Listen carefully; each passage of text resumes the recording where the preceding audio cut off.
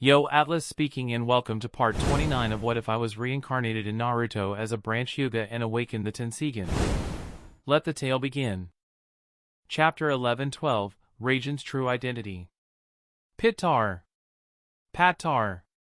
While the Konoha ninjas were busy repairing the four purple flame formation and leveling the arena, the rain clouds that had been gathering overhead finally released their moisture, pouring down on the Colosseum accompanied by flashes of lightning. However, the rain didn't slow the Konoha ninjas as they swiftly completed their tasks. With the arena ready for the fight, it was time for the final match of the first round of the third phase of the joint Chunin promotion exam. Once again, Itachi appeared in the arena and announced, "Uchiha Kiyomi of Konoha and Itsuki of Sunagakure, please step forward." Both Genin left their respective waiting rooms and entered the arena. "Are both of you ready?" Itachi asked. "Yes," Itsuki replied, eyeing Kiyomi with a vigilant and solemn expression. "She won't awaken the Mangekyo Sharingan too, right?" he wondered nervously, recalling Sasuke's unexpected awakening of the Mangekyo Sharingan during his battle with Raijin. The possibility of Kiyomi doing the same unnerved him. "I have to end this quickly.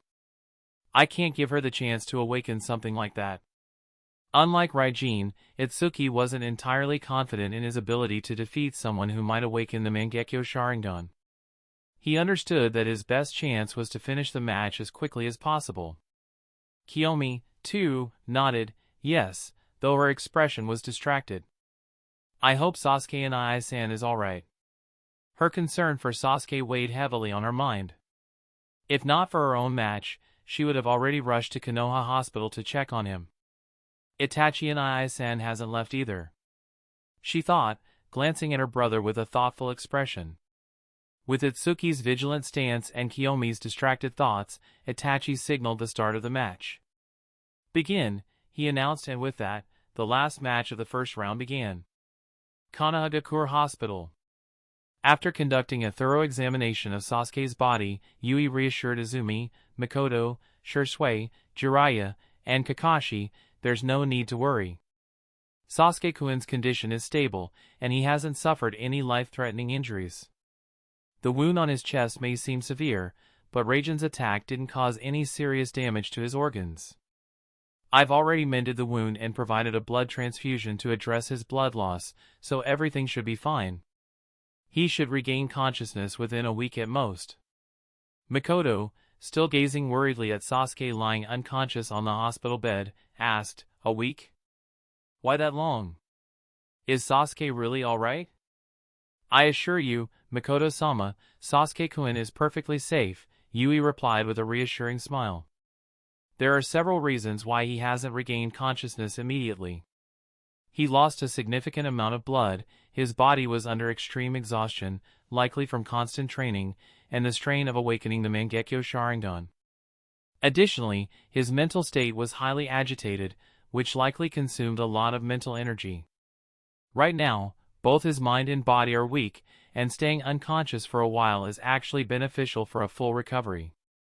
Yui-san, please take care of Sasuke-kun," Izumi said, bowing to Yui.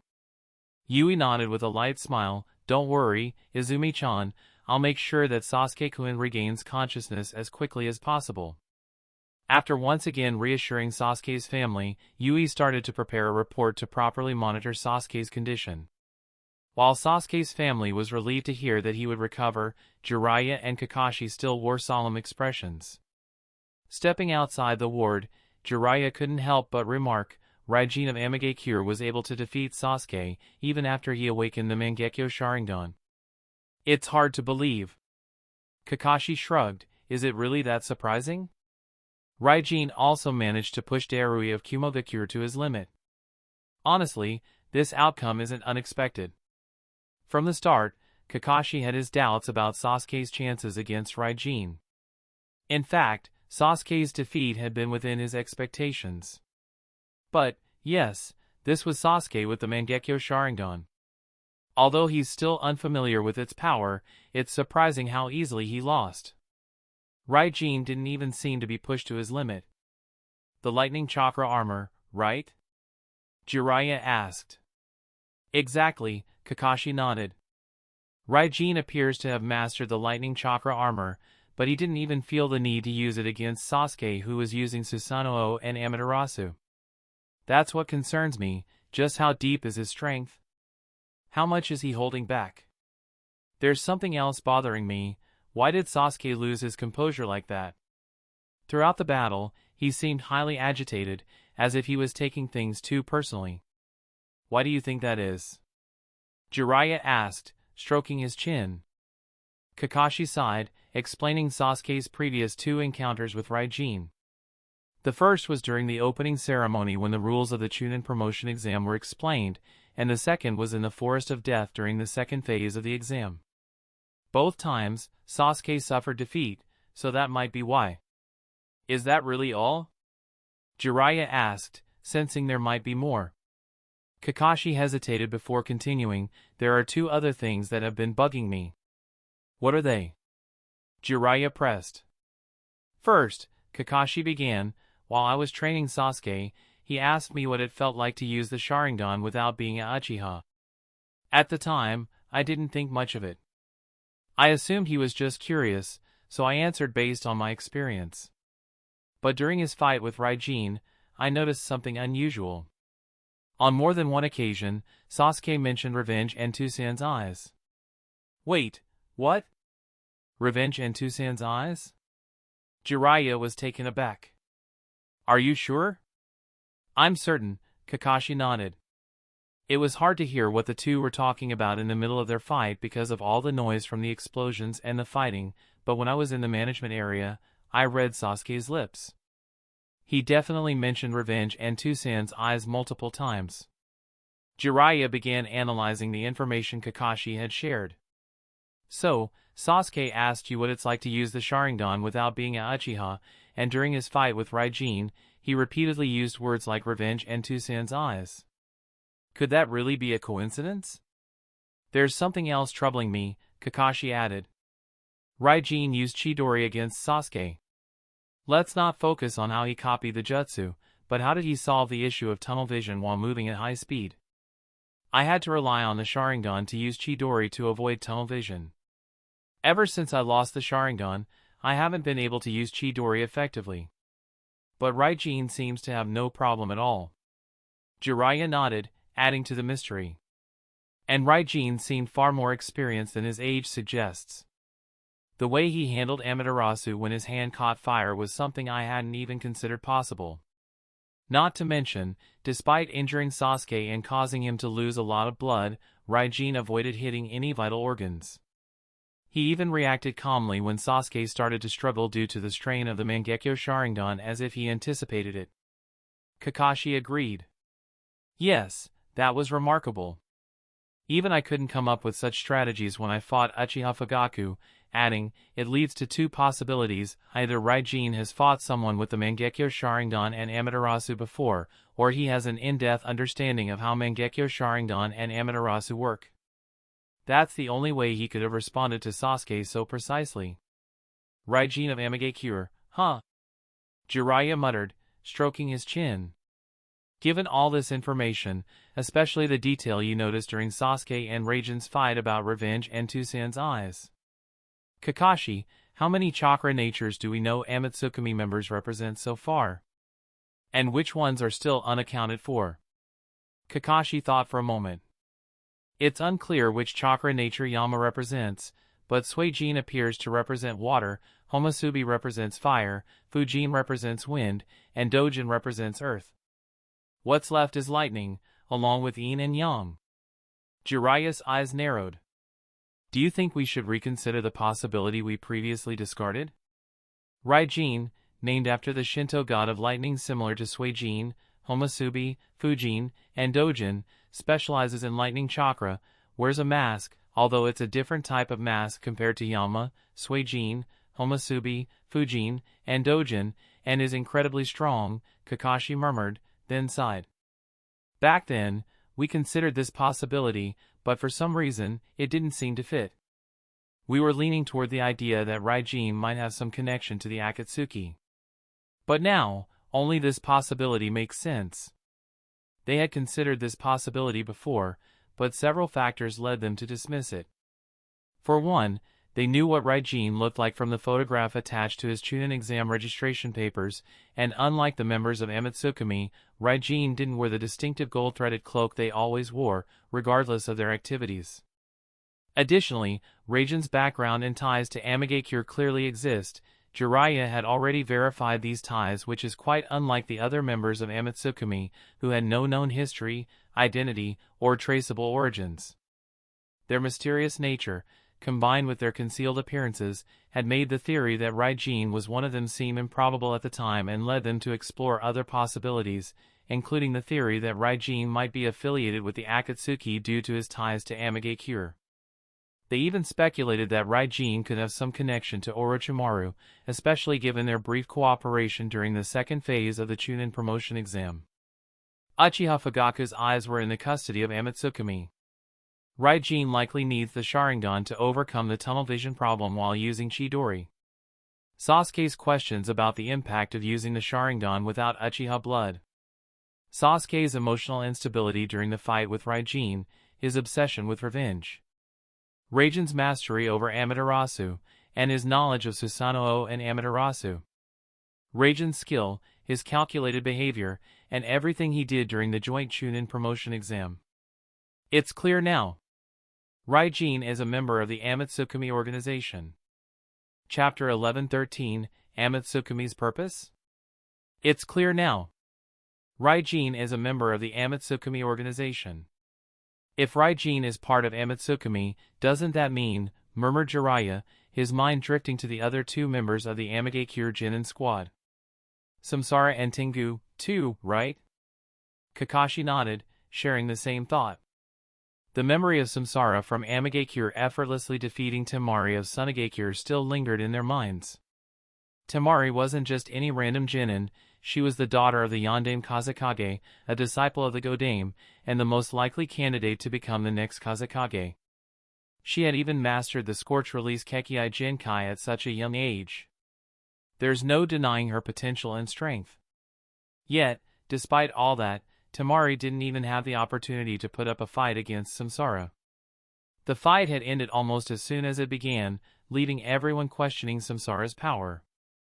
And then there's Tengu. He fought Shura of Sunagakure to a standstill without even getting injured, and he didn't show any signs of exhaustion either, Kakashi added, recalling their battle from a week ago. He also remembered the barrier formation Samsara had conjured instantly during that time. No matter how he looked at it, similar to Raijin, neither Samsara nor Tengu seemed ordinary genins. Yeah, neither Samsara nor Tengu are ordinary, Jiraiya agreed, his brow furrowed in thought. They're even more mysterious than Raijin. I wouldn't be surprised if they're members of Amatsukami too. But what I don't get is, if Raijin, Samsara, and Tengu are all part of Amatsukami, what are they doing here? Why are they participating in the Chunin exams? Kakashi asked, doubt clouding his expression. At first, the idea that Raijin, Samsara, and Tengu might be connected to the Akatsuki organization seemed plausible. After all, Akatsuki members could have entered the joint Chunin promotion exam with the intent of kidnapping the Jinchurikis participating in the exam.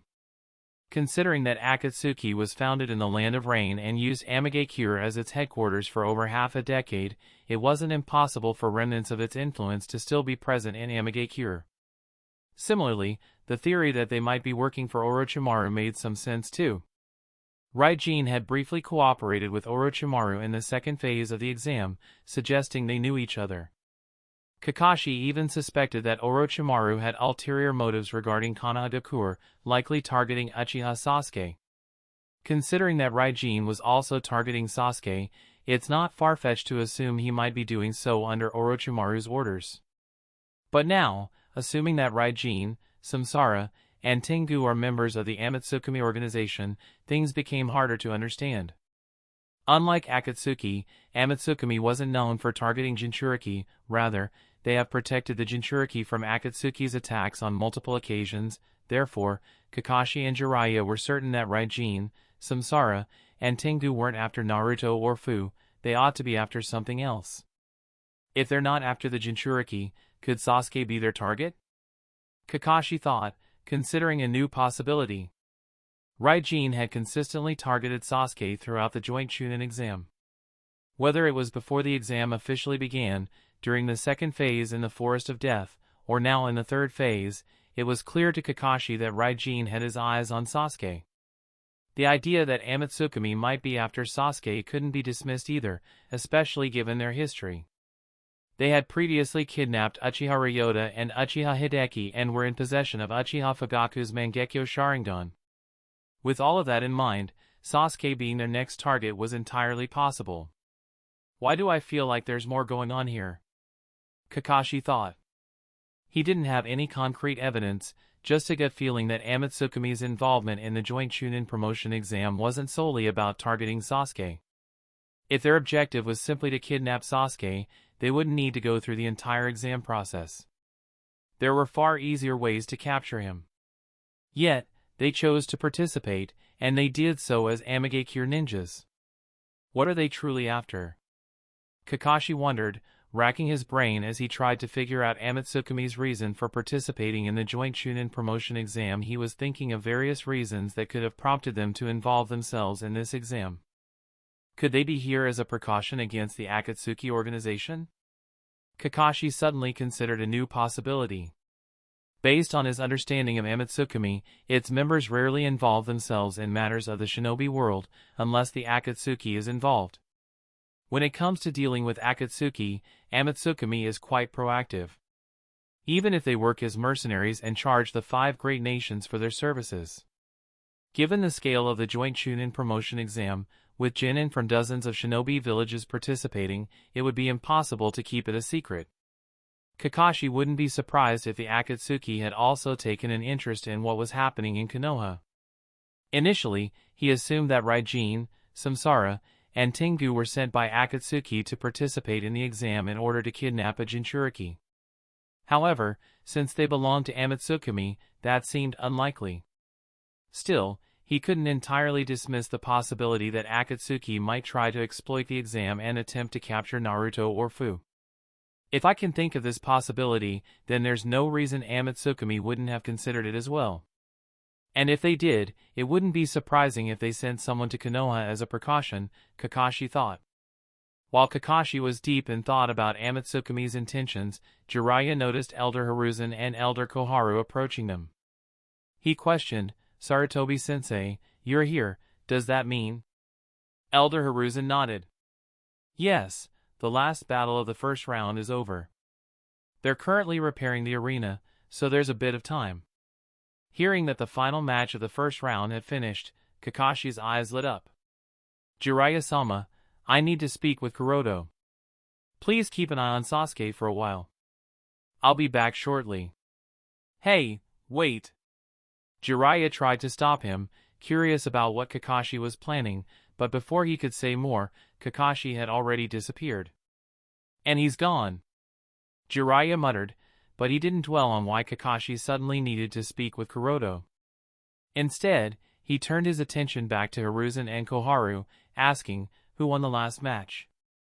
Elder Koharu replied, it was Itsuki from Sunagakure. He defeated Uchiha Kiyomi and qualified for the next round. I see. So, the 8 candidates who qualified for the second round are Uzumaki Naruto, Deidara, Hyuga Neji, Darui, Samsara, Tengu, Raijin, and Itsuki, Jiraiya mumbled, nodding to himself. That's right, Hiruzen confirmed with a nod, then shifted the conversation. Anyway, how is Uchiha Sasuke? He asked, adding, since you seem so relaxed, he should be fine, right? Jiraiya nodded. Hyuga Yui says he'll be fine. It might take him a few days to recover, but there's no need to worry. I see, that's good to hear, Elder Hiruzen replied with relief. But then Hiruzen's expression turned solemn as he said, there's something wrong with Raijin from Amigakure. He expanded on his doubts regarding the Amigakure Genin. Hearing Hiruzen's concerns, Jiraiya nodded and shared his and Kakashi's speculations, along with all the details that had led them to this conclusion. From Amatsukami? Elder Hiruzen and Elder Koharu were taken aback by this speculation. As they considered the possibility that Raijin, Samsara, and Tengu were members of Amatsukami, many things suddenly began to make sense. However, like Kakashi and Jiraiya, they were left wondering why members of Amatsukami would bother participating in the joint Chunin promotion exam. After pondering for a moment, Elder Hiruzen reached the same conclusion as Kakashi. Is it a precaution against Akatsuki? Jiraiya and Elder Koharu somewhat agreed with Elder Hiruzen's thoughts. That seems possible. It was a pity that none of them were correct, and in truth, it was nearly impossible for them to guess the actual motive. Neither Elder Hiruzen nor Kakashi could have imagined that Raijin's primary goal for participating in the joint Chunin promotion exam was simply to cultivate his lightning clone body and help Uchiha Sasuke awaken his Mangekyo Sharingan. As for including Samsara and Tengu, one reason was the requirement for 3 members to form a Genin squad. The other reasons were to expose the 2 children, who had spent half their lives in isolation while being disconnected from the rest of the world, to the world of shinobi and help them become more familiar with their powers. Chapter 11-14, The Task of Protecting Uchiha Sasuke. While Jiraiya analyzed the possible identities of Raijin, Samsara, and Tengu with Elder Hiruzen and Elder Koharu, Itachi, Shisui, and Shinichi had gathered nearby. Sasuke lost so miserably against Raijin. How should I put it, it's really... Shinichi struggled to articulate his feelings. Although Sasuke losing to Raijin wasn't unexpected, the way he lost was disheartening. Shinichi felt upset as he recalled that even Hatake Kakashi couldn't defeat Uchiha Fugaku after Fugaku decided to use his Mangekyo Sharingan. Yet Raijin not only managed to defeat Sasuke but did so with seemingly little effort, which surprised everyone. Hearing Shinichi's words, Itachi appeared a bit helpless. The outcome was surprising, but when he remembered that Raijin was a member of Amatsukami, it started to make sense. Compared to Sasuke, who had just awakened his Mangekyo Sharingan and didn't fully understand its power or how to use it, Raijin was likely a battle-hardened ninja seasoned by countless fights.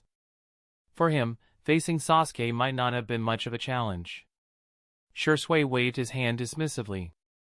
It doesn't really matter how Sasuke performed, what's important is that he awakened the Mangekyo Sharingan. Moving forward, he can be guided to learn and make full use of his eyes. Shinichi smirked, recalling Sasuke's pride. But that kind of embarrassment, with Sasuke's ego, will he be able to bear it? Not to mention, he failed to retrieve his father's eyes. On that note, Sasuke should be informed about everything to avoid escalating this matter any further. Naturally, he deserves an apology, and we will give him that, but... Shisui turned to Itachi. Itachi pondered for a moment before replying, that can't happen right now since he is unconscious. I'll visit him when he regains consciousness and assess his mental state. If I believe he is ready to hear the information, I'll tell him. Alright, it's up to you, Itachi, Shisui nodded. You can also consult Kuroto-san about this. Itachi nodded in agreement. I will do that. While Itachi can reveal everything to Sasuke on his own, it also involves information about Konoha's internal management, Uchiha's coup d'etat, and Amatsukami. Therefore, both Shisui and Itachi felt that it was necessary to consult Kuroto on this matter as well. Shisui then recalled something and added, oh, and one more thing. Raijin went through all that trouble for Sasuke, it's better to. Before he could finish, Itachi nodded with a smile. I already plan on doing that. That's good, nodded Shisui.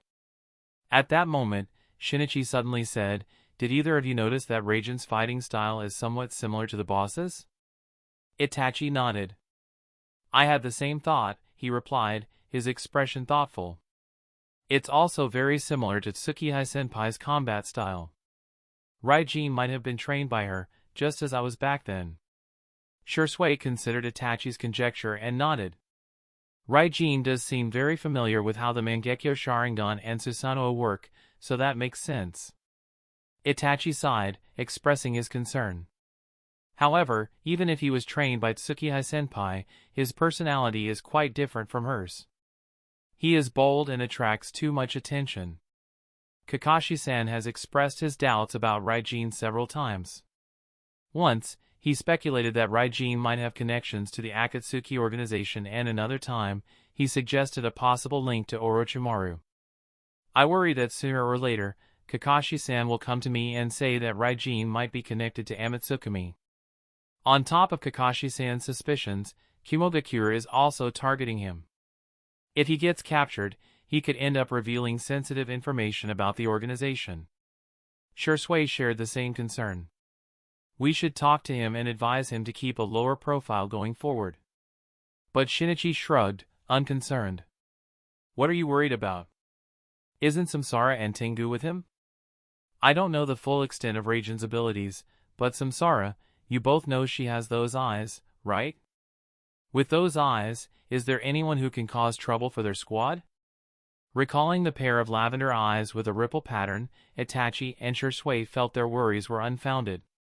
Seeing their speechless expressions, Shinichi added, besides, it's possible that Raijin is acting this way on boss's orders. Would Kuroto-san really instruct Raijin to behave like that? Shursui wondered while Itachi nodded in agreement.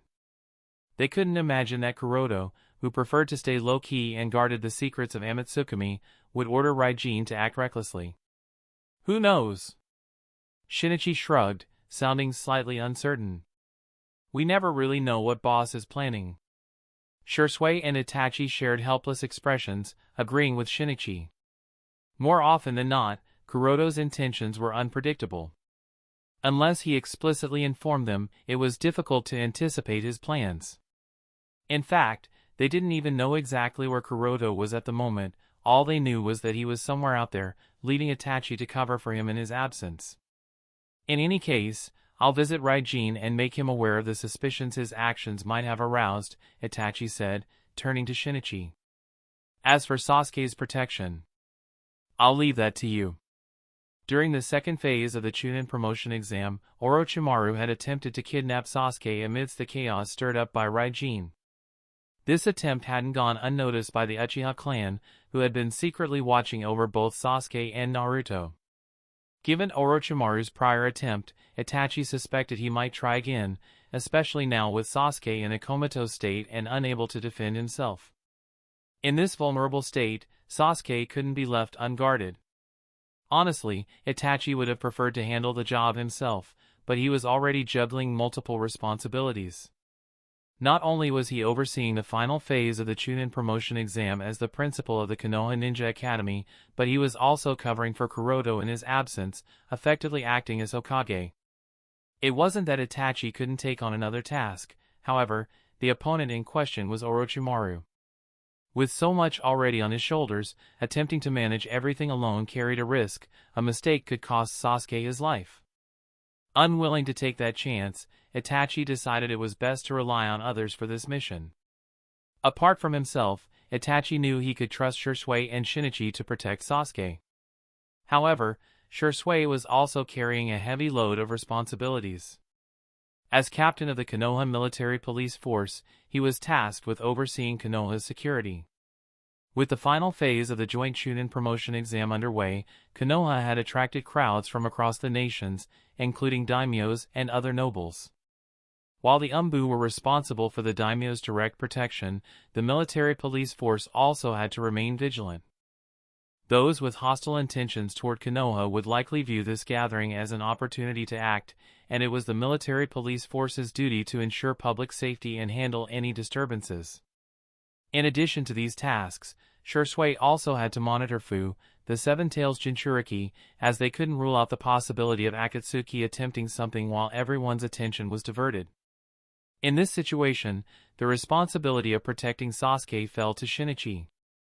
Given his past with the Akatsuki organization and his experience in foiling the Snake Sannin before, Shinichi was more than capable of handling Orochimaru. Itachi, understanding this, readily entrusted Sasuke's safety to him. Shinichi didn't disappoint and accepted the task with a confident nod. Yeah, don't worry. I'll be keeping an eye on the kid. You can count on me. With Shinichi on guard, Itachi felt reassured. After nodding to them both, he disappeared in a burst of white smoke. As soon as Itachi vanished, Shursui and Shinichi exchanged glances before their own bodies dissolved into clouds of white smoke, disappearing as well. It appeared all three of them were using shadow clone jutsu to stay in communication despite their packed schedules. Chapter 11:15, Kakashi's Question. Amigakure Waiting Room. Arriving at the Amigakure waiting room, Itachi knocked on the door. "Knock! Knock! Come in," a deep voice responded from inside. With permission, Itachi opened the door and stepped into the room. Though spacious, the waiting room contained only 3 ninjas: Raijin, seated on one of the chairs reserved for participants, Samsara, sitting beside him, and Tengu, leaning against the wall. The sound of the Colosseum's crowd drifted through the window, adding to the tension. The atmosphere felt solemn, and if anyone other than Itachi had entered, they would have likely been overwhelmed by the sheer presence of these 3 Amigakure Genins. But Itachi remained calm, unfazed by the tension in the room. Seeing him, Samsara rose from her seat and greeted him with a respectful bow. "Itachi-sama." Tengu, though less formal, nodded in acknowledgement. Itachi returned a smile to Samsara and nodded in greeting to Tengu before turning to Raijin. Curious, Raijin looked at him. "So, what brings you here at a time like this?" Itachi smiled faintly.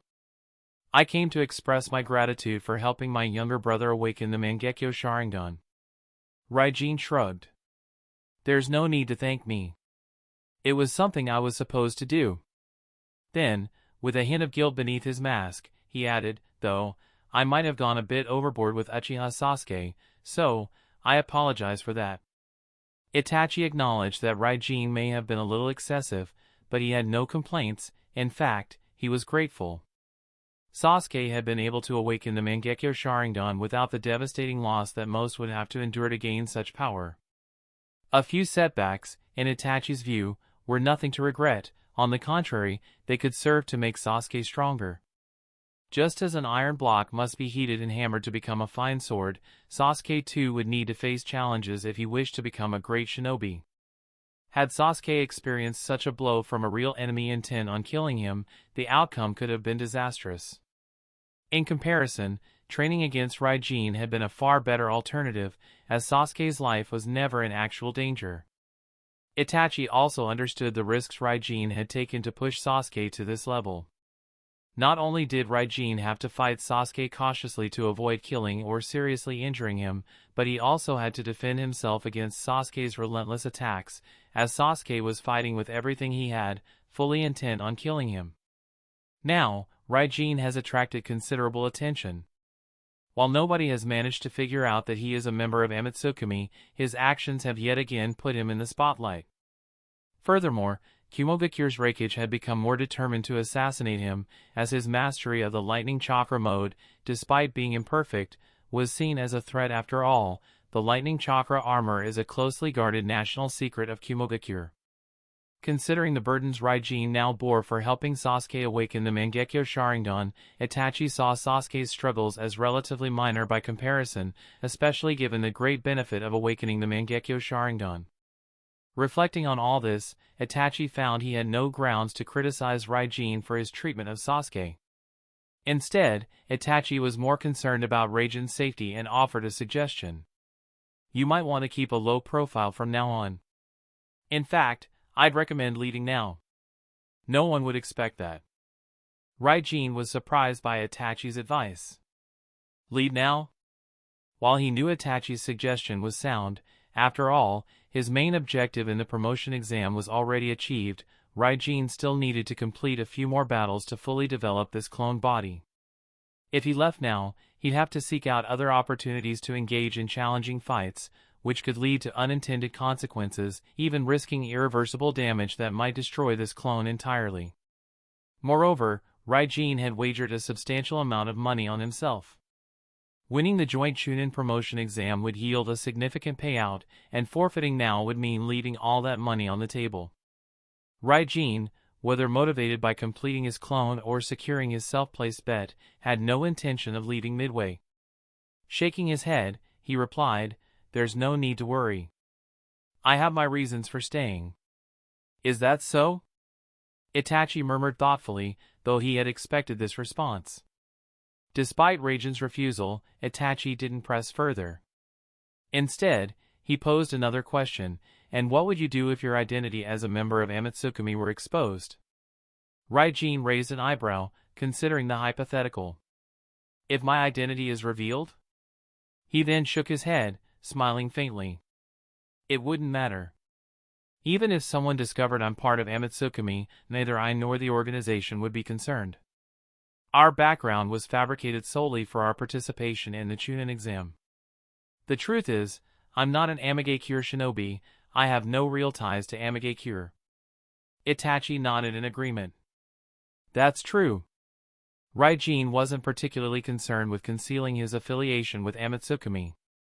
Even if someone discovered it, he saw little consequence. The only inconvenience would be if the kages of different villages tried to reach out to him, which would be a hassle. Still, he didn't worry much. Unlike the Akatsuki, Amatsukami played an essential role in the current shinobi world, as it was the only organization capable of restraining the Akatsuki's influence. No one in their right mind would risk antagonizing Amatsukami. Understanding this well, Itachi didn't try to dissuade Raijin further.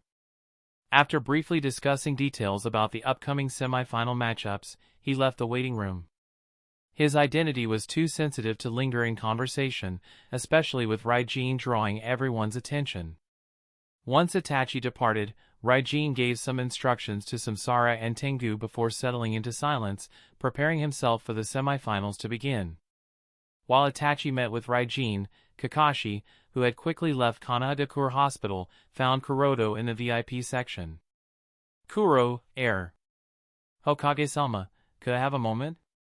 Kuroto, seated with the other kages, was caught off guard by Kakashi's sudden arrival and noted his anxious expression. Internally, he wondered, what's going on with Kakashi-san?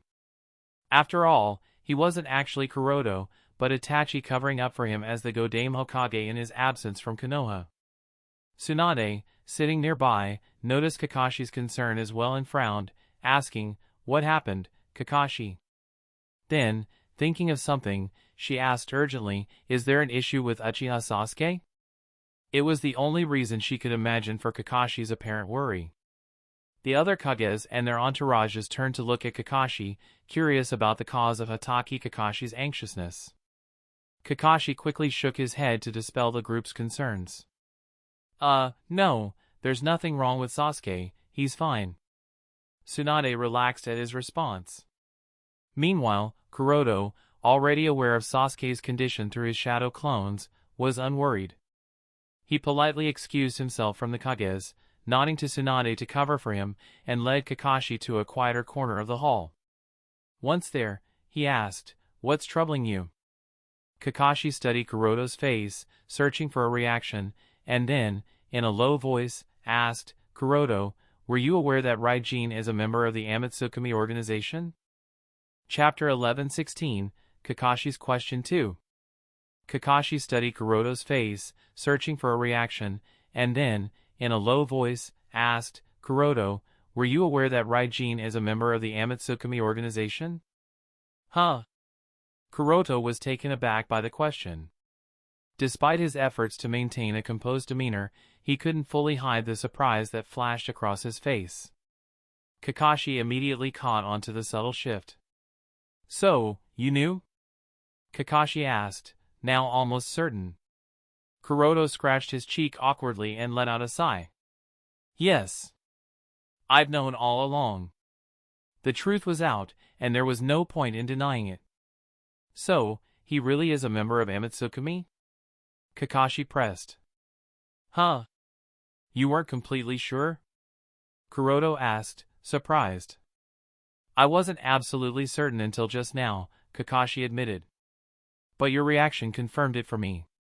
He fixed Kuroto with a serious stare and continued, "If you knew, why didn't you inform anyone? And why are members of Amatsukami even participating in the joint Chunin promotion exam?" "It's a precaution against the Akatsuki organization," Kuroto replied lightly. Of course, that was only part of the story. The full truth, involving secrets about Sasuke and the Mangekyo Sharingan, couldn't be revealed. Those matters were far too sensitive to share with anyone, even Kakashi, at this moment. "I see, is that really the case?" Kakashi murmured, his expression thoughtful. He had already considered this possibility with Jiraiya, so he didn't doubt Kuroto's statement. Instead, he focused on a more pressing concern. Do you think the Akatsuki will attack Konoha? Kuroto shrugged. I'm not entirely sure, but it's a possibility. A possibility? Kakashi repeated, frowning. The idea unsettled him. The scenario made sense.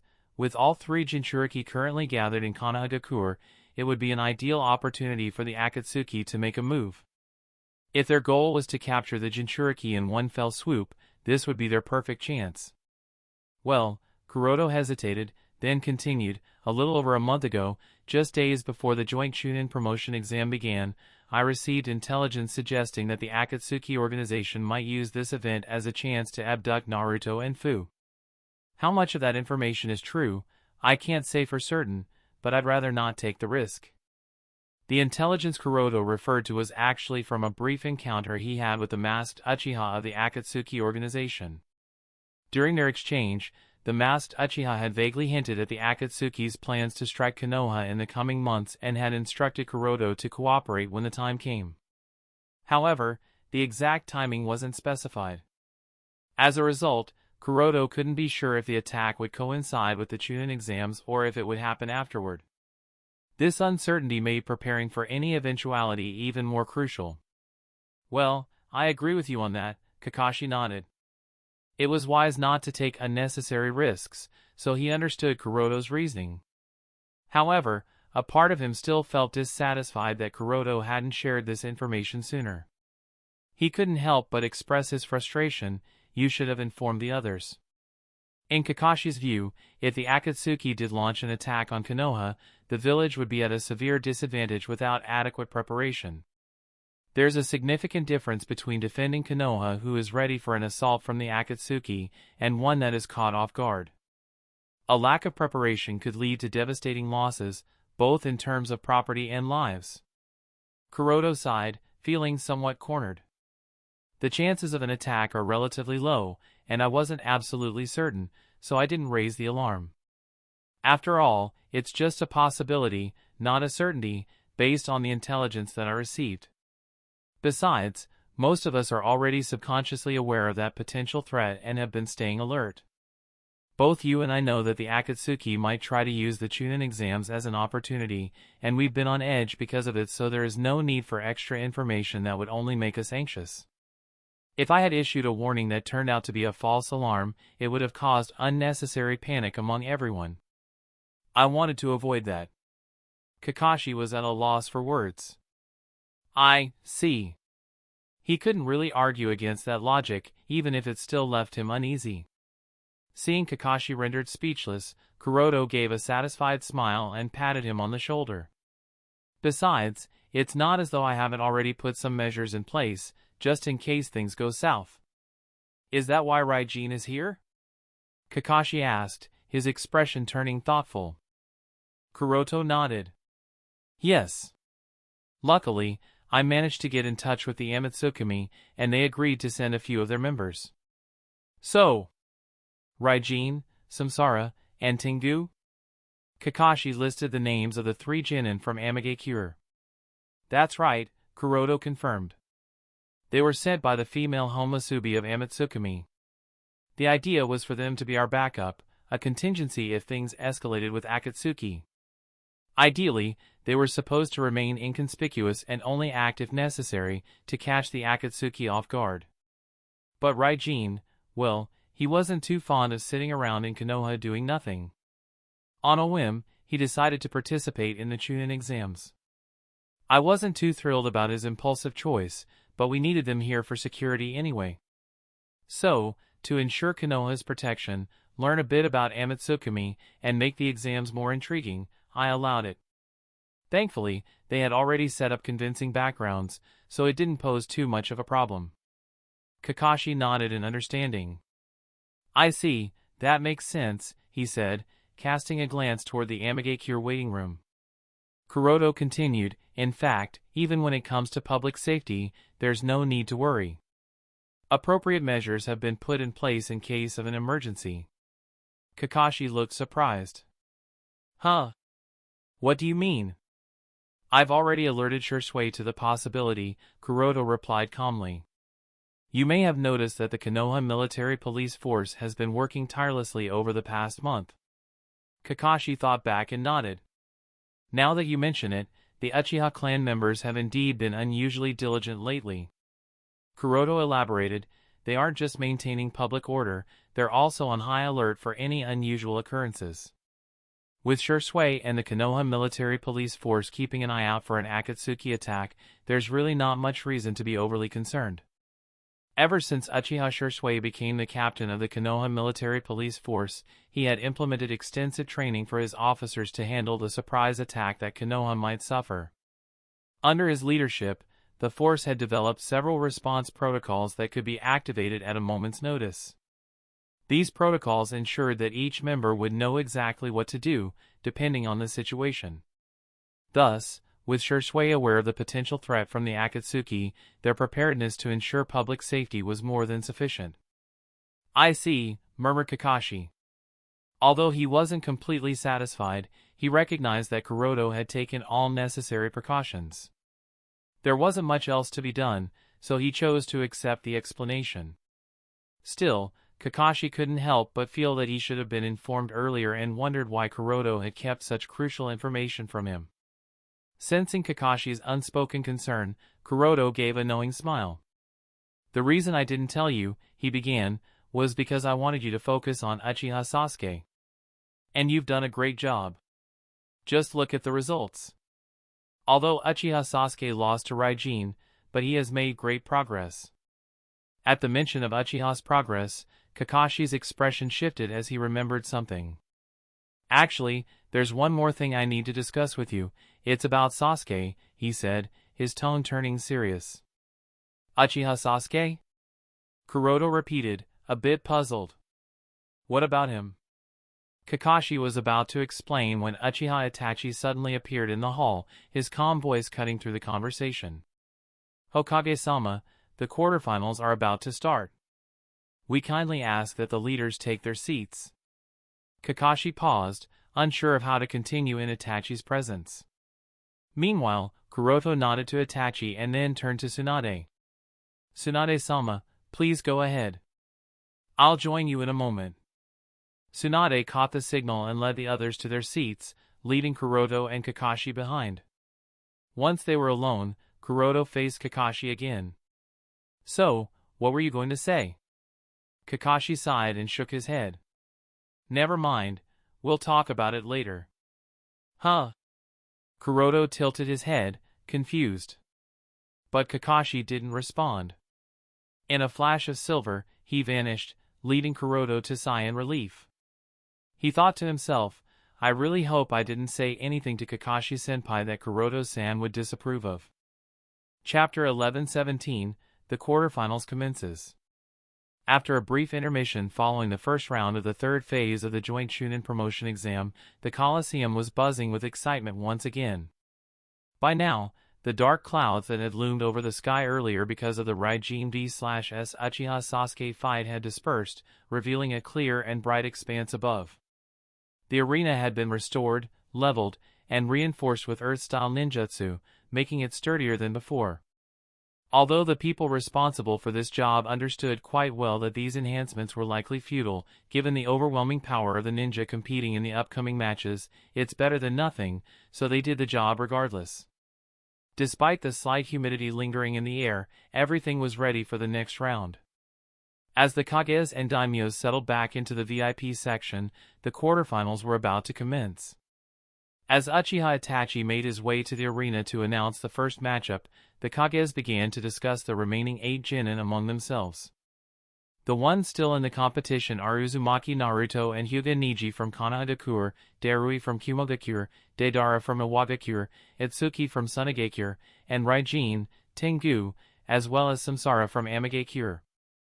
Who would have thought 3 unknown ninjas from Amagakure would make it this far, murmured the Raikage, a hint of bitterness in his voice. He hadn't anticipated this outcome and struggled to mask the hint of killing intent in his eyes. Unlike some of the other Kages, I had more knowledge about these three mysterious Amegakure ninjas. While he didn't have the full picture, the reports from Darui, Shi, and Atsui had given him a fair understanding. Raijin is on the edge of mastering the lightning chakra mode.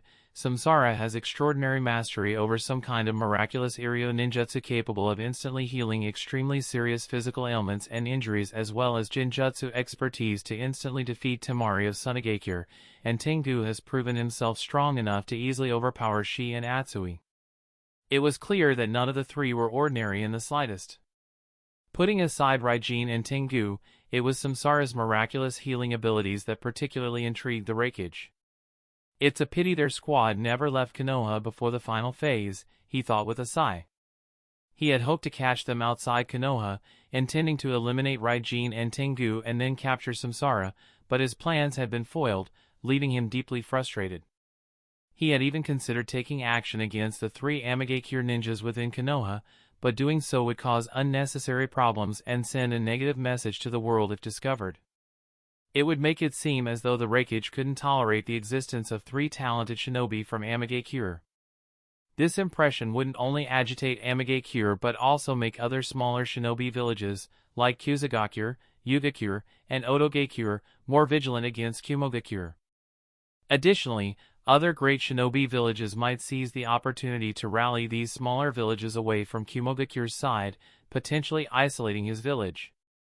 Reikage knew he had to be strategic.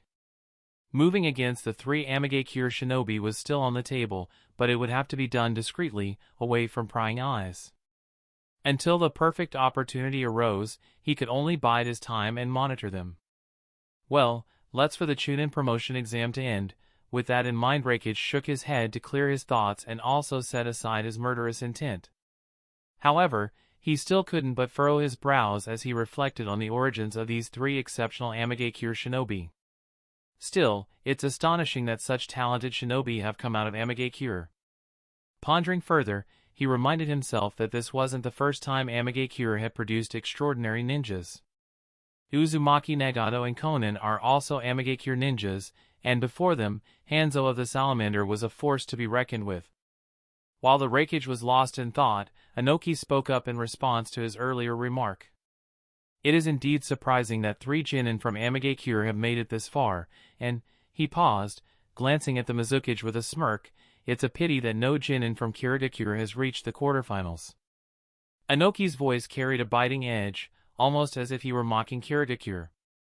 Considering that Deidara had defeated the Mizukage's own daughter, this remark was clearly intended as a taunt. The long-standing enmity between Iwagakure and Kirigakure, stemming from the death of the third Tsuchikage at the hands of the third Mizukage, only fueled Inoki's disdain. Although he no longer actively pursued this old grievance, it didn't stop him from taking a jab whenever the chance presented itself. Terumi Mei was visibly irritated by Inoki's taunt. After all, Tamako, Suigetsu, and Chojuro were her disciples, so the responsibility for their failure was also her responsibility, but the Mizukage remained unbothered. He looked rather bored and yawned lazily. Being completely ignored by Mizukage left Inoki a bit dissatisfied, but he chose to drop the matter. Instead, he turned his attention toward the Amegakure waiting room with a thoughtful expression. If what Deidara said is true, then that girl from Amegakure isn't an ordinary kunoichi. But how is it that such talented shinobi like Raijin and Samsara are suddenly emerging from Amegakure? We hadn't heard a thing about them until now. Inoki had already conducted a background investigation on the three Amegakure ninjas. Yet, based on his years of experience, something felt off. Their history and backgrounds were easy enough to uncover, but until the joint Chunin promotion exam, they were completely unknown. Ninjas with this level of strength and talent don't remain unknown for years. Even if they had been trying to remain hidden, there should have been at least some indication of their existence. Yet, he had received no intelligence about Raijin, Samsara, and Tengu before the Chunin promotion exam. Their situation reminds me of. Suddenly, Inoki's eyes widened as he recalled other instances of similarly inexplicable appearances over the past decade. Is that really the case? He murmured, thoughtfully stroking his chin. His instincts told him he was onto something, though he lacked solid confirmation for his suspicion. If my hunch is correct, he thought, it would certainly explain their extraordinary strength and talent at such a young age. If these three are really connected to that organization, it's likely the Hokage knows something about them. With this thought, Inoki shifted his gaze toward Kuroto. Sensing Inoki's stare, Kuroto turned and asked, "Is something troubling you, Tsuchikage-dono?"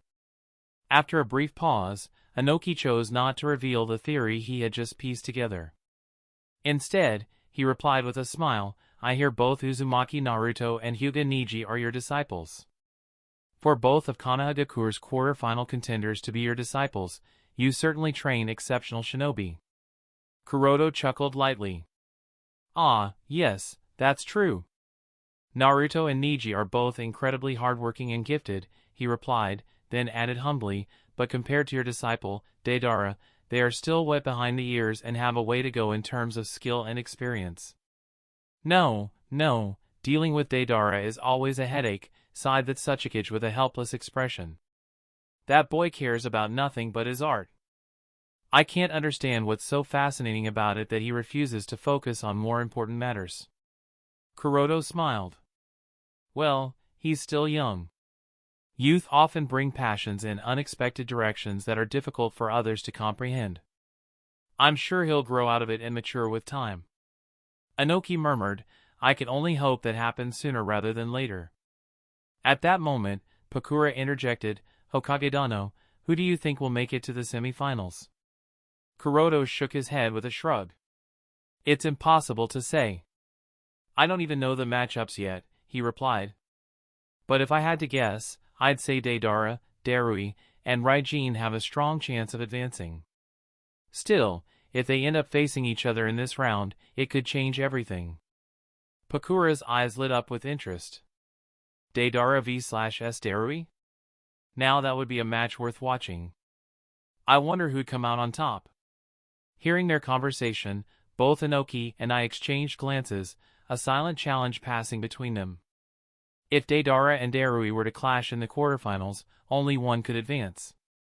Both Kages quietly wished for their own disciples to win. The rivalry between them wasn't just a matter of old grudges, it was also a matter of pride for their respective villages. As the tension between Inoki and I simmered, Pakura and Kuroto turned their attention back to the arena. Pakura silently hoped Itsuki wouldn't have to face either Darui or Raijin, knowing that battling against lightning-style specialists would put Itsuki at a serious disadvantage.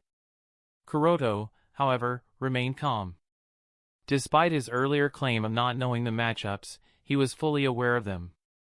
He simply chose to watch the events unfold, his eyes occasionally glancing at his shadow clone station near the arena.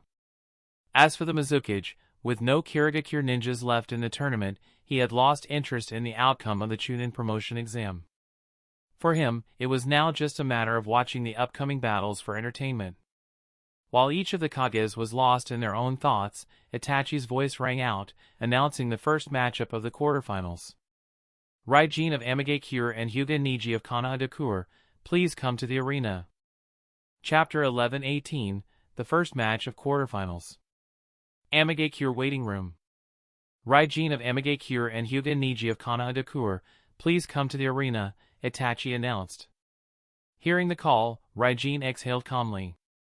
"Well, looks like I'm up first this time," he remarked, standing up from his seat. "Best of luck," Raijin-sama, Tengu and Samsara said in unison. Raijin gave a small nod. "I'll be back shortly," he replied confidently before exiting the waiting room. As he made his way toward the arena, Raijin contemplated the upcoming matchup with Niji. Should he defeat Niji swiftly, or give the match some time and test Niji's skills? If he really wants, Raijin is confident of ending the fight in mere moments.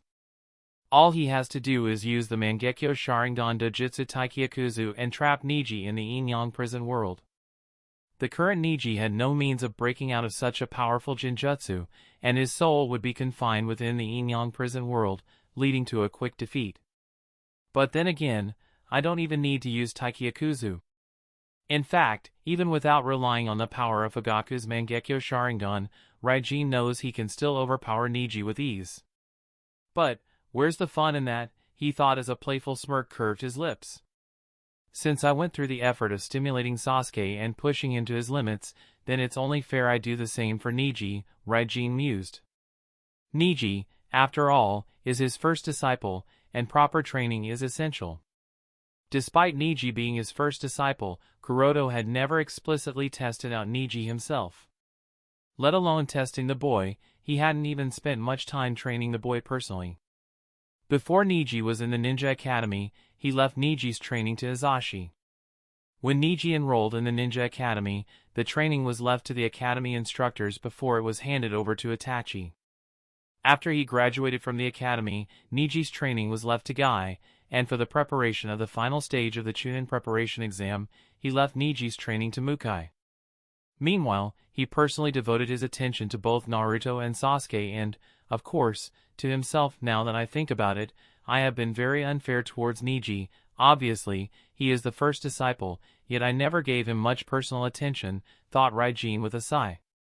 Although he did provide Neji with the necessary resources every time and also gave him opportunities that could help with his growth and development, such as giving him the opportunity to go to Mount Myaboku, Okinabuta, as his personal summon, the opportunity to learn from Itachi, the scroll of the Byakugan chakra mode, and later the chance to personally be trained by Kohinata Mukai. But is that really what Neji wants from him? True, Neji probably desires powerful jutsu and the opportunity to learn so that he doesn't fall behind and can keep up with Sasuke and Naruto, but more than that, he probably wants Kuroto to teach him a thing or two personally, right? Yet, Kuroto never once taught him anything personally. Sigh, I really need to give him some personal attention, sighed Raijin.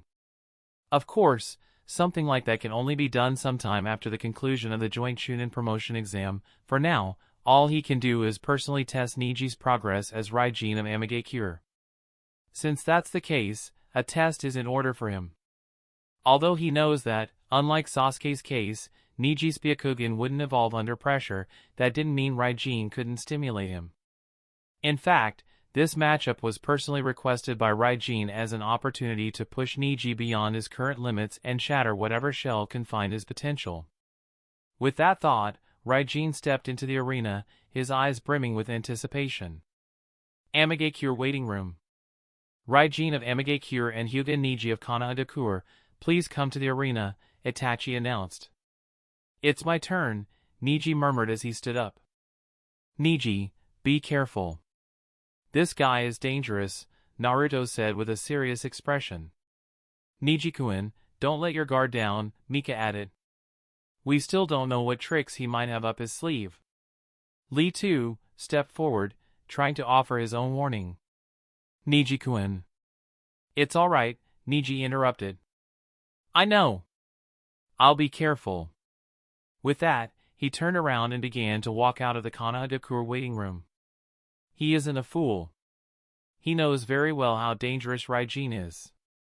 He had already faced him once during the second phase of the joint Chunin promotion exam a month ago, and he'd witnessed the result of Sasuke's fight. He understood the need for caution and didn't need everyone to remind him. Guy seemed to understand Neji's thoughts and simply said as Neji was leaving, Neji, all the best. Give it your all. I will, Guy-sensei, Neji replied with a nod before stepping out of the waiting room.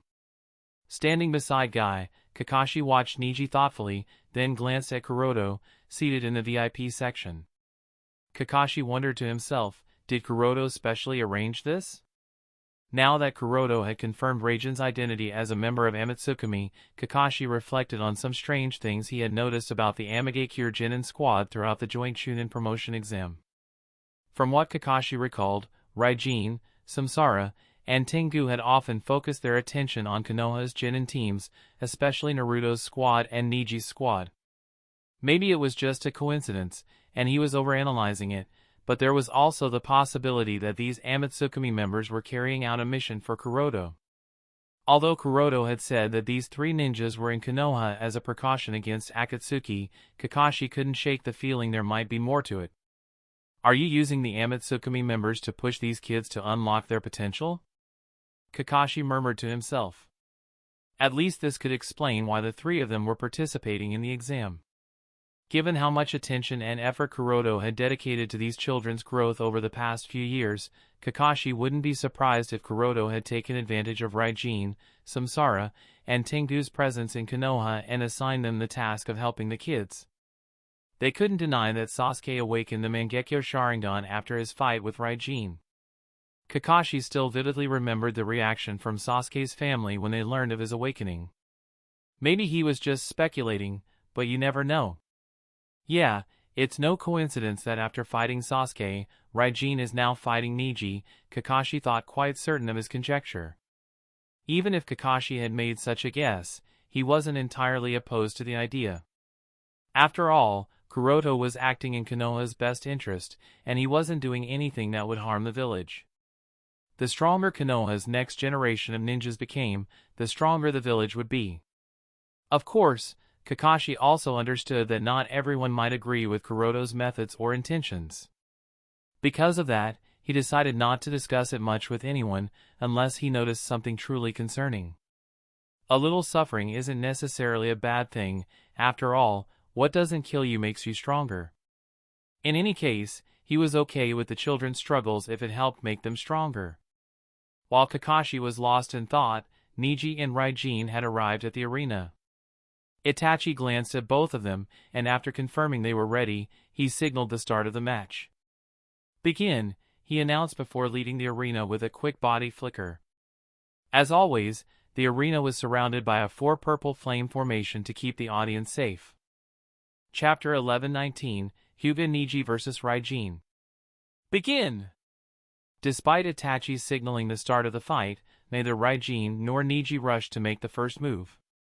Instead, both remained in their stances, silently observing each other. Neji held back as he searched for an opening, while Raijin waited patiently for Neji to make the first move. Raijin knew that if he attacked first, the fight would end too quickly, defeating his purpose of testing Neji's abilities. So, he chose to stand still and let Neji take the initiative. Seconds passed, 5, 10, 30, and before anyone realized it, an entire minute had gone by without either of them making a move. Some people in the audience began to grow impatient, watching Neji and Raijin stand motionless. Others, however, felt their nerves rising with the increasing tension. "Why are they just standing there? Do something," someone muttered. "Whoever makes the first move loses," another whispered. Raijin was slightly surprised by Neji's calmness and lack of urgency to make a move. Understanding Neji's cautious approach, he chuckled to himself, "Since you want me to make the first move, fine, let Sensei handle that for you." With that thought, Raijin took a step forward and charged at Neji. "Let's see what you're capable of, Hyuga brat," he shouted. "He's coming!" Neji thought, his eyes narrowing with focus. A moment ago, he had been searching for openings in Raijin's stance but found none he could exploit. That's why he waited for Raijin to make the first move. Now that Raijin had charged, Neji suddenly spotted 1 or 2 possible openings. "Here!" Neji muttered as he channeled chakra into his right palm. Pulling his elbow back, he struck forward with incredible speed, aiming to hit one of the openings he had noticed. But it wasn't going to be that easy. With Raijin's experience, predicting Neji's attack was effortless, especially since those openings had been deliberate bait. Watching Neji aim for the traps he set, Raijin chuckled. Using his left hand, he skillfully deflected Neji's palm strike and immediately countered with a punch aimed at Neji's gut. Neji, however, seemed to have anticipated this. He swiftly tilted his body to the side, dodging the trajectory of Raijin's punch. The initial clash between the two didn't yield any decisive outcome, but it served as the spark to ignite the battle. Following that first exchange, they began trading a flurry of moves back and forth, each testing the other's skill and reflexes. As Raijin and Neji exchanged blows, Orochimaru, seated in the stands, observed the fight with a puzzled expression. "Raijin, do you not realize that engaging a Hyuga in close combat is unwise? That boy can easily seal off your Tenketsu," he mused. Orochimaru wasn't alone in his thoughts. Many in the audience familiar with the Hyuga clan's gentle fist shared the same doubt. It seemed reckless to face a Hyuga up close, where their techniques were most dangerous. To everyone's surprise, despite the countless exchanges between Raijin and Niji, there were no signs of Raijin's Tenketsu being sealed. What's going on? Why isn't Niji sealing that guy's Tenketsu? He has plenty of chances. Naruto asked, frowning in confusion. The others around him, including Kakashi and Guy, shared the same question. Unfortunately, without a dojutsu to see the flow of chakra or tenketsu that the normal human eye can't see at all, they couldn't figure out what was happening. Standing nearby, Hinata had her Byakugan activated and could see the reason clearly. She answered Shien's question. It's not that Niji Inai-san isn't trying to seal his tenketsu. It's more like Raijin is managing to avoid it. Huh? What do you mean, Hinata-chan? How can he avoid having his tenketsu sealed? Shien asked, her confusion deepening. Niji Inai-san is attempting to strike Raijin's tenketsu using chakra needles, Hinata explained. But Raijin's movements are so precise that he maneuvers in a way that the needles never hit the tenketsu. This. Shien gasped in shock at Hinata's explanation. Niji, however, was even more stunned as he struggled with the situation firsthand. Damn it. Why? Why isn't this working? This has never happened before. Raijin laughed mockingly, his voice confident and taunting. What's wrong? Can't seal my tenketsu? If your chakra needle doesn't hit the exact point, it won't work at all, right? So all I have to do is make sure it never lands where it needs to. While Raijin made it sound simple, actually accomplishing such a feat was anything but easy. The positions of tenketsu in a ninja's body are fixed, and Hyugas, with their Byakugan, can see them clearly. They train extensively in the gentle fist style to target and seal those points with precision, making close-quarter combat nearly impossible for most opponents. Even a momentary lapse could result in a tenketsu being sealed, leaving the enemy at the mercy of the Hyuga's technique. But, of course, this rule only applies to ordinary ninjas. Raijin was far from ordinary. His extensive combat experience in different forms of ninja arts, including Gentle Fist, gave him unique insight into the Gentle Fist's techniques, allowing him to execute the perfect countermeasures against it. Seeing Niji struggle, Raijin chuckled and taunted, so, this is the famed Gentle Fist? It seems it's not as perfect as the Hyuga clan claims. If you can't hit the tenketsu, you're pretty much helpless, aren't you? Niji remained silent, offering no response. He knew that arguing would achieve nothing. While Raijin's words insulted the Hyuga clan's Gentle Fist, Niji wasn't one to be provoked so easily. He could see through the ploy. Raijin was trying to rile him up, hoping he'd drop his guard. Haha, you think I'm just trying to distract you? Raijin smirked as he blocked one of Niji's strikes effortlessly. The truth is, I don't need to rely on tricks like that. You know why? Before Niji could react, Raijin suddenly twisted his body with lightning-like speed, electricity crackling around him. In an instant, he delivered two rapid strikes, one to Niji's chest and the other to his stomach. Bang! Bang! The sheer force of the blows sent Niji flying across the arena. Niji tumbled across the arena, kicking up a trail of dust before finally coming to a stop as the momentum faded. Though his injuries weren't severe and nothing was broken, the pain made getting back up difficult. Hiss! That really hurts, he muttered through gritted teeth. But there was no time to dwell on the pain. The moment Niji got to his feet, Raijin launched his next attack. His arm crackled with intense white lightning as he performed shape transformation, releasing the energy in the form of a massive dragon. Lightning style, lightning dragon jutsu. Roar! The arena shook as the thunderous roar of the lightning dragon echoed, the beast entirely made up of white lightning surging toward Niji with incredible speed. I can't dodge. Niji realized instantly. The dragon's speed was far too great for him to be able to dodge. Of course, even if he couldn't dodge, he wasn't nervous and decided to face the lightning dragon head-on. With no other choice, he prepared to use the technique taught to him by Kashinana Mukai. In that split second, Niji focused on his chakra and prepared himself. As the lightning dragon entered his striking range, he swiftly countered with a precise strike. Boom! The lightning dragon exploded in a brilliant flash of light and thunderous sound before it could reach him. After neutralizing the white lightning dragon, Neji fixed Raijin with a cold stare and said in an indifferent tone, "It seems you didn't pay attention to my previous match. As you can see, ninjutsu is practically useless against me." Raijin responded with a chuckle, "Ha ha ha. Cheeky boy." Chapter 11:20, Hyuga Neji vs Raijin 2. Ha ha ha. Cheeky boy. Raijin chuckled, but his grin quickly faded as his expression turned serious. Infusing chakra into the summoning seals on his wristbands, he activated them to summon a pair of shurikens. Poof! Poof! With two small bursts of white smoke, a pair of shurikens materialized in his hands, crackling with streaks of lightning. Holding the electrified weapons, Raijin smirked at Neji and said, "You claim ninjutsu is useless against you? Let's see how you handle this." Without waiting for a response, he hurled the two lightning-enhanced shurikens straight at Neji. Lightning style, lightning shuriken jutsu. The two shurikens, wrapped in crackling lightning, zipped toward Neji with unexpected speed, much faster than the lightning dragon Raijin had used earlier. The absurd speed of the two shuriken left Neji slightly unprepared. It wasn't just their speed that caught him off guard. Unlike the pure ninjutsu-based lightning dragon, these lightning-infused shurikens were physical objects.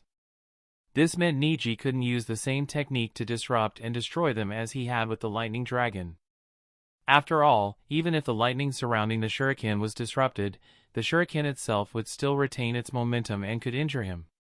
TCH, I shouldn't have revealed that all ninjutsu is useless against me, Neji thought, clicking his tongue in frustration and regret.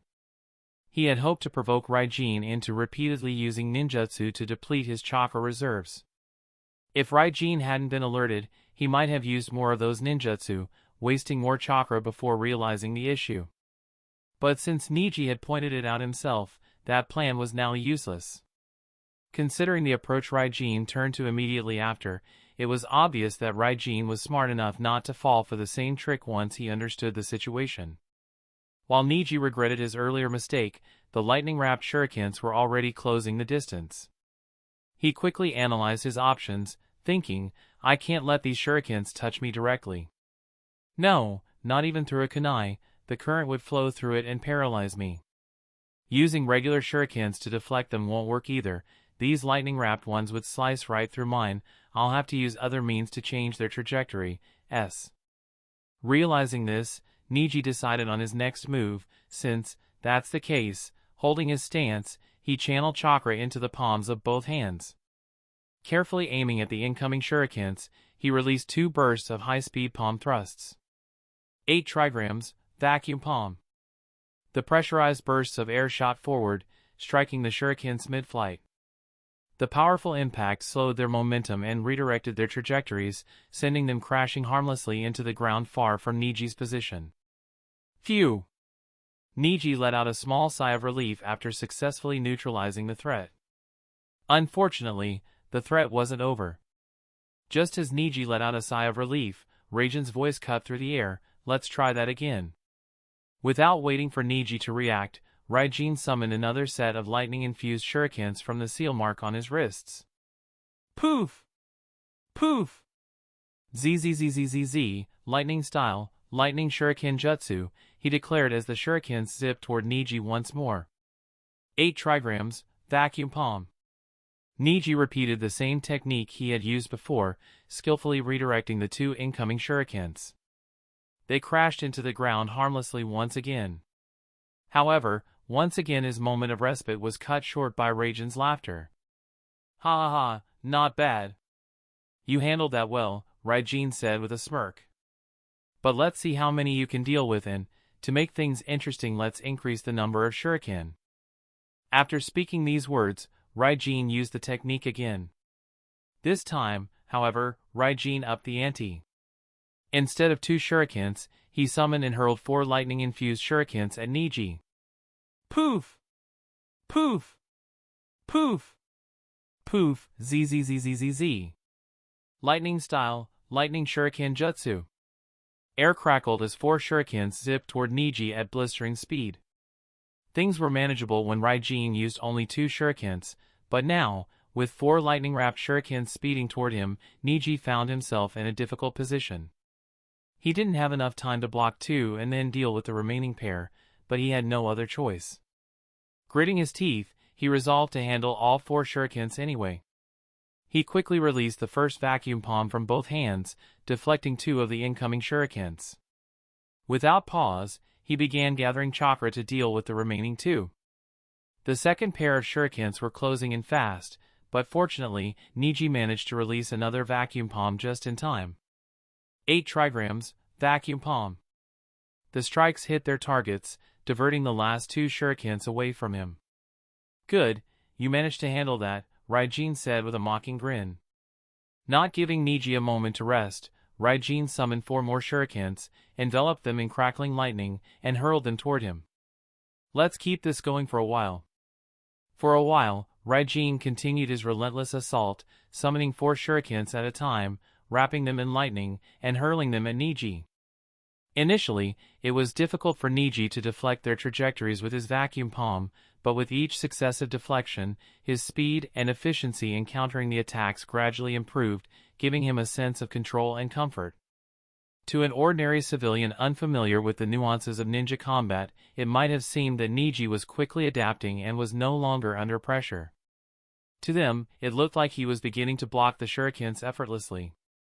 However, anyone with experience in battle would recognize that the reality was quite different.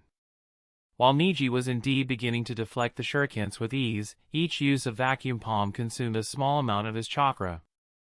On its own, the consumption was negligible. But with each repeated use, the cumulative strain on his chakra reserves began to show. Though he maintained his composure outwardly, Niji could feel his reserves steadily depleting as Raijin continued his unrelenting barrage. The real problem wasn't just Niji's steadily decreasing chakra reserves with each use of vacuum palm. It was also the significant distance between him and Raijin. Raijin's relentless barrage of lightning-wrapped shurikens gave Niji no opening to close that gap. At such a range, the gentle fist, a close-quarters combat style, was practically useless. If Niji wanted to land a meaningful blow or deal damage, he had to get close to Raijin. But would Raijin give him the opportunity to close the distance? Naturally, that was far from easy. Even if Raijin allowed Niji the chance to close the gap, Niji still needed to figure out a strategy to defeat him. Simply closing the distance with the intent to seal Raijin's tenketsu wasn't an option. He had already attempted that during their initial exchanges, but Raijin clearly knew the locations of the tenketsu in his body, and using that knowledge, each time, he managed to evade Niji's attacks at the last moment, rendering Niji's gentle fist techniques ineffective. The ineffectiveness of gentle fist and his inability to close the distance weighed heavily on Niji, making him feel pressure, unlike anything he'd experienced before. Damn it, this is the first time I've faced someone this difficult. Gentle fist feels completely useless here. Niji thought, frustration mounting. Seeing Niji's frustration written all over his face, Raijin smirked and seized the opportunity to mock him. Huh. I guess I was right, huh? The gentle fist of the Hyuga clan isn't as perfect as you people boast about. Or wait, maybe the problem isn't the technique. Maybe you're just not good enough? Yeah, that has to be it, right? Who am I kidding, it's definitely the case. You're an embarrassment, aren't you? Not just to the entire Hyuga clan, but even to the Hokage who accepted you as his disciple. Oh, but maybe he didn't even want you as his disciple. Maybe he had no choice. That would explain why he picked Uzumaki Naruto later on. Chapter 1121, Hyuga Niji vs Raijin 3. While hurling lightning-wrapped shurikens at Niji, Raijin didn't forget to continue to taunt him relentlessly. Face it, Hyuga Niji, that's all you are. Whether it's Uchiha Sasuke or Uzumaki Naruto, both of them outclass you in talent and ability. They have far more potential than you, a mere member of the branch division of the Hyuga clan. You know what? Even Uchiha Sasuke put up a better fight against me than you. Sure, I defeated him easily, but at least battling him was somewhat entertaining. But fighting you? Ha, it's not even fun. It's so boring, I don't even have to put in any effort. I just have to keep doing what I'm doing at the moment, and you'll eventually collapse out of physical exhaustion and exhaustion of chakra reserves. That's how incapable and talentless you are. Isn't it pathetic for the Hyuga, who's been touted as one of the two greatest in Konohagakure, to be this weak? Weak? Even if they call you the most talented Hyuga of all time, deep down, you're just pathetic, aren't you? Pathetic? I bet even the Godame Hokage thinks the same. That's probably why he chose Uzumaki Naruto as his disciple later on and focused all his attention on him. He didn't want someone like you, an embarrassment, tarnishing his reputation. An embarrassment? Niji murmured, his expression dark and somber as he restlessly used two vacuum palms simultaneously to deflect the shurikens.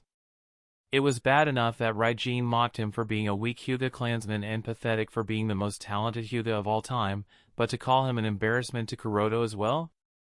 By comparing him to Naruto and Sasuke and bringing up how Kuroto chose to take Naruto as his disciple and devote his time to teaching him instead of Niji, Raijin had struck a nerve, hitting Niji where it hurt the most. Although he hadn't openly dwelled on it in the past year, the fact that Kuroto had taken Naruto as a disciple and personally trained him for months had lingered in Niji's heart. Yes, he understood why Kuroto needed to train Naruto, and yes, he was grateful for the opportunity to train under the Uchiha Patriarch during that time. But deep down, he couldn't help feeling jealous. Naruto, who became Kuroto's disciple later, had the chance to be personally trained by him, while he never had that privilege. Niji couldn't stop wondering why Kuroto never personally trained him. Instead, Kuroto always entrusted his training to others, whether it was his father, Uchiha Itachi, Might Guy, or later, Kohina Mukai. Niji knew he had been fortunate to learn from some of the most skilled ninjas and was deeply grateful for the incredible knowledge and techniques they had shared with him. But still, Kuroto never taught him directly. Yes, Kuroto gave him access to opportunities and jutsu that most could only dream of. Yet, those jutsu were never demonstrated or explained by Kuroto himself. Why? Why was this the case? Why did Kuroto always maintain this distance? The question lingered in Niji's heart, unresolved and painful. Those words struck directly at the doubts lingering in his heart. Am I not good enough to be worthy of Sensei's time? Raijin burst into laughter. Ha ha ha. I can't stop laughing. You really are nothing but an embarrassment. Shut up, Niji snapped, his voice icy and sharp. Who am I kidding? I'm really not as good as them. But Raijin wasn't fazed. Instead, he smirked and pressed on, mocking him further. Why should I?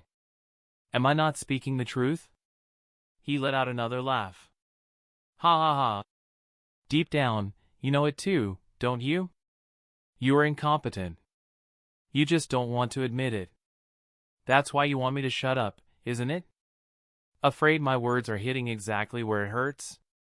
Shut up. Niji repeated in a cold, gloomy voice. Yes, I know I'm not as competent as they are.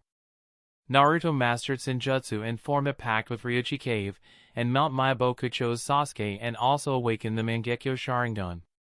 Compared to them, I. Once again, Raijin smirked, unfazed. You want me to shut up? Then why don't you make me, you brat, he taunted, his grin widening. Deep down, you know you can't, don't you? You know I defeated Uchiha Sasuke, even after he awakened his Mangekyo Sharingan. You saw that happen with your very own Byakugan, so you know in your heart you could never accomplish something like that, don't you? In your heart, you know I'm much stronger than you, and you can never defeat me. That's why, from the very beginning, you've been fighting defensively, trying to drag this fight out. You want it to seem like your battle with me lasted as long as Uchiha Sasuke's, if not longer. Also everyone, especially the Godame Hokage, thinks you're just as strong as Uchiha Sasuke. But deep down, you know the truth, don't you? While Raijin's words might not be entirely accurate, there was some truth to them. Niji was indeed fighting with noticeable restraint. Although not exactly as Raijin described, it was close enough. Deep down, Niji felt a sense of fear. After all, Raijin had demonstrated in the previous round that he could defeat Sasuke, who had awakened the Mangekyo Sharingan and could use Susanoo. Compared to such an overwhelming power, Niji doubted he had anything capable of defeating Raijin. This uncertainty made Raijin's taunts hit even harder, as they carried a frustrating element of truth, and all Niji could do was repeat in a voice gloomier than before, "Shut up." But was Raijin going to stop? Obviously not. Ha ha ha. Talentless, pathetic, and embarrassment. I don't know why you even bother. You should probably give up being a ninja. You should give in to your fate of being a brat of the branch division and live as a servant that you are. I said, shut up. Niji roared as his chakra surged, which he unleashed from all his tenketsu while beginning to spin his body rapidly. Gentle Fist's secret art, Revolving Heaven. With Revolving Heaven, Niji not only deflected the 4 lightning-wrapped shuriken flying toward him in one sweeping motion but also closed the distance between himself and Raijin, leaping forward while maintaining his rapid spin. Revolving Heaven. A secret technique of the Hyuga clan, traditionally reserved only for the clan's patriarch and main family members. Yet, thanks to Kuroto, Niji had been granted the rare privilege to learn it. Using the very same Revolving Heaven, a technique originally designed for defense, Niji charged directly at Raijin. He planned to harness the repelling force of Revolving Heaven, which could counter most of the attacks directed at the user, as an offensive measure against Raijin. Niji's sudden use of Revolving Heaven as an offensive move completely caught Raijin off guard. He hadn't anticipated such an approach, and for a brief moment, his delayed reaction allowed Niji to close the gap using the momentum from his spinning technique. Before Raijin realized it, Niji was already upon him, ready to slam into him directly. Crap, this could be dangerous, Raijin thought, attempting to dodge the attack. Defending against Revolving Heaven was clearly out of the question. However, Niji was faster this time, and before Raijin could react, the spinning force of Revolving Heaven collided with him. The impact immediately caused several injuries across his body, and the powerful spinning chakra sent him flying. Crack! Bang! Bang! After sending Raijin flying, Niji finally stopped spinning as the swirling chakra around him also faded to reveal his figure. Though uninjured, his heavy breathing and furrowed expression betrayed his exhaustion. Ha! Ha! He panted with a gloomy expression. Using the Revolving Heaven consumes a significant amount of chakra, so Niji had hoped to avoid relying on this secret jutsu too much. However, despite his intentions, he not only used the technique to defend against Raijin's attack but also to launch a counterattack. Unsurprisingly, the chakra cost was substantial. Combined with the vacuum palms he had unleashed earlier, Niji had already burned through over half of his chakra reserves. With less than 50% remaining, he knew he had to be more cautious moving forward. Still, even with the heavy toll on his chakra, the satisfaction of landing a solid hit on Raijin made it feel worthwhile, especially after all that trash talk that Raijin was giving him. For now, that small victory gave him a sense of reassurance. Chapter 1122, Hyuga Niji vs Raijin. As Niji struggled to fend off the relentless barrage of lightning-infused shuriken, Pakura murmured to Kuroto, "Your disciple seems to be in trouble." Given that the Gentle Fist technique appears ineffective against Raijin and Niji's ability to nullify ninjutsu is of little use, since Raijin has adjusted his attacks to rely on physical strikes, it's clear that Niji is struggling. The Reikage, watching intently, agreed with Pakura, and spoke with disappointment. The Hyuga boy has been playing right into Raijin's hands from the start. It's as if Raijin is toying with him. When Niji had defeated Atsui of Kumogakure using a technique that rendered all ninjutsu ineffective against him, the Reikage had been impressed. He hadn't expected the Hokage's disciple to have mastered such an ability. I even admitted, for a moment, that the technique Niji wielded made him truly deserving of the title of Hokage's disciple. He had briefly believed Niji might defeat Raijin with ease. But Raijin quickly turned the tide. While Niji's technique can neutralize most ninjutsu, it is far from invincible. Raijin had made that abundantly clear, demonstrating that even such a seemingly powerful ability has its limits.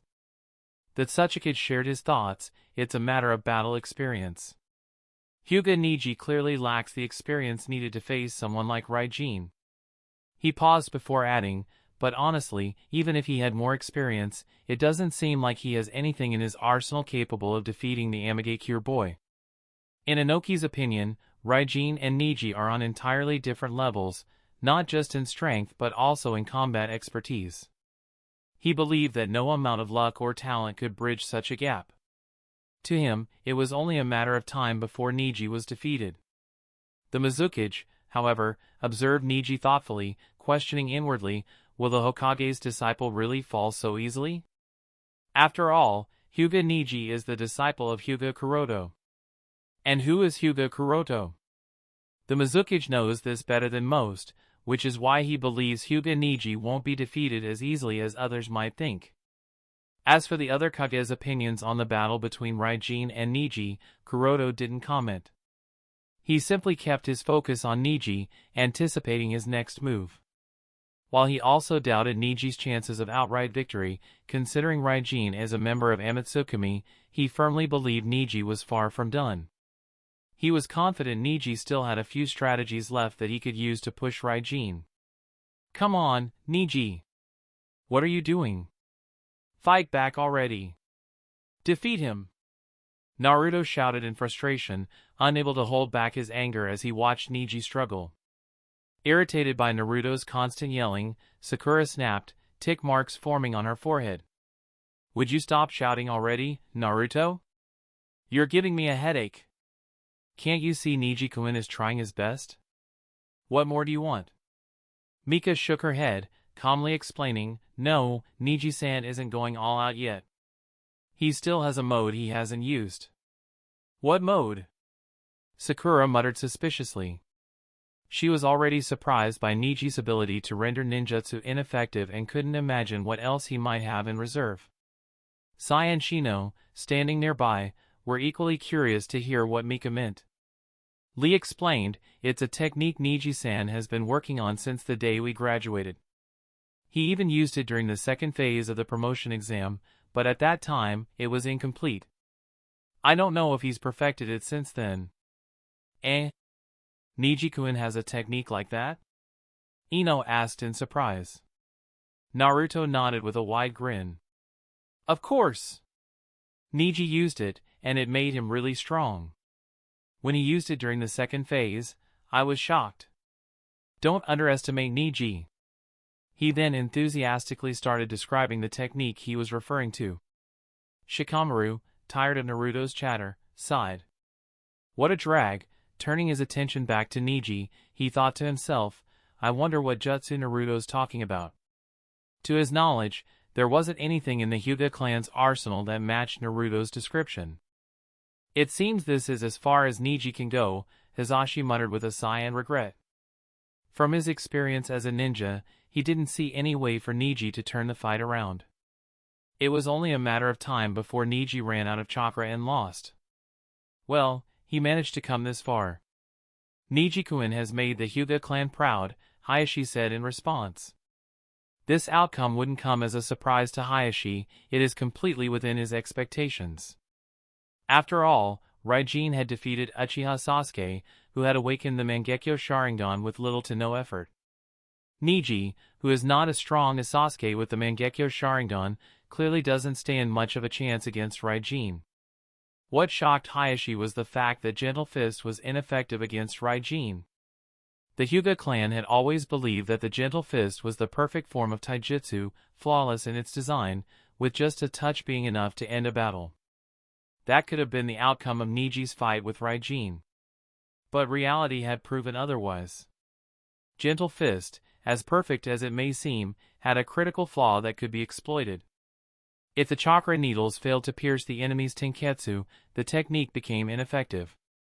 Opponents like Raijin, who could prevent their tenketsu from being blocked by the chakra needles, could continue molding chakra and render the Gentle Fist nearly useless. Being able to prevent all his tenketsu from being attacked, that's certainly unusual, thought Hayashi. Rather than wondering, how is Raijin protecting his tenketsu? Hayashi was more concerned with the question, how does Raijin even know the exact location of all the tenketsu in his body? The size of a tenketsu is smaller than the diameter of a hair, making it impossible to see with normal eyes. Even the Sharingan cannot pinpoint the location of every tenketsu in a ninja's body. Only the Hyuga, with their Byakugan, can perceive them all. Yet somehow, Raijin had managed to avoid every one of Niji's attacks from striking his tenketsu. This isn't possible unless someone is perfectly aware of the location of all the tenketsu. Being aware of the exact positions of all the tenketsu in one's own body during the heat of battle is truly astonishing. No one outside the Hyuga clan should be capable of such a feat, yet somehow, Raijin has achieved it. To Hayashi, this was deeply puzzling. Does Raijin have the Byakugan? For a moment, that thought crossed Hayashi's mind. But he quickly shook his head. No, that's not possible. Even though he dismissed the idea, a small part of him still felt it wasn't entirely out of the question. The reason for that doubt was Aoki. Thinking of Aoki and the trouble he caused, Hayashi felt a surge of anger. I don't know what he is doing and what he wants. Then shook his with a sigh. Forget it, let's not think about that guy for now. Clearing his mind, Hayashi thought about the technique Niji used to defeat Atsui in the previous round. He asked Hizashi, what is that technique Niji-kun used, the one that makes ninjutsu ineffective? He would be lying if he said he wasn't interested in it. The ability to render ninjutsu useless with gentle fist was something he had never considered, and if not for the fact that he saw it happen with his own eyes, he wouldn't even know if such a technique was possible. While Hayashi agrees that the technique isn't perfect, as Raijin quickly found a way to counter it, the fact that Raijin is restricted and unable to use ninjutsu properly can't be denied. Most ninjas rely on ninjutsu, so a technique that can stop an opponent from using it is definitely worth learning. If that technique could be popularized in the clan, the strength of the clan would definitely grow. Hizashi, who understood Hayashi's thoughts, shook his head. I don't know anything about it. It's probably something Kuroto-kun taught Niji. Is that so? Hayashi murmured, pursing his lips. Given the tense relationship the main family has with Kuroto at the moment, along with their refusal to share any information about the Tenseigan with him, Hayashi is hesitant and embarrassed to ask Kuroto about the technique. He wasn't sure if Kuroto would even be willing to share this jutsu with the clan. Thinking about the elder's refusal to share any information about the Tenseigan with Kuroto, and now facing a situation where he wanted to ask Kuroto for something but couldn't, Hayashi felt regretful. Seeing through Hayashi's thoughts once again, Hizashi said, I will talk to Kuroto-kun about it. In his opinion, Kuroto probably wouldn't be petty and would be willing to give the clan the jutsu, since it would strengthen them as a whole. He might ask for something in return, but that wouldn't be unusual. Hizashi believed Hayashi understood this as well. That would be very helpful, Hayashi nodded gratefully. With that, Hayashi and Hizashi turned their attention back to the arena. Of course, both of them had different thoughts about the fight. Hayashi didn't think Niji stood a chance, while Hizashi, though not confident, still hoped that Niji wouldn't give up and might somehow manage to win. Whether Niji would win or not couldn't be decided just yet. However, one thing was clear, Niji hadn't given up. He was about to use his trump card. Completing the hand signs, Niji clapped his hands together and declared, Byakugan Chakra Mode. Chapter 1123, Hyuga Niji vs Raijin. Completing the hand signs, Niji clapped his hands together and declared, Byakugan Chakra Mode. Instantly, chakra flared out of Niji's body, flowing from all his tenketsu. It resembled the scene from earlier when he used Revolving Heaven, as the chakra formed a protective barrier around him in the shape of a cocoon or egg. However, the barrier didn't last long. Cracks quickly appeared, and it crumbled in an instant. As the egg-shaped barrier vanished, the chakra around him decreased in volume until it settled into a blue chakra cloak over his shinobi gear fluttering with the wind. Seeing the blue chakra cloak surrounding Niji, Raijin shook his head in disappointment. I was wondering what your trump card would be. I expected something impressive, but it turned out to be this jutsu. Isn't this the same one you used in the Forest of Death? Remember what happened there. Do you really think it will make a difference now? Unlike last time, this time my jutsu is complete, Niji replied simply as he took his stance. HM. That does seem to be the case. Unlike during the Forest of Death in the previous phase, he seems to have fully mastered the Byakugan chakra mode, Raijin thought, agreeing with Niji's claim. He grinned and said, well then, let's see what you can do. Without hesitation, Raijin clapped his hands and activated his own technique. Lightning chakra mode, he declared as white lightning flickered and crackled around his body. Unlike Niji's Byakugan chakra mode, Raijin's lightning chakra mode was incomplete, as he had yet to fully master the lightning chakra mode. However, that didn't bother him. He was confident he could overwhelm Niji with his pseudo-lightning chakra mode. Even if he failed, it would only push him to his limits and help him master the lightning chakra mode under pressure. With no fear holding him back, Raijin was ready to fight, test Niji's strength, and, of course, defeat him. With that in mind, Raijin vanished from his position, moving through the arena at lightning speed. His movements were so fast that even the most trained eyes struggled to follow him. In an instant, he reappeared above Niji, hands clasped together, ready to slam them down. While most couldn't track Raijin's movements, Niji, though unable to follow Raijin's physical form, used his Byakugan to detect the chakra moving through the arena. He quickly noticed Raijin's chakra gathering above him. Above! Niji thought, reacting instantly. At a speed no one expected, Niji disappeared from his spot, leaving Raijin behind as the Amigakure ninja's fist slammed into the arena, missing their target completely. Bang! The force of Raijin's fist was so powerful that it created a pothole in the arena upon impact, sending up a cloud of dust. Raijin ignored the damage and the rising dust cloud, his focus solely on Niji. He turned to where Niji had reappeared, still holding his stance. Without hesitation, he launched another attack, grinning as he said, let's try that again. Niji wasn't afraid. He watched Raijin closely, waiting for the attack. At the last moment, he dodged again, leading Raijin to strike the ground, creating another pothole and kicking up a cloud of dust. Dodged again, huh? Raijin muttered, not bothered by Niji avoiding 2 attacks in a row. He continued his relentless assault. To everyone's surprise, Niji managed to dodge all of Raijin's attacks, leading Raijin to only damage the arena while tiring himself out.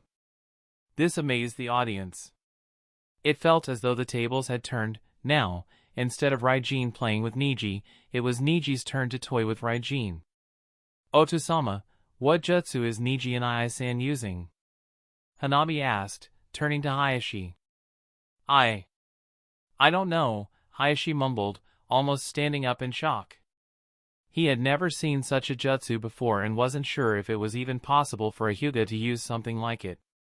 Unsure of what jutsu Niji was using, Hayashi once again asked Hizashi, this jutsu. But Hizashi's response was the same. Shaking his head, he said, I don't really know. It's probably something Kuroto-kun taught Niji. I see, muttered Hayashi, unsure of how to feel about this.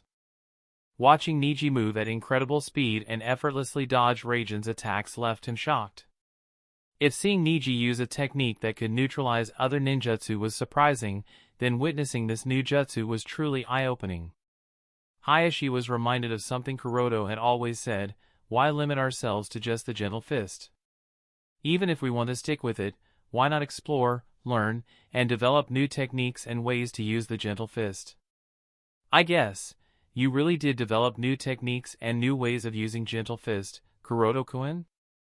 Hayashi thought to himself with a bitter smile. He was already hesitant to ask Kuroto about the technique that could render ninjutsu ineffective. Now, if he had to ask about this new technique as well, it would only make him feel more embarrassed. But Hayashi knew he had no choice but to ask Kuroto for the technique. As the patriarch, it was his responsibility to strengthen the clan, especially with their distant relatives targeting the main family. This technique could help us protect ourselves from those people on the moon, Hayashi thought. However, he wasn't sure how to ask Kuroto for it. Feeling troubled, Hayashi sighed. Why do I have to be the patriarch? That's it. This is what I was talking about. Now, beat him to a pulp, Niji! Naruto shouted excitedly, cheering loudly for his friend. The others around him, unaware that Niji could use such a technique, were taken by surprise. What kind of jutsu is that? Someone murmured in astonishment. It wasn't just Naruto's peers who were curious, even their Jonin instructors, including Kurenai, Asuma, and Shizune, were curious and couldn't help but ask Guy, "What's this jutsu Hyuga Niji is using? Did you teach it to him? Is it something like the 8 inner gates?"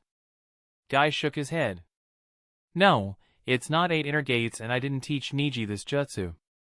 Kuroto is the one who taught him." He paused thoughtfully before adding, "But it's strange, I've never seen Kuroto use this jutsu himself. I wonder why he doesn't use it himself. Its power is indeed very high."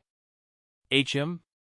Kuroto-kun taught it to Hyuga Niji but doesn't use it himself? Is it a Hyuga clan's jutsu?" Shizune muttered curiously.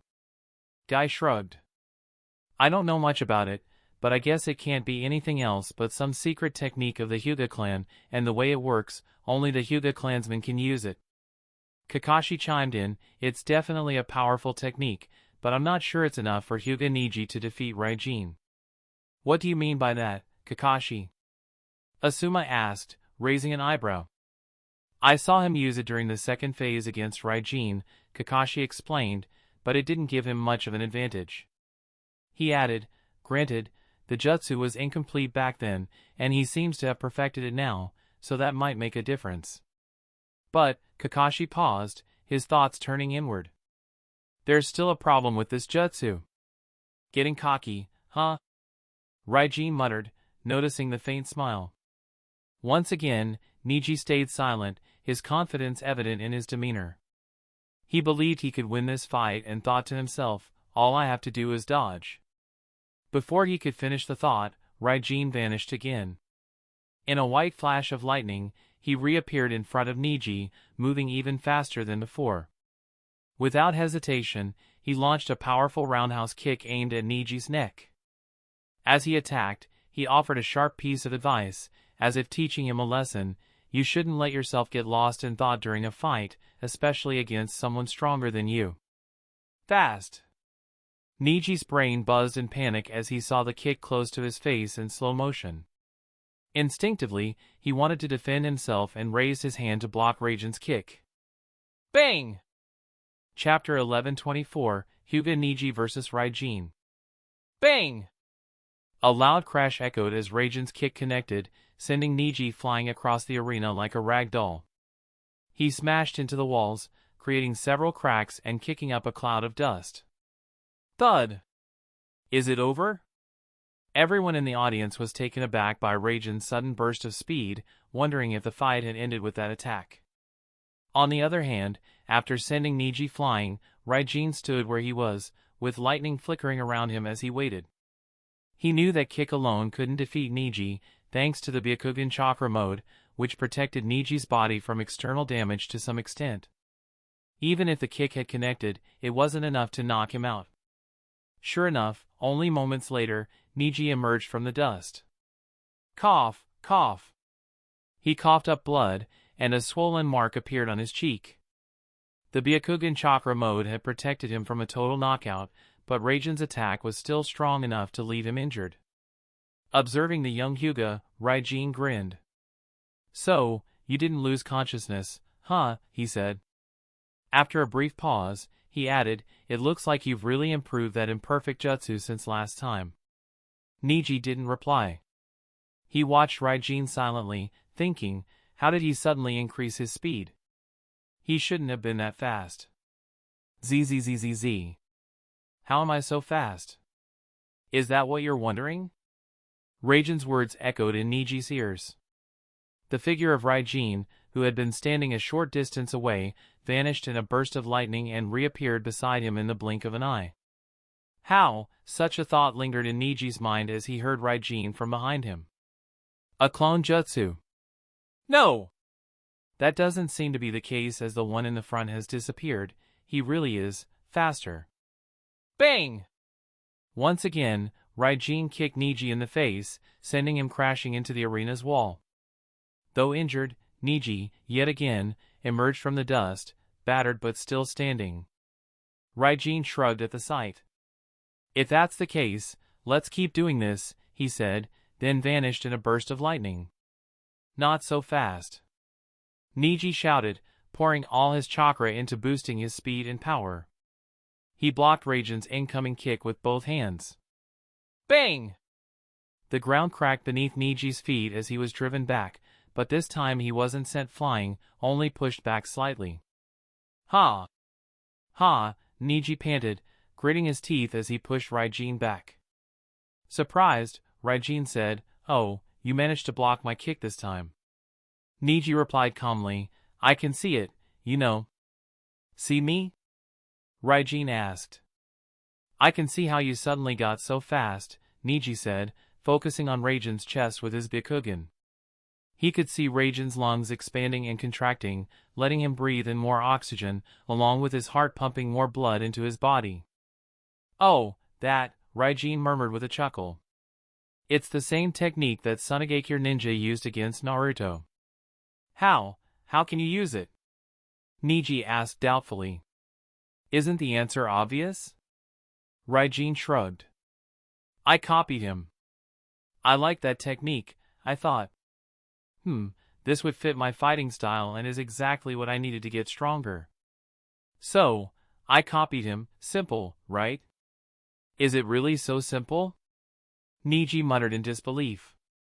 He had seen Shirei use that technique, and it definitely wasn't as easy as Raijin made it sound. Not wanting to explain further, Raijin reminded him, "Are you sure you should be asking about that right now? You're burning through your chakra. Do you really want to waste time in conversation?" Niji smirked. "What about you? Are you sure you should be talking to me instead of watching your surroundings?" Right after he spoke, another Niji emerged from the dust behind Raijin and struck at his back with a palm attack. "Oh, so you left a shadow clone behind when you crashed into the wall the second time, huh?" Raijin murmured, quickly deducing Niji's move. Without hesitation, he intensified the lightning around himself, whirled around at lightning speed, and attacked the second Niji. Poof! The shadow clone, not protected by the Byakugan chakra mode, had no chance to withstand the blow and vanished in a burst of smoke. The smoke engulfed Raijin completely, blocking his vision. This is the moment, Niji thought. Running low on chakra in his Byakugan chakra mode, he saw Raijin's back through the smoke and attacked with all his speed. Gentle fist, palm strike. ZZZZZ. Bang! Whoosh! A loud bang rang out, yet no one was sent flying. As the smoke cleared, everyone finally saw what happened. Raijin stood with his back to Niji, who remained in an attacking stance. His palm strike hadn't connected with Raijin. Instead, Raijin had grabbed his wrist, while lightning around Raijin's body began to numb Niji's own. Paralyzed by the lightning, Niji struggled to free himself from Raijin's grip, but Raijin's hold was too strong. "That was a clever move," Raijin said, "but the gap in our strength and experience is too large for you to exploit." With that, he swung his head back and bashed it against Niji's. Bang! Niji staggered from the head smash, and Raijin used that moment to turn around and unleash several more attacks. For the next few seconds, Raijin brutally beat Niji at a speed the boy couldn't react, draining the last of his chakra and forcing him out of Byakugan chakra mode. Once he lost that protection, Raijin's blows began to cause serious harm to the boy, opening some wounds and drawing blood. Seeing Niji's one-sided beatdown, the Konoha ninjas grew angry at Raijin. Some genin, like Naruto, were boiling with fury. If not for the experienced jonin like Kakashi, Guy, Asuma, and others holding them back, they would have already charged into the arena. "Kakashi-sensei, let me go. I'm going to kick his ass," Naruto yelled, struggling against Kakashi's grip. His whisker marks began to thicken, but Kakashi refused to release him, especially now, worried that Naruto might lose control and let the Nine Tails take over. While restraining Naruto, Kakashi glanced at the VIP seats, looking at Kuroto. He could see a few traces of concern in Kuroto's eyes. It's just that his overall expression was a bit difficult to read even for him, and all he could do was wonder silently, "What are you trying to?" Back in the arena, when Niji no longer had any strength left to continue fighting, Raijin grabbed his wrist as a pivot, spun him around, twisted his arm behind his back, and put him in a choke hold with a kunai pressed against his neck. Smirking, Raijin pointed towards the VIP seats and said, "So, in the end, it doesn't even matter. I was right all along, wasn't it? You really aren't worth as much as you think you are.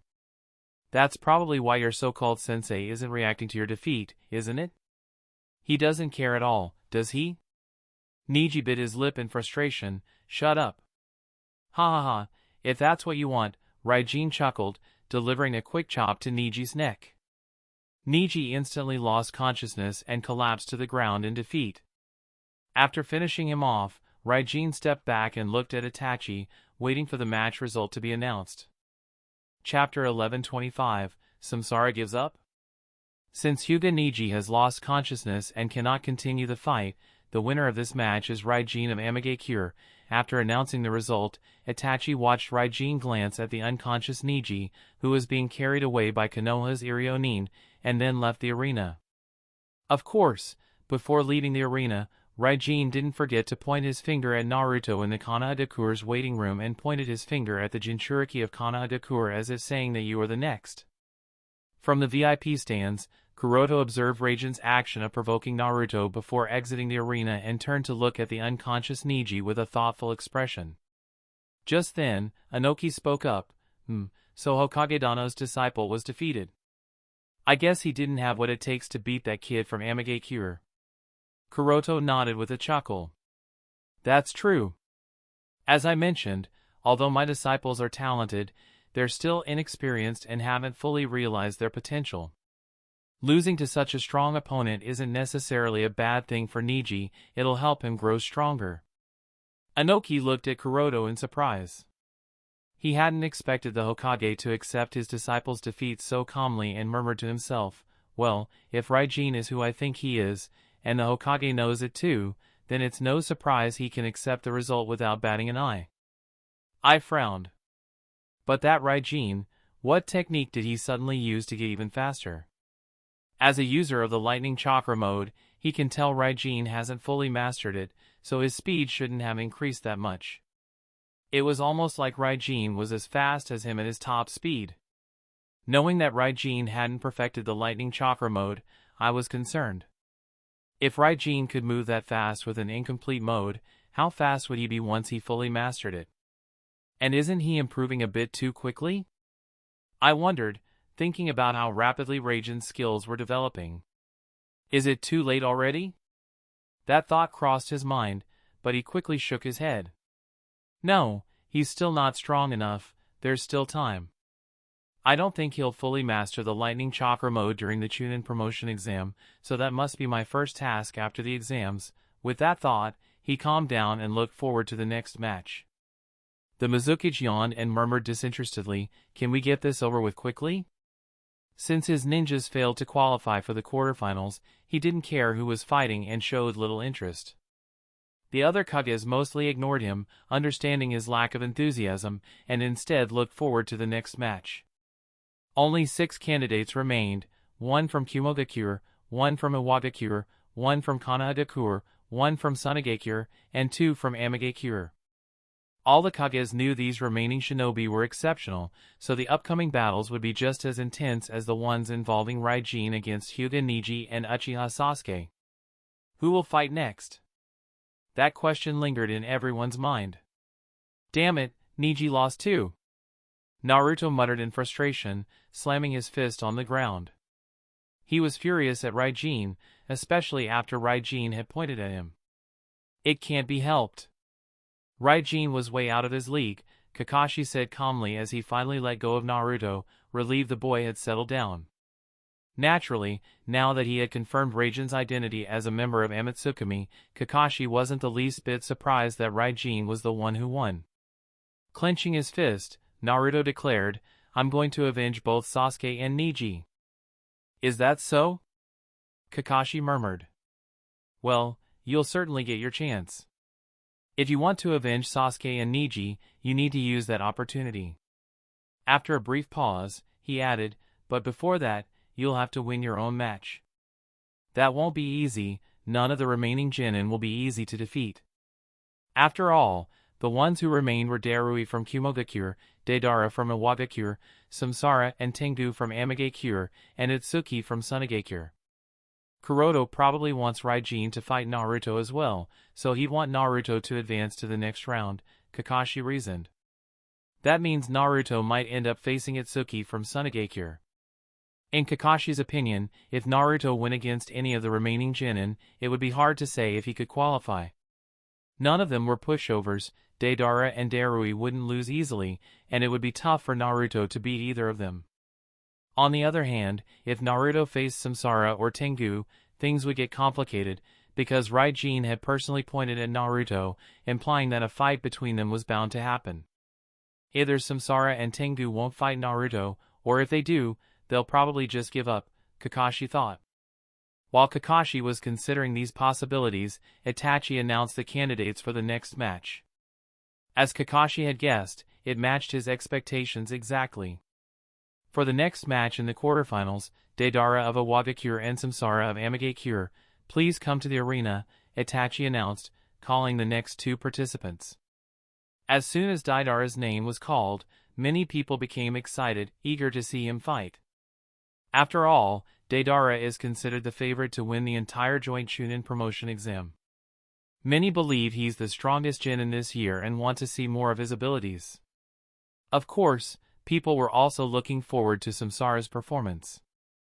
In her previous fight against Temari, who is the current Kazekage's disciple, the former Kazekage's daughter, and widely regarded as a candidate for Rokudame Kazekage, Samsara defeated her without even making a clear move.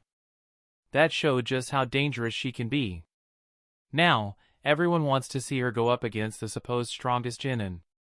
While most were excited for the match, Inoki felt nervous. I hope nothing goes wrong, he thought. If his suspicions are correct and Samsara is a member of Amatsukami, that could spell trouble. If Deidara uses dust release on that girl and something terrible happens to her, it'll be big trouble for all of Iwagakure. No matter what, I can't let him do that, Inoki thought, quickly sending a message to his granddaughter, who stood beside Deidara. Iwagakure waiting room. Haha, finally it's my turn, Deidara laughed as he stood up to leave the Iwagakure waiting room for the arena. But suddenly, Kuratsuchi stopped him. Hey! Deidara-kun, wait a minute. Ji-sama has a message for you. Huh? Why should I care what he says? Tell him I'll win, Deidara said, waving his hand casually and continuing to walk. Kuratsuchi ran after him, her expression serious. I said, wait a minute. Deidara frowned. What is it? He couldn't figure out why she looked so serious. Without explaining, Kuratsuchi handed him Inoki's message. Ji-sama says no matter what, you must follow this, or he'll label you a rogue shinobi. What? Is he completely senile? Deidara muttered, annoyed, as he read the note. He had to take Inoki's threat seriously. Don't use dust release against Samsara? Why wouldn't he want me to use dust release? Kuratsuchi shook her head. I'm not sure. Maybe he doesn't want you to kill her. But my explosions could kill her too, Deidara pointed out. Kuratsuchi shrugged. Maybe he thinks your explosions won't kill her. Deidara's expression turned cold. So he thinks my explosions aren't strong enough, huh? He nodded. Fine. I'll just use my art to kill her. That's what I want anyway, to show off my art. Leaving those words behind, Deidara walked out of the waiting room. Amigakure waiting room. As Raijin arrived at the waiting room, Samsara's name was announced. For the next match in the quarterfinals, Deidara of Iwagakure and Samsara of Amigakure, please come to the arena. Right away, Samsara stood up, bowed to Raijin, and said, then I will be going, Raijin-sama. Raijin nodded. Yes. You know what to do, right? Yes, Raijin-sama, Samsara replied. Then go, said Raijin. With that, Samsara left the Amigakure waiting room and headed for the arena. At the arena, Deidara and Samsara arrived at the arena one after the other and took their positions across from each other. Deidara slipped both hands into his shinobi pouches, while Samsara stood casually. After confirming both ninjas were ready, Itachi was about to signal the start of the second quarterfinal match. Suddenly, Samsara raised her hands and declared, "I withdraw from the Chunin exams." Chapter 11:26, Samsara gave up? I withdraw from the Chunin exams.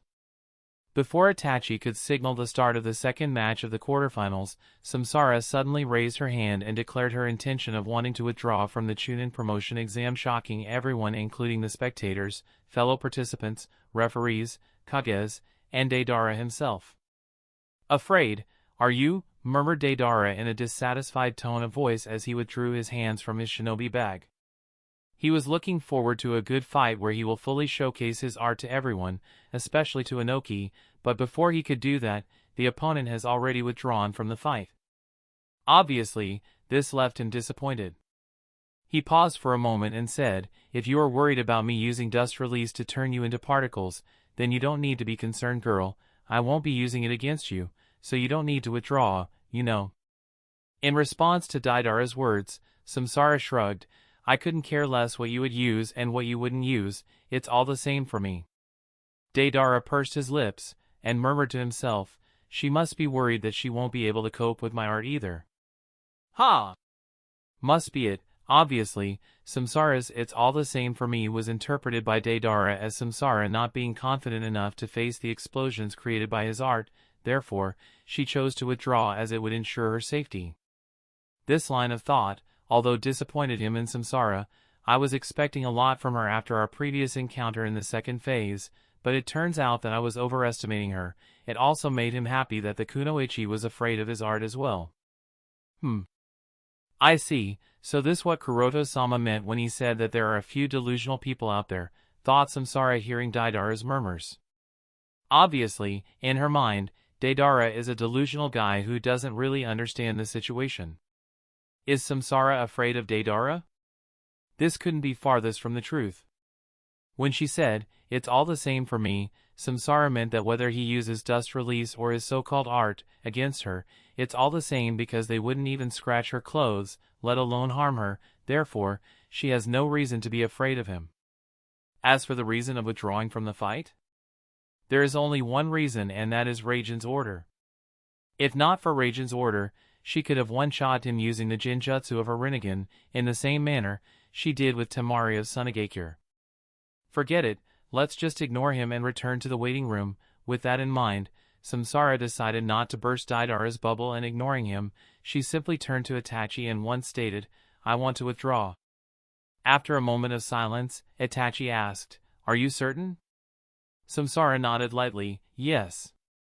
"All right then," agreed Itachi and announced her withdrawal. Since Samsara has withdrawn from the fight, the winner is automatically Deidara of Awagakure, who has obtained entry into the semifinals alongside Raijin. Then turned to the two participants, "You may return back to your waiting rooms." Without giving Deidara a glance, Samsara simply turned around and left the arena. On the other hand, watching her go, Deidara snorted coldly and left the arena as well. "You have got to be kidding me. She is really withdrawing from the fight just like this? This shouldn't be allowed. I bet money on her. How could she just walk away like that? Sucks to be you." "Don't give me that. Did you see how she defeated Temari of Sunagakure? I don't think anyone stands a chance against her, but she decided to withdraw for no apparent reason." "That's not true. I'd say she is a smart girl. If she had continued with that fight against Deidara, she would be dead for sure, and no one wants to die. If you were smart, you'd have bet on Deidara. There is no way that lad is going to lose to anyone. Who cares? All I care about are the fights, and I didn't get to see one. I am not happy with this result." Boo! Boo! Boo! Boo! The audience started to boo Samsara for withdrawing from the fight, but without paying them any attention she simply disappeared from the arena and returned to the Amigakure waiting room. At the VIP seats, the Kages had mixed reactions. Tsuchikage, although surprised, breathed a sigh of relief. Thankfully nothing went wrong. He was more than grateful for how things turned out. Not only Deidara did not antagonize a possible member of Amatsukumi, but he got promoted to the semifinals without making any effort or consuming his chakra. There simply couldn't be a better result than this. Pakura, on the other hand, pouted. If you were going to withdraw either way, then why not do it earlier? Temari could have been there, of course. She understood that she was complaining, but it couldn't be helped.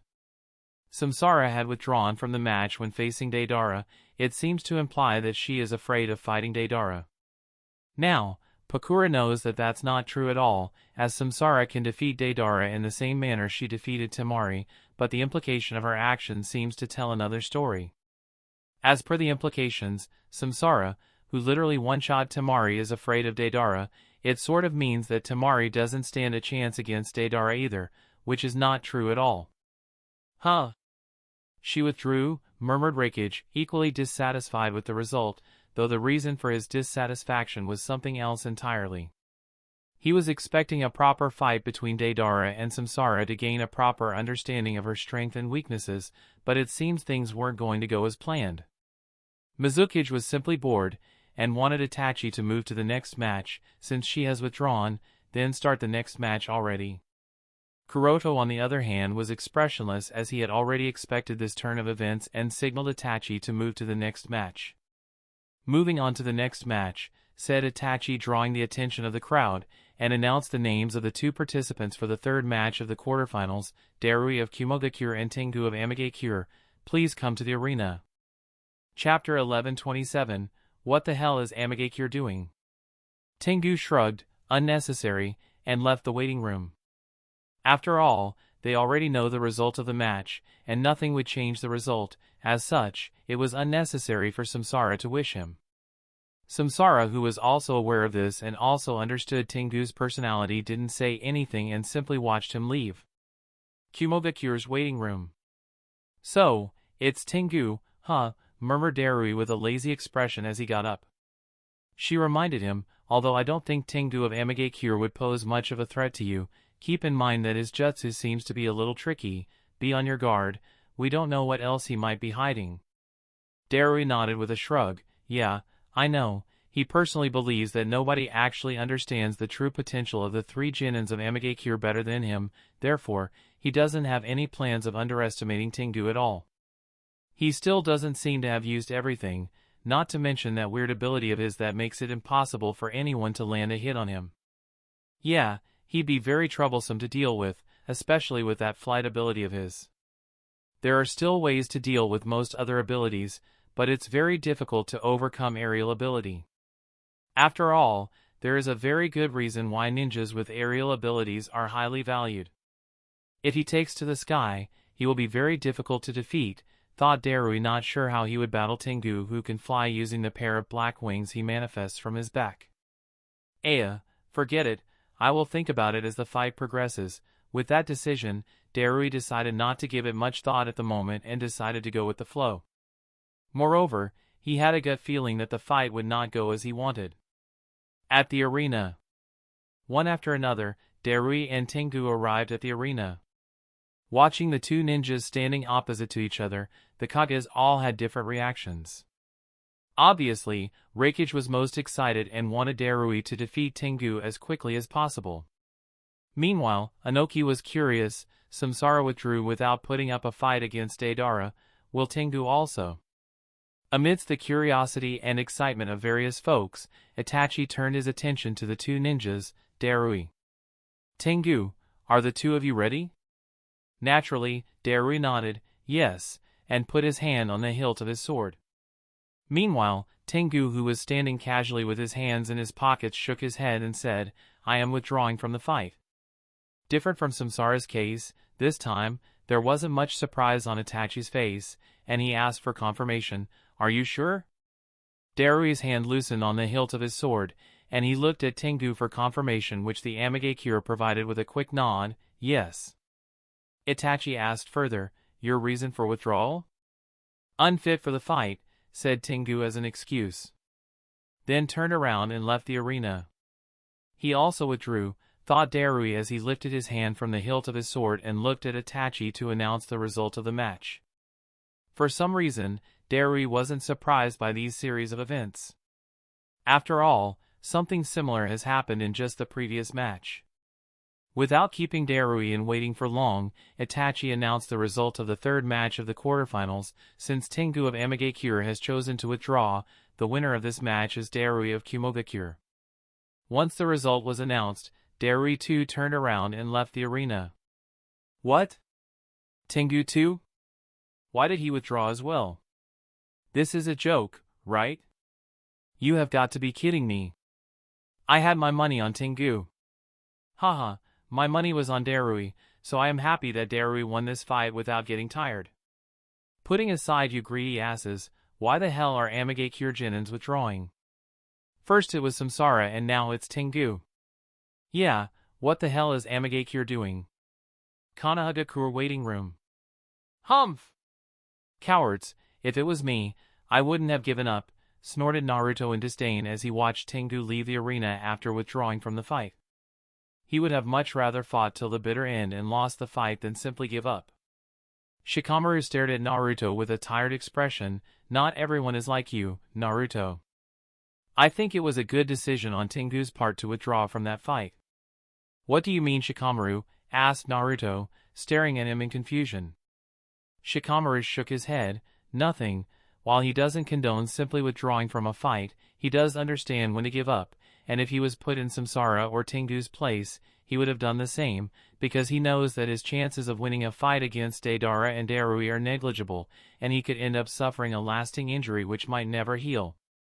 So, rather than putting so much effort when there is nothing to gain, except injuries, isn't it better to withdraw safe and sound? Now, he is not saying that he would choose to withdraw every time when he encounters such a situation. His choice would depend on what's at stake. If something important is at stake, he would fight to the bitter end and even sacrifice his life if he has to, but when there is nothing at stake, it makes no sense to put his life on the line. But that's him, and he understands that Naruto on the other hand is eager to win no matter how dangerous the situation. Not wanting to explain things to Naruto, Shikamaru changed the topic, saying, "It's going to be your fight next, you better be ready." "Yeah, I know," nodded Naruto, pumping his fist as he added, "and I am going to win this fight. I am not going to lose or give up, no matter what, until I avenge Neji and Sasuke, you better believe it." "Yeah, I know," nodded Naruto, pumping his fist as he added, "and I am going to win this fight. I am not going to lose or give up, no matter what, until I avenge Neji and Sasuke, you better believe it." In response to Naruto's declaration, Shikamaru smiled helplessly and thought, well, that's so like you. He then asked curiously, "You do know the abilities of your opponent's Kekkei Genkai, right?" Naruto looked a bit confused. Then it hit him that he didn't know much about his opponent's abilities, and he began to panic. Seeing Naruto's reaction, Shikamaru almost facepalmed. So troublesome, he called out to Naruto, "Listen to me. I'll explain." "Huh? Okay." Naruto nodded gratefully and started paying attention to Shikamaru's explanation. Chapter 11:28, Inoki's Doubts and the Final Match of the Quarterfinals. Tengu withdrew as well, murmured the Raikage, taken aback. He hadn't expected this turn of events. Samsara's withdrawal against Deidara had already left him dissatisfied, and now Tengu was withdrawing, too. The Raikage couldn't understand the Amegakure ninja's reasoning. Why the hell are they withdrawing one after another? A possible explanation could be that the Amegakure ninjas weren't confident about facing opponents like Deidara and Darui and chose to withdraw rather than fight a losing battle, but the Raikage was skeptical. Is that really the reason? His instincts told him otherwise. The Tsuchikage also felt uncertain. Why did both of them withdraw one after another? While he had suspected Tengu might follow Samsara's lead and withdraw from the fight, actually seeing it happen left Inoki confused. Samsara's withdrawal against Deidara had initially pleased him, but now, thinking it through, it seemed odd. These two are likely members of Amatsukami, so why would they be afraid of Deidara and Darui? From what he knew of Amatsukami, its members rarely showed any fear. Inoki doubted they withdrew due to fear. There had to be another reason. Stroking his goatee, Inoki wondered, what could that reason be? Why are the members of Amatsukami participating in the joint Chunin promotion exam in the first place? Another doubt lingered in his mind. He couldn't understand why Amatsukami members would bother with the exam. After all, it's the Chunin promotion exam, and becoming a Chunin probably means nothing to them. Could their purpose be related to Akatsuki? Inoki wondered. After all, such a large-scale event was happening in Kanahadakure. That Tsuchikage wouldn't be surprised if the Akatsuki organization was trying to take advantage of it to kidnap the Jinchuriki, since they had done so many times before. If that's the case, then Amatsukami's presence might be a precaution taken by the Hokage, Inoki thought, glancing toward the Hokage from the corner of his eye. But this feels strange. If the Hokage wanted Amatsukami as a precaution against the Akatsuki organization's attack, wouldn't it be better for them to stay low and avoid drawing attention? The thought made Inoki frown as he stroked his beard, still feeling that something was off with his theory. Rather than saying something was off with his theory, it would be better to say he was missing something. There's no reason for the members of Amatsukami to participate in the joint Chunin promotion exam if they're in Konoha just as a precaution against the Akatsuki organization, yet they are participating. This might mean they either have an entirely different purpose than I've theorized, or they have an additional goal along with being a precaution against the Akatsuki. But what other reason could they have for joining the joint Chunin promotion exam? The exam is almost over, with the last match of the quarterfinals coming up, and they haven't done anything so far. On top of that, Samsara and Tengu have already withdrawn. But since Samsara and Tengu decided to withdraw, doesn't that mean their role is already complete? But what did the two of them accomplish? Inoki continued to think but couldn't come up with anything substantial. The Tsuchikage would probably never imagine that the reason Amatsukami ninjas are participating in the joint Chunin promotion exam is for personal training, as well as to help train other Konoha ninjas. Associating Amatsukami with training is probably the last thing he would think of. Meanwhile, Pakura, not too concerned about Tengu's withdrawal, turned to Kuroto.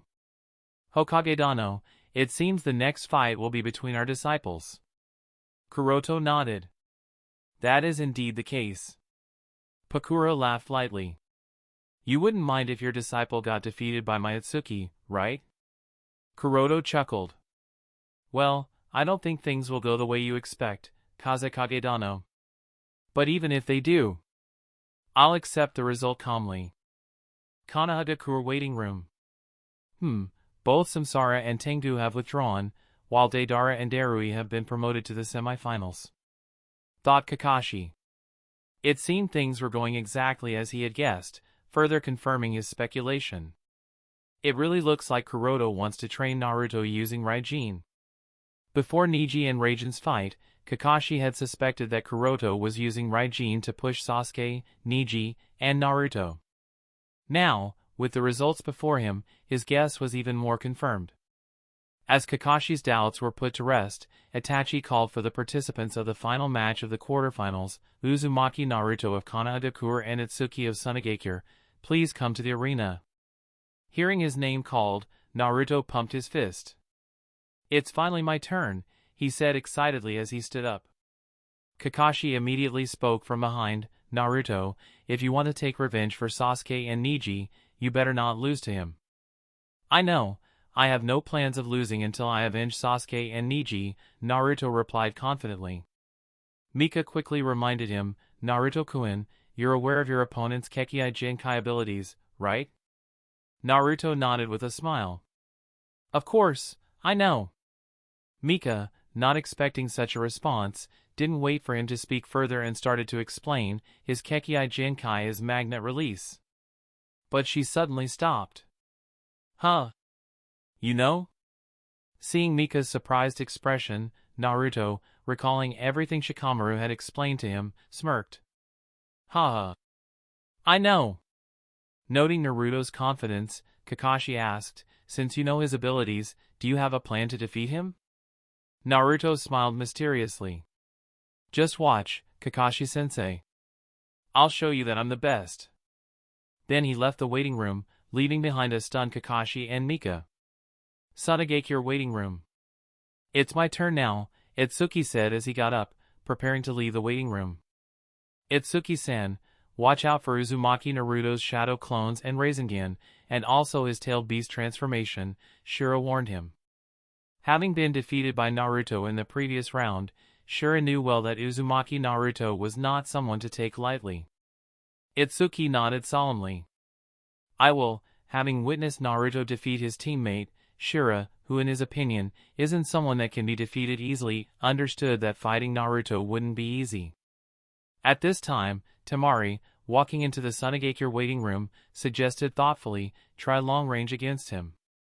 As soon as the two Sunagekure genin saw Temari walk in, they quickly asked, "How are you feeling?" Temari nodded. "I'm fine." She glanced towards the Amigekure waiting room with a bitter expression. Following her gaze, Itsuki and Shura looked in the direction of the Amigekure waiting room and saw Samsara quietly sitting beside Raijin. Itsuki said, she withdrew against Deidara. Temari, feeling conflicted and unable to accept how easily she was defeated by Samsara, sighed. Forget it. Let's not talk about my match. Let's focus on yours. Maki, who had arrived with Temari, silently listened to Temari and Shura giving advice to Itsuki on how he might defeat Uzumaki Naruto. She didn't interfere or add anything, knowing there was no need to. All three, Temari, Itsuki, and Shura, were more than capable of coming up with a strategy on their own. Uzumaki Naruto doesn't seem to have any mastery of Jinjutsu, he probably can't throw those Rasengans, and he doesn't seem to have many long-range ninjutsu attacks, either. So, it would be best to keep a safe distance and use long-range attacks to defeat him, said Temari. In his fight with Shura, Naruto had only used close-quarter combat and didn't show any long-range attacks. Based on all the intelligence they had gathered about Naruto, it seemed he really didn't have long-range attacks. Therefore, Temari felt that fighting from a safe distance would be the safest and most reliable option for Itsuki, who specialized in magnet release and was skilled at long-range combat. Itsuki nodded, I do plan on doing exactly that, and with that left the Sunagekure waiting room making his way to the arena. Chapter 1129, Uzumaki Naruto of Kanadakur vs Itsuki of Sunagekure I reborn into Naruto world with Tenseigan. Uzumaki Naruto of Kanadakur and Itsuki of Sunagekure, please come to the arena, announced Itachi, calling the participants for the final match of the quarterfinals. Shortly after their names were called, Naruto and Itsuki entered the arena, standing opposite each other. Itachi looked at the two and asked, Are you both ready? Yes. Yes.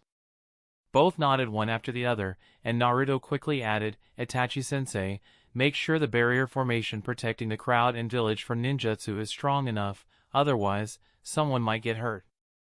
Itsuki narrowed his eyes in confusion. What does he mean by that, he wondered, unsure of Naruto's intent. Itachi, however, glanced at Naruto briefly before responding, you don't need to worry about that.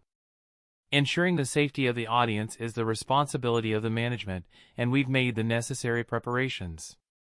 Even a rank S ninjutsu won't be able to penetrate the barrier formation. Given the participation of powerful figures like Darui and Raijin, who could use rank S ninjutsu, Deidara with his dust release, and Temari, who is capable of using scorch release, the management had to take stringent measures to contain any collateral damage and ensure the safety of the audience and the village. He was personally involved in all of this and made sure to not cut any corners. Therefore, Itachi was confident in the arrangements. Hearing this, Naruto nodded. Is that so? Then, I guess I don't need to worry.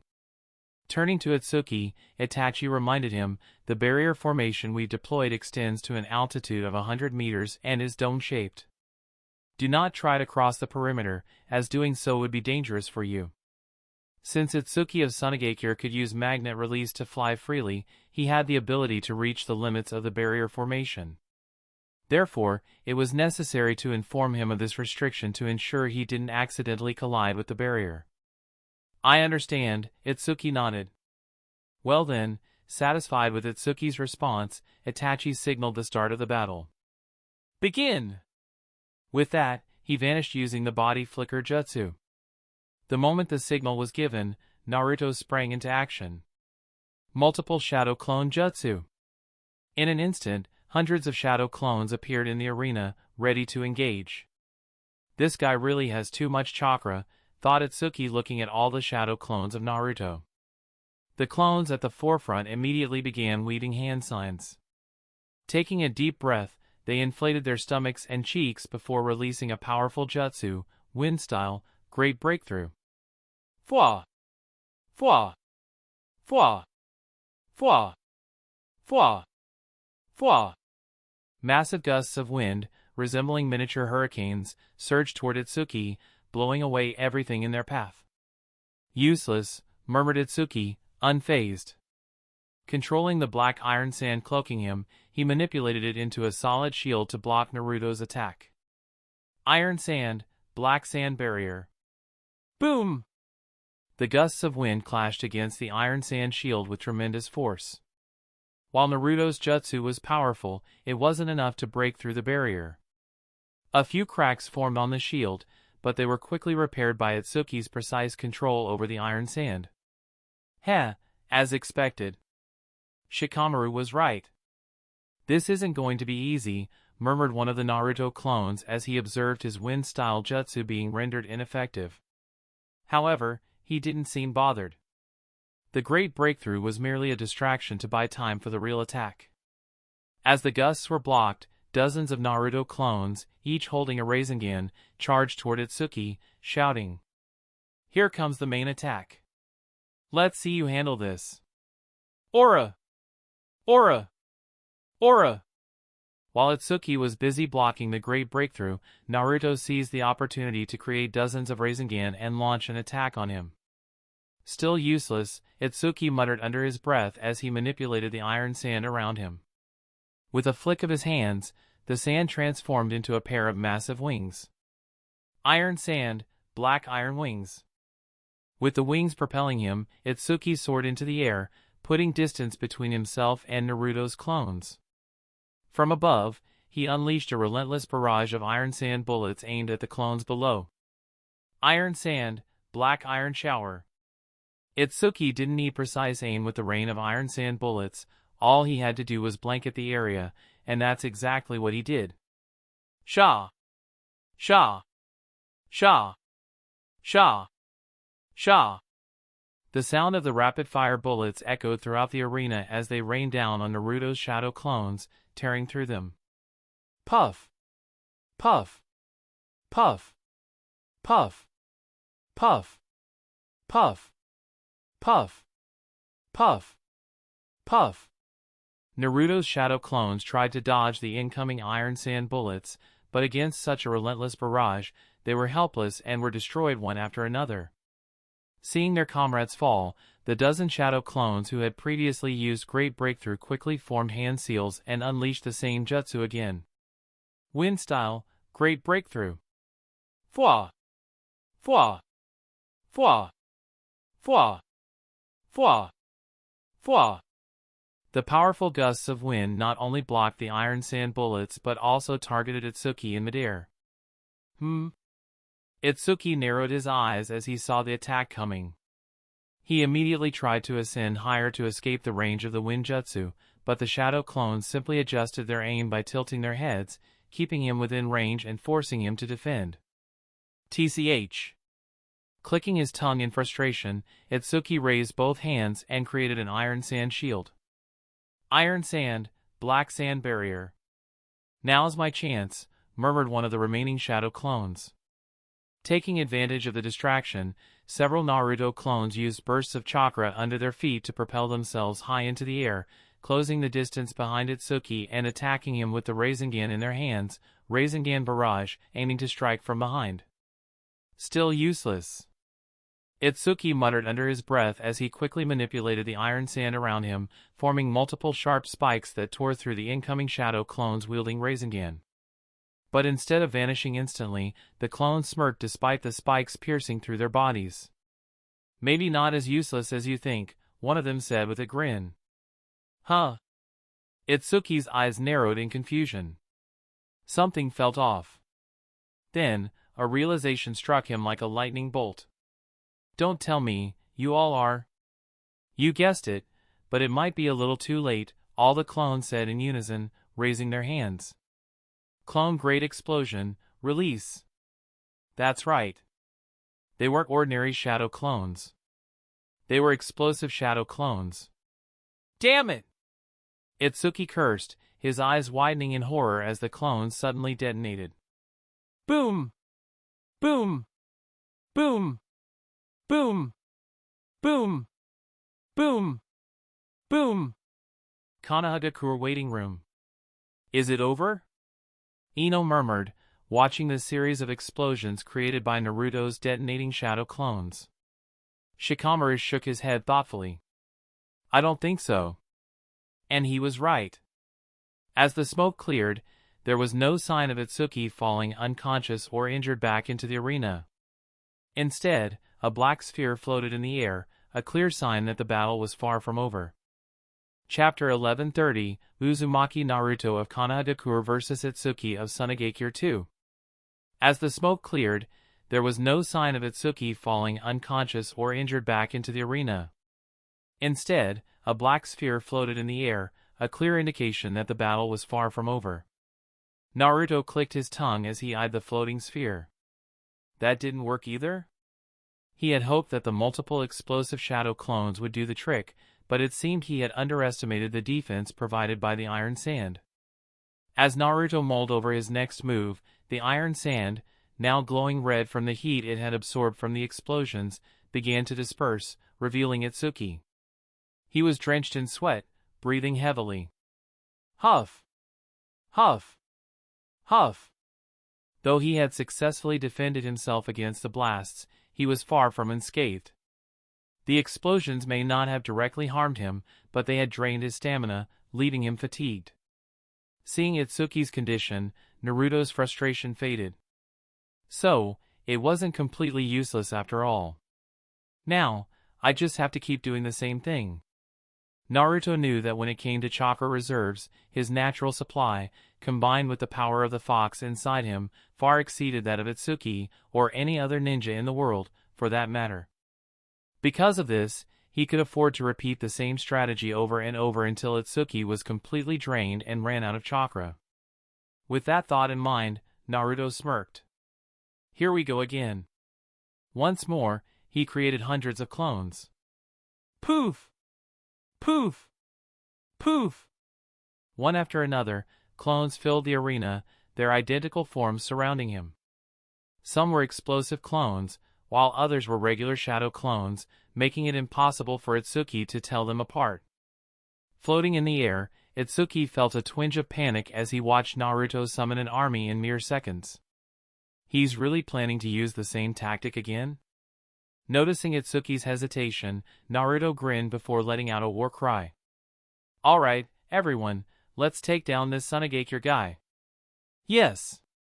Let's defeat him and avenge Sasuke and Neji. Defeat him! Defeat him! The clones echoed Naruto's cry in unison before charging straight at Itsuki. Damn it, I can't let this happen. Itsuki gritted his teeth and unleashed a relentless barrage of iron sand bullets at the clones below. Iron sand, black iron shower. However, having already faced this attack once, Naruto's clones remained unfazed. Without hesitation, they countered with, wind style, great breakthrough. Strong gusts of wind clashed with the iron sand bullets, dispersing them before they could reach their targets. But Itsuki didn't stop. Even though his attack was being nullified, he continued the assault. It wasn't because he believed his iron sand bullets would eventually overpower Naruto's wind style. No, that wasn't his goal. His true intent was to keep Naruto occupied, buying himself a crucial moment. Now's my chance. While Naruto and his clones were focused on fending off the iron sand barrage, Itsuki swiftly pulled several scrolls from his shinobi bag. One by one, he unsealed them, releasing massive amounts of iron sand into the air. One of the weaknesses of a magnet-style user was their dependency on iron sand to fight. There was only so much they could carry at any given time. Itsuki managed to keep some around him in the form of a cloak, but that alone wasn't enough to perform high-level jutsu. Unlike natural sand users, who can convert dried rocks into sand and don't need to carry large amounts with them, iron sand or gold sand users don't have that luxury. This is why they store additional iron sand in sealing scrolls. Naturally, Naruto noticed Itsuki taking out a large amount of iron sand from the storage scrolls, leaving him confused. What does he plan to do with so much iron sand, he wondered. As the last scroll was unsealed, releasing a huge amount of iron sand, Itsuki nodded to himself.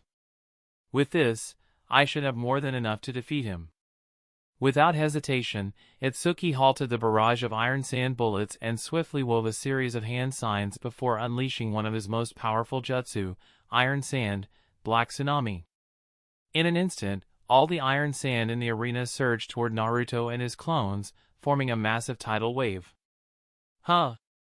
Naruto's eyes widened in shock. He hadn't anticipated such an overwhelming attack. Now, drowned in the iron sand, Itsuki murmured coldly as the colossal wave crashed down, engulfing hundreds of clones and trapping them within, making movement nearly impossible. Explode! Reacting instinctively, Naruto immediately detonated all his shadow clones, hoping the series of explosions would counter the iron sand tsunami. Boom! Boom! Boom! Boom! Boom! Boom! The powerful blast tore through parts of the iron sand tsunami, creating multiple disruptions. But despite the damage, Itsuki gritted his teeth and pressed on. I won't be defeated so easily, he muttered, forcing the iron sand tsunami to continue flooding the arena. Before long, the iron sand tsunami had completely flooded the arena, turning it pitch black. Every single one of Naruto's shadow clones had been destroyed, and he himself was trapped within the dense sand, with only his head remaining above the surface. Damn it! I can't move, Naruto struggled, trying to free his arms and legs, but it was useless.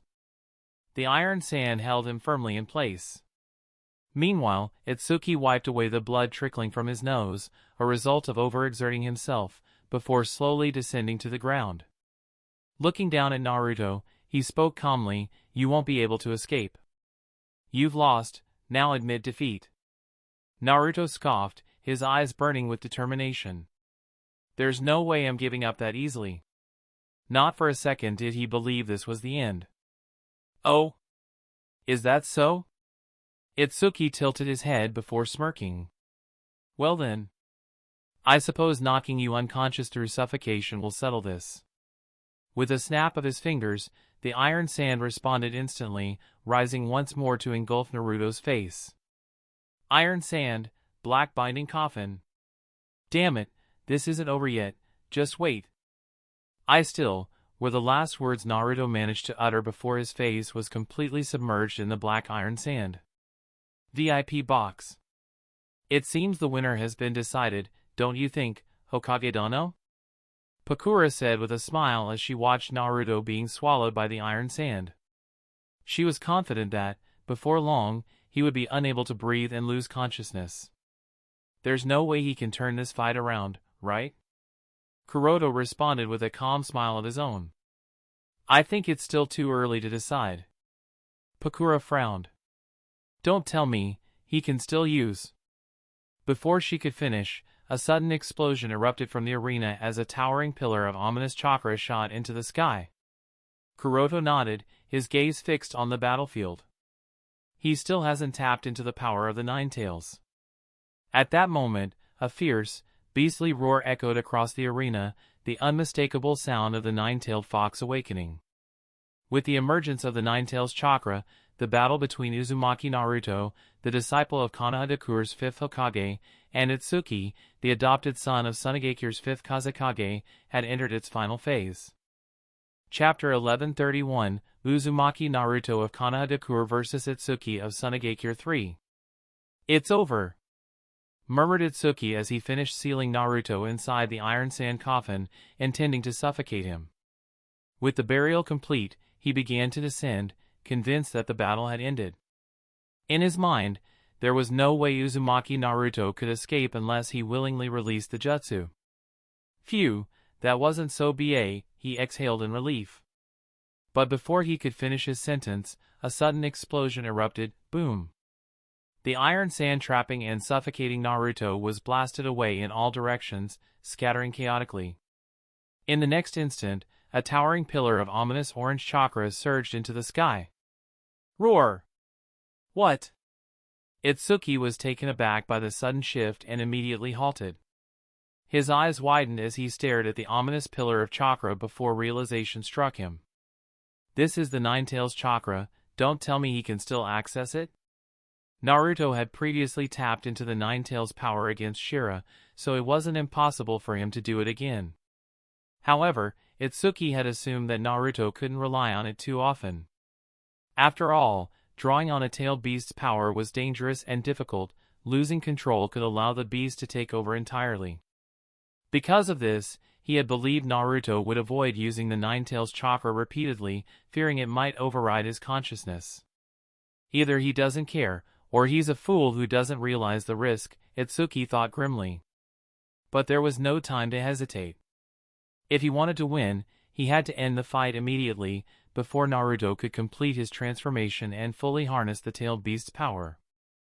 Then I have no choice. Without wasting a moment, Itsuki began weaving hand signs, and once he finished, he raised both hands and commanded the surrounding iron sand to surge toward Naruto, who was radiating the Nine-Tails chakra like an overflowing tsunami. The iron sand engulfed him, layer upon layer piling on, forming an enormous pyramid of iron sand that trapped Naruto within. The ominous orange chakra flickered violently inside, struggling to break free but was unable to do so because of the fuinjutsu used, iron sand, black-layered imperial funeral seal. With this, there shouldn't be any problem now, Itsuki murmured between heavy breaths, his chest rising and falling rapidly. He gazed at the iron sand pyramid with a triumphant grin. No one can break through. Before he could even finish his sentence, a deafening explosion erupted from within the pyramid, shaking its entire structure. No, he can't break out of the imperial funeral seal. Itsuki muttered in disbelief, his voice laced with desperation. But his words were quickly proving false as streaks of ominous orange chakra began to leak from the cracks in the iron sand pyramid. There's no way. I won't allow it. He shouted, raising his hand to reinforce both the pyramid and the seal, determined to contain Naruto inside. He poured everything he had into re-strengthening the imperial funeral seal, forcing more chakra into it. But the relentless explosions from within told a different story.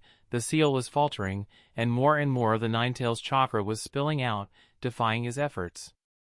I won't allow it. Itsuki screamed at the top of his lungs, pushing himself to the limit.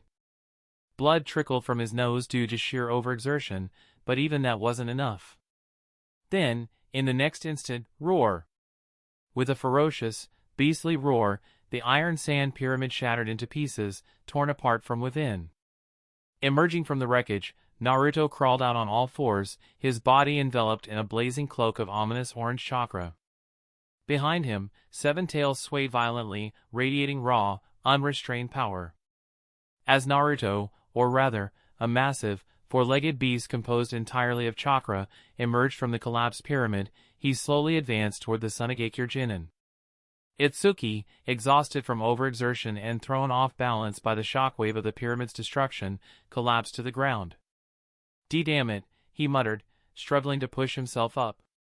When he finally stood, his breath hitched at the sight before him. His eyes widened in pure horror. As Seven Tails, he stammered, his body trembling as he felt the suffocating, malevolent chakra radiating from Naruto up close.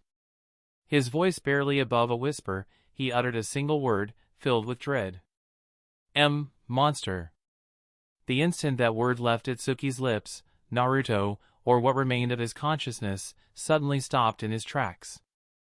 Though his body was entirely cloaked in the writhing, malevolent chakra of the Nine-Tails, his features were nearly indistinguishable. Yet, amidst the shifting mass, one thing stood out clearly, a pair of piercing, glowing eyes and a wide, sinister grin forming in response to Itsuki's words. A mocking, almost gleeful grin. Then, without warning, Naruto opened his mouth. Bubbles of red and blue chakra floated out of his body, swirling ominously in the air around him, crackling with untamed energy. Those are. Itsuki's face twisted in desperation as he realized exactly what Naruto was about to do. Konohagakure waiting room. This isn't good, murmured Kakashi, his palms beginning to sweat as he sensed the overwhelming, ominous chakra of the Nine Tails. What is Naruto doing? Several Konoha shinobi asked in confusion and fear. The oppressive presence of the chakra sent shivers down their spines, leaving them on the verge of trembling. He's not about to use a tailed beast bomb, is he? Asked Guy, his usual energetic demeanor replaced by a doubtful and serious expression. If he does, the entire arena will be obliterated, Asuma spoke grimly. We might all end up dying. Unlike other tailed beasts, the Nine Tails was in a league of its own. Its power was far beyond that of the others, and if Naruto were to unleash a tailed beast bomb in the middle of the arena, total devastation would be inevitable. Are you sure he hasn't lost control? Mika questioned, her voice filled with unease. Kakashi's eyes narrowed in concern. I need to speak with Itachi. Without wasting another second, he vanished in a silver flash. Itachi stood outside the barrier, arms folded across his chest, observing the battle unfold. When he asked about the strength of the barrier, I didn't expect him to actually use the tailed beast bomb, he murmured with a thoughtful smile. Suddenly, in a silver flash, Kakashi appeared beside him. Without wasting a moment, he asked urgently, Itachi, will the barrier be able to withstand the tailed beast bomb? Itachi gave a brief nod, his gaze remaining fixed on the battlefield. The barrier can withstand the impact of a single tailed beast bomb. I ensured the entire team put their full effort into reinforcing it, so that shouldn't be an issue, he then added, his tone growing more serious. What concerns me more is the life of the Tsunigakure Jinin, and whether Naruto-kun has lost control. Kakashi, feeling both relief and unease, stared intently at the arena. I just hope the Tsunigakure Jinin makes the smart choice and admits defeat. Otherwise, this won't end well. Unless Itsuki surrendered, they couldn't interfere. And if they couldn't step in, the chances of him losing his life to the tailed beast bomb were dangerously high. Chapter 1132, Uzumaki Naruto of Konohagakure vs Itsuki of Tsunigakure. At the stands. Everyone in the stands watched in terror as the ominous, seven-tailed mass of orange chakra condensed into a tailed beast bomb. The people of Konohagakure knew all too well the terror of the Nine Tails. Though nearly 13 years had passed since that dreadful night, the image of the monstrous fox rampaging through the village remained seared into their memories. The destruction, the screams, the overwhelming sense of helplessness, it was all still vivid. So, when they saw that same terrifying presence beginning to re-emerge at the center of the arena, even if not fully formed, even if only in a seven-tailed state, fear took hold of them once more. Their palms grew sweaty, and their minds raced with dread as if their lives were flashing before their eyes. At that moment, it felt as though death was imminent. No one knew who started it, but suddenly, a panicked voice rang out. We have to evacuate. Like a spark igniting dry tinder, the murmur spread. First one, then another, then dozens more. We have to get out of here. This is the Nine Tails. If we stay, we're all going to die. Panic erupted in the stands, a single desperate thought consuming them all: run. Or die. Just as the crowd was about to break into a frenzy, scrambling to flee the arena in terror of another Nine Tails attack, several figures suddenly appeared before them. Uchiha Shursui, Uchiha Shinichi, Senju Tsunade, the Toad Sannin Jiraiya, and Elder Hiruzen, along with the Konoha military police force and the ANBU, stood firm between the arena and the panicked spectators. Their presence alone was enough to instill reassurance without the need for words. It was as if they silently declared, "Do not fear. We are here to protect you. There will be no second Nine Tails attack on Konoha while we stand guard." Murmurs of hope spread through the crowd. We don't need to worry. Sandame-sama is here. Uchiha Shursui-sama is with them. I heard he's even stronger than the Nine Tails. And Hokage-sama is watching over everything, so there's probably no need to panic. Hatake Kakashi-sama is also there. If things get out of control, he can teleport the Nine Tails away with his jutsu. Yeah, we should be safe. Their words, though shaky, carried growing confidence. Academy instructors and officials joined in, reassuring the crowd that the barrier was strong enough to withstand even the power of the Nine Tails. Slowly but surely, the rising panic began to subside. Nigerian Nairobis.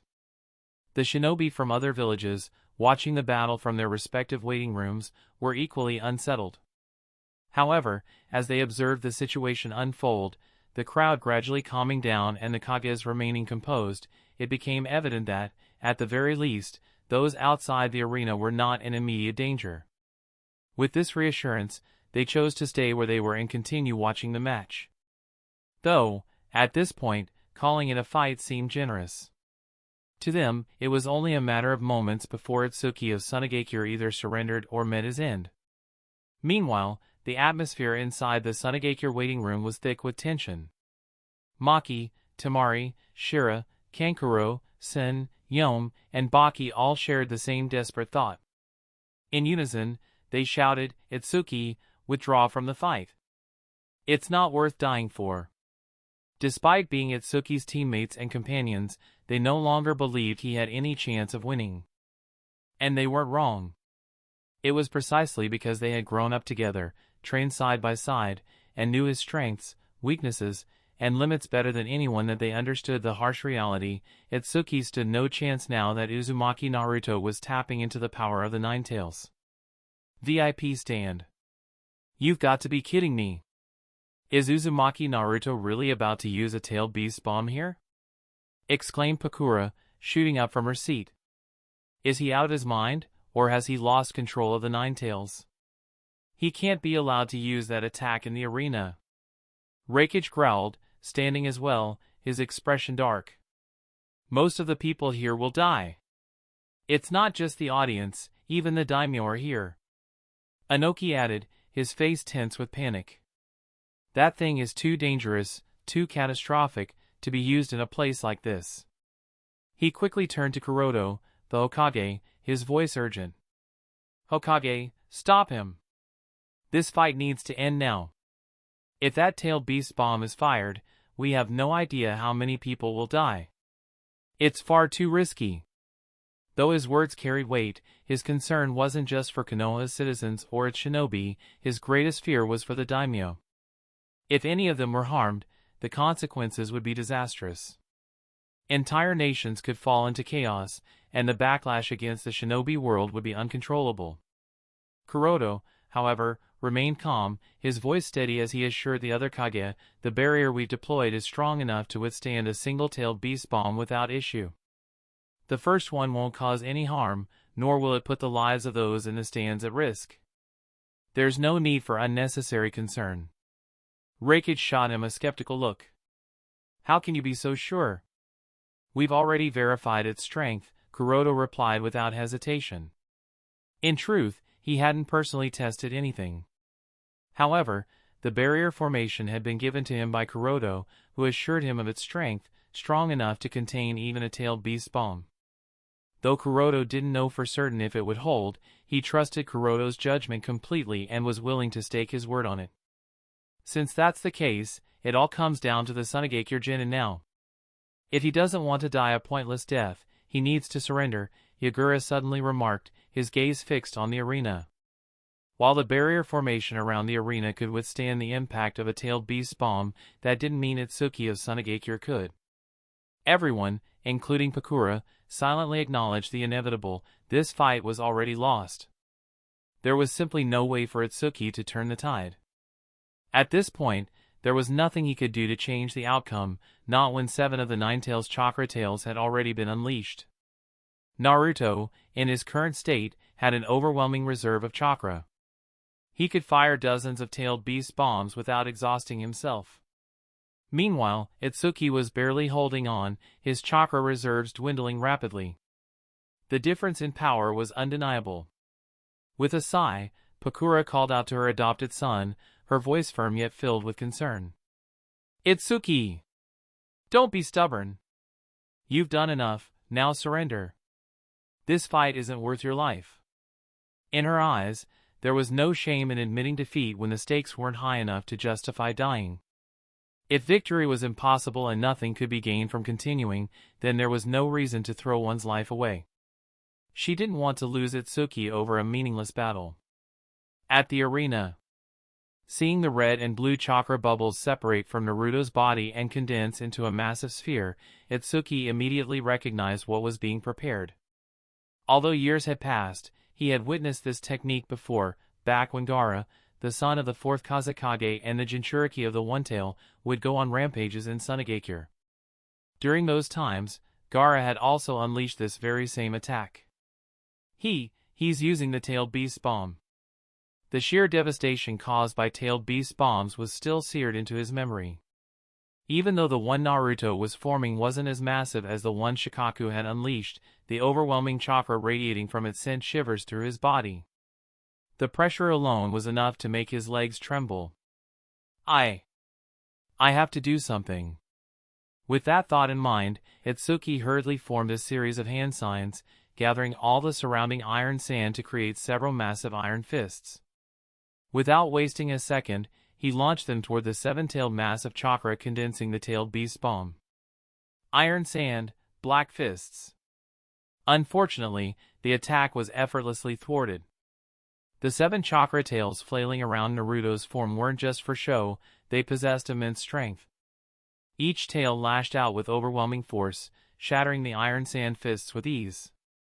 Itsuki's attack was crushed unilaterally, leaving him wide-eyed as he realized just how powerless he was against this level of raw power. What do I do? Itsuki murmured to himself, feeling utterly helpless. At this point, no strategy came to mind, nothing that could help him defeat Uzumaki Naruto, who was on the verge of completing the Tailed Beast's bomb. As if in response to his uncertainty, a deep voice echoed in his ears, "Give up, boy, you have no chance of winning. If I release this attack, there is nothing you can do to stop it, you will die. The smartest thing to do right now is to stay alive, and for that, you must admit defeat." Huh? Who? Itsuki was taken aback by the voice. His gaze darted toward Naruto in pseudo-Jinchuriki form in the distance, suspicion creeping into his mind. Was that him? It made the most sense, Naruto had to be the source of the voice. But before he could dwell on it any further, several other familiar voices from the stands cut through his thoughts, reaching him loud and clear. "Itsuki! Don't be stubborn. You've done enough, now surrender. This fight isn't worth your life. Itsuki, withdraw from the fight. It's not worth dying for." The desperate pleas of his adoptive mother and squad mates echoed around him, urging him to make the only rational choice left. Hearing their desperate pleas and seeing the nearly completed Tailed Beast's bomb, Itsuki let out a heavy sigh. Raising both hands in surrender, he finally said, "I give up." Chapter 1133, The Conclusion of Quarterfinals. I give up. The moment Itsuki uttered these words, several figures appeared in the arena one after another, Kakashi and Itachi from the sidelines, Shursui and Tsunadeheim from the stands while Pakura and Kuroto descended from the VIP box. Pakura hurried to Itsuki's side, quickly supporting him as she glanced toward the monstrous chakra beast in the distance. "Itsuki-kun, are you alright? Can you stand?" she asked with concern. "Ooka-sama?" Itsuki stammered, momentarily taken aback by her sudden presence. He was so surprised that he instinctively called her Oka-sama instead of Kazekage-sama, as he usually did. Pakura, however, paid no mind to his slip and urged him, "Come on, we need to get out of here. If that thing releases the Tailed Beast's bomb, we will all die." Before she could move, Kakashi stepped forward, extending his hand toward the beast. "Rest assured, Kazekage-dano," he said calmly. "The Tailed Beast's bomb won't hit anyone, not if I send it elsewhere." Pakura turned to him, startled. "You can do that, and?" Itsuki also widened his eyes in surprise. "What?" Without taking his eyes off the chakra beast, Kakashi replied. Minato-sensei did it 13 years ago, on the night of the Nine-Tails attack. If the need arises, I believe I can do it, too. His voice carried unwavering confidence. Pakura, still unconvinced, frowned. Even so, I don't want to take that risk. Kakashi gave a small nod. That's fair. Then please, leave the arena. Pakura gave a brief nod and swiftly left the arena with Itsuki. Kakashi, however, remained, his gaze fixed on the beast as a flicker of uncertainty crossed his face, and he murmured to himself, has Naruto lost control? Even as that thought lingered in his mind, he noticed Itachi and Kuroto cautiously approaching the beast, who growled at them and threatened to release the tailed beast bomb on them. At the same time, Shisui and Tsunade also stepped forward. Unlike Itachi and Kuroto, however, Shisui and Tsunade seemed less tense. Their expressions were solemn, but there was no trace of fear, just a little bit of tension. Shisui's confidence was understandable. He possessed the Mangekyo Sharingan and could potentially contain the Nine-Tails if it went berserk using Susanoo. But Tsunade? Her presence in the arena was unexpected. Despite the lingering doubts, now was not the time for speculation. Everyone's attention remained locked on the beast, waiting to see what would happen next. At this moment, Kuroto cautiously addressed the beast. Naruto-kun, the fight is over. Itsuki of Sunagakure has admitted defeat. Naruto's voice emerged from within the beast, sounding relaxed. I know, Kuroto-sensei. Then, with a confident grin, he added, aren't I awesome? With this, I've made it to the next round. Just 2 more wins, and the competition is mine. His upbeat words seemed to ease the tension slightly. Noticing this, Kuroto signaled for Itachi, Shisui, and Tsunade to take a few steps back before continuing. Can you disperse the Nine-Tails chakra? And the tailed beast's bomb? If that thing goes off, we're going to have a big problem. As soon as Kuroto made his request, the beast fell silent. The sudden stillness made Shisui activate his Mangekyo Sharingan, while Itachi's Sharingan spun to life. Kakashi and Tsunade subtly moved their hands closer, prepared to heave signs at a moment's notice. Their concern was clear. Had the Nine-Tails seized control of Naruto's consciousness? Was an attack imminent? They were on the verge of striking first, prepared to subdue the beast before it could do anything. But Kuroto held them back. Time passed, each second dragging on as the beast remained motionless, seemingly caught in deliberation. Would it unleash the tailed beast's bomb and attack everyone? Or would it heed Kuroto's words and stand down? Inside Naruto's plane of consciousness. Hey! Fox, what are you doing? Disperse that thing. If it hits anyone, it'll cause massive destruction and kill people, and then everyone will start hating me again.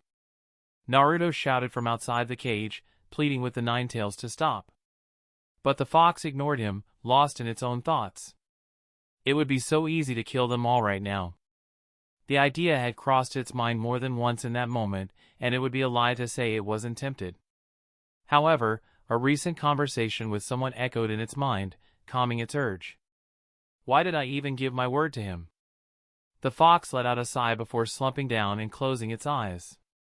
Seeing the fox lie down, Naruto smirked and crouched in front of the cage. Sooner or later, I'm gonna get you to talk to me. But the fox remained silent, keeping its eyes closed as if dozing off. Naruto chuckled. Well, I'll see you later, and I'm gonna need your help for the next 2 rounds, so don't think you're done with me yet. I'll be back to bug you again. For now, bye. With that, Naruto left his soul plane. As soon as he was gone, the fox cracked one eye open, muttering to itself, you better keep your end of the deal, boy, before drifting off once more. Back in the arena, the tailed beast's bomb that had been looming as a threat suddenly began to shrink, then vanished entirely as if it had never existed. Moments later, the fiery orange chakra of the Nine-Tails also started receding into Naruto's body. The 7 tails behind him disappeared one by one, 7, 6, 5, 4, then 3, 2, and finally 1, until only Naruto remained, standing before everyone. With his hands folded behind his head and a goofy grin plastered across his face, he let out a chuckle. Hee. Why are you all so serious? His carefree demeanor made it seem as if nothing had been wrong in the first place, as if there had never been anything to worry about. Of course, the state of his clothes, severely tattered and singed, and the burns on his face, caused by the Nine-Tails chakra, told a different story. But for now, the fact that the beast had fully retreated was enough for everyone to breathe a sigh of relief. Shursui was the first to speak. Naruto-kun, you really gave us a scare. For a moment, we thought you'd lost control and that the Nine-Tails was about to go on a rampage. Naruto scratched the back of his head sheepishly. Ahaha. I see. So, I spooked everyone for no reason. Don't worry, Shursui-sensei, I had things under control, believe it. TCH, how disappointing, Tsunade muttered under her breath. Her remark caught everyone off guard. A flicker of confusion spread among the group, even Kakashi, who knew her well, couldn't figure out what she meant. Huh? Disappointing? What do you mean, Tsunade-sama? They couldn't help but wonder, had Tsunade-hime actually wanted the Nine-Tails to go on a rampage? No, that can't be right, right? Tsunade-hime simply shook her head. Nothing. I was just talking to myself, she muttered before turning away and walking off without offering any further explanation. For a brief moment, silence hung over the arena. Then, Kuroto spoke up, breaking the tension. Well, since nothing dangerous happened, let's put this behind us. He then turned to Itachi and announced the result of the match, before making his way out of the arena. Yes, Hokage-sama, Itachi nodded in acknowledgement. As he watched the others begin to leave, he stepped toward Naruto and officially declared the outcome of the fight. Since Itsuki of Sunagakure has admitted defeat, Uzumaki Naruto of Konohagakure is the winner and has qualified for the semi-finals. For a moment, there was silence. Then, somewhere in the crowd, a single person started clapping. Soon, more joined in, and before long, the entire Colosseum erupted in applause. Among all the genin participating in the joint Chunin promotion exams, at least one from Konoha had secured a spot in the semi-finals. As the Colosseum erupted in applause, Naruto shifted his gaze toward the Amigakure waiting room, where he spotted Raijin leaning against the railing, watching him intently. Meeting Raijin's eyes, Naruto smirked and said, "You're next." Then, without waiting for a response, he turned and left the arena. Raijin, however, chuckled and murmured, "Not quite. I won't be next." Meanwhile, as the cheers gradually died down, Itachi stepped forward and announced, with Uzumaki Naruto securing the fourth spot, the semi-finalists are now decided. The upcoming battles will be fought between Deidara of Iwagakure, Darui of Kumogakure, Raijin of Amigakure, and Uzumaki Naruto of Konohagakure. The crowd roared in excitement, eagerly anticipating the intense clashes ahead. However, their enthusiasm faltered as Itachi continued, "Before we begin the semi-finals, there will be a 2-hour break to allow the participants to rest and recuperate. During this time, the arena will be restored, and the Colosseum will be reinforced to withstand the upcoming battles." In truth, most of the participants didn't need much rest, only Raijin required recovery time. Darui and Deidara were still fresh, having barely exerted themselves in their matches since Tengu and Samsara had forfeited. Naruto, too, wasn't particularly fatigued, thanks to the Nine-Tails chakra enhancing his stamina. However, the break was necessary to prepare the arena properly. After all, the next 3 battles would be between fighters who had already reached Kage-level strength. Yes, even Naruto was included in that category, given his ability to harness the Nine-Tails chakra and maintain control of up to 7 tails without difficulty. With the impending use of techniques like Dust Release, Tailed Beast Bombs, and Heavenly Lightning, Itachi knew they had to take every precaution to ensure the safety of the spectators. Although the crowd was somewhat disappointed about the 2-hour wait before the semifinals, there was little they could do. One by one, they began leaving the Colosseum, making their way to the various eateries around the village. It was only then that many realized just how hungry they were, most of them hadn't eaten much all day. Any lingering dissatisfaction quickly vanished as they eagerly indulged in food, drinks, and the many treats being sold along the bustling streets of Konoha. With that, the quarterfinals of the joint Chunin promotion exam concluded smoothly, without any major issues. Chapter 1134, Before the Semifinals, Tsunade Heim's Wealth. Somewhere in the Colosseum. Tsunade-sama, will Deidara of Awadakure really win? Shizen asked with a worried expression. Given the identities and performances of the other three semifinalists, she was feeling increasingly skeptical about Deidara's chances. After all, he would be facing opponents like Raijin and Darui, both of whom had a natural advantage over him with their mastery of lightning chakra nature. Raijin, in particular, could summon natural lightning from the heavens, while Darui wielded storm release and had unparalleled control over lightning chakra. Then there was Naruto, who was somehow tapping into the immense power of the Nine Tails, granting him an overwhelming amount of chakra, an exceptional healing factor, and the ability to unleash tailed beast bombs. No matter how skilled Deidara was, Shizen found it hard to believe he could overcome such formidable opponents. But the real concern wasn't just Deidara's chances, it was the fact that they had placed a hefty bet on his victory. If he lost, they would lose a significant amount of money, and that would be a complete disaster. You're right, at this point, Deidara's chances of emerging as the final victor seemed pretty low, Tsunade muttered, biting her thumb in frustration. When the joint Chunin promotion exam first began, Tsunade had full confidence in Deidara's abilities. But after witnessing the performance of so many other skilled ninjas, even she couldn't help but feel a little skeptical. Then, what should we do? Shizen asked, her eyes brimming with tears. We can't withdraw the money we've bet on Deidara, it's already too late, Tsunade replied helplessly. At this stage of the tournament, there was no way to get their money back. It's over, we're going to be homeless. Shizen wailed as tears streamed down her face.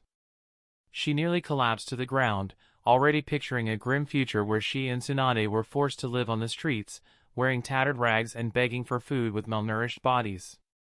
Watching Shizen's dramatic reaction, Tsunade rolled her eyes and sighed. It's just a few million ryo. Why are you acting like it's the end of the world? Shizen gasped, horrified. Tsunade-sama, what are you saying? It is over for us.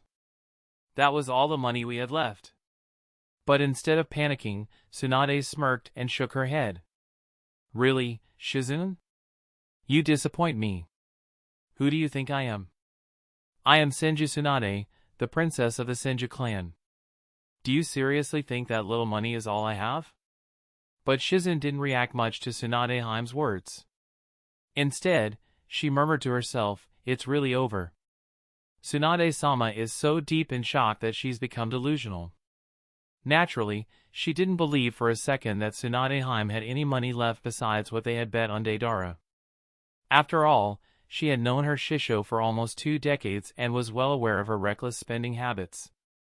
Over the years, she had sold off nearly everything of value to the village, using the money to fuel her gambling and drinking habits. Yes, it was a painful truth, Tsunade Heim had squandered the entire generational wealth of the Senju clan, a fortune built over a millennium, in just a few short decades. Tsunade Heim's eyebrow twitched at Shizen's comment. With a sigh, she reached into her cleavage and pulled out a small book, holding it up for Shizen to see. Shizen, look at this. Huh? Look at what? Shizen mumbled, still teary-eyed and sniffling. She reluctantly turned her attention to the book in Tsunade Heim's hand. However, the moment she focused on the numbers written inside, her eyes nearly popped out of their sockets. She gasped in shock. Huh? This, as so many zeros? What? How? Tsunade Heim smirked mysteriously. Didn't I tell you? I am the princess of the Senju clan. Shizen, still skeptical, narrowed her eyes and asked. Tsunade-sama, you didn't threaten the daimyo into giving you this money, did you? Tick marks appeared on Tsunade Heim's forehead before she bonked Shizen on the head. I didn't threaten anyone, she snapped.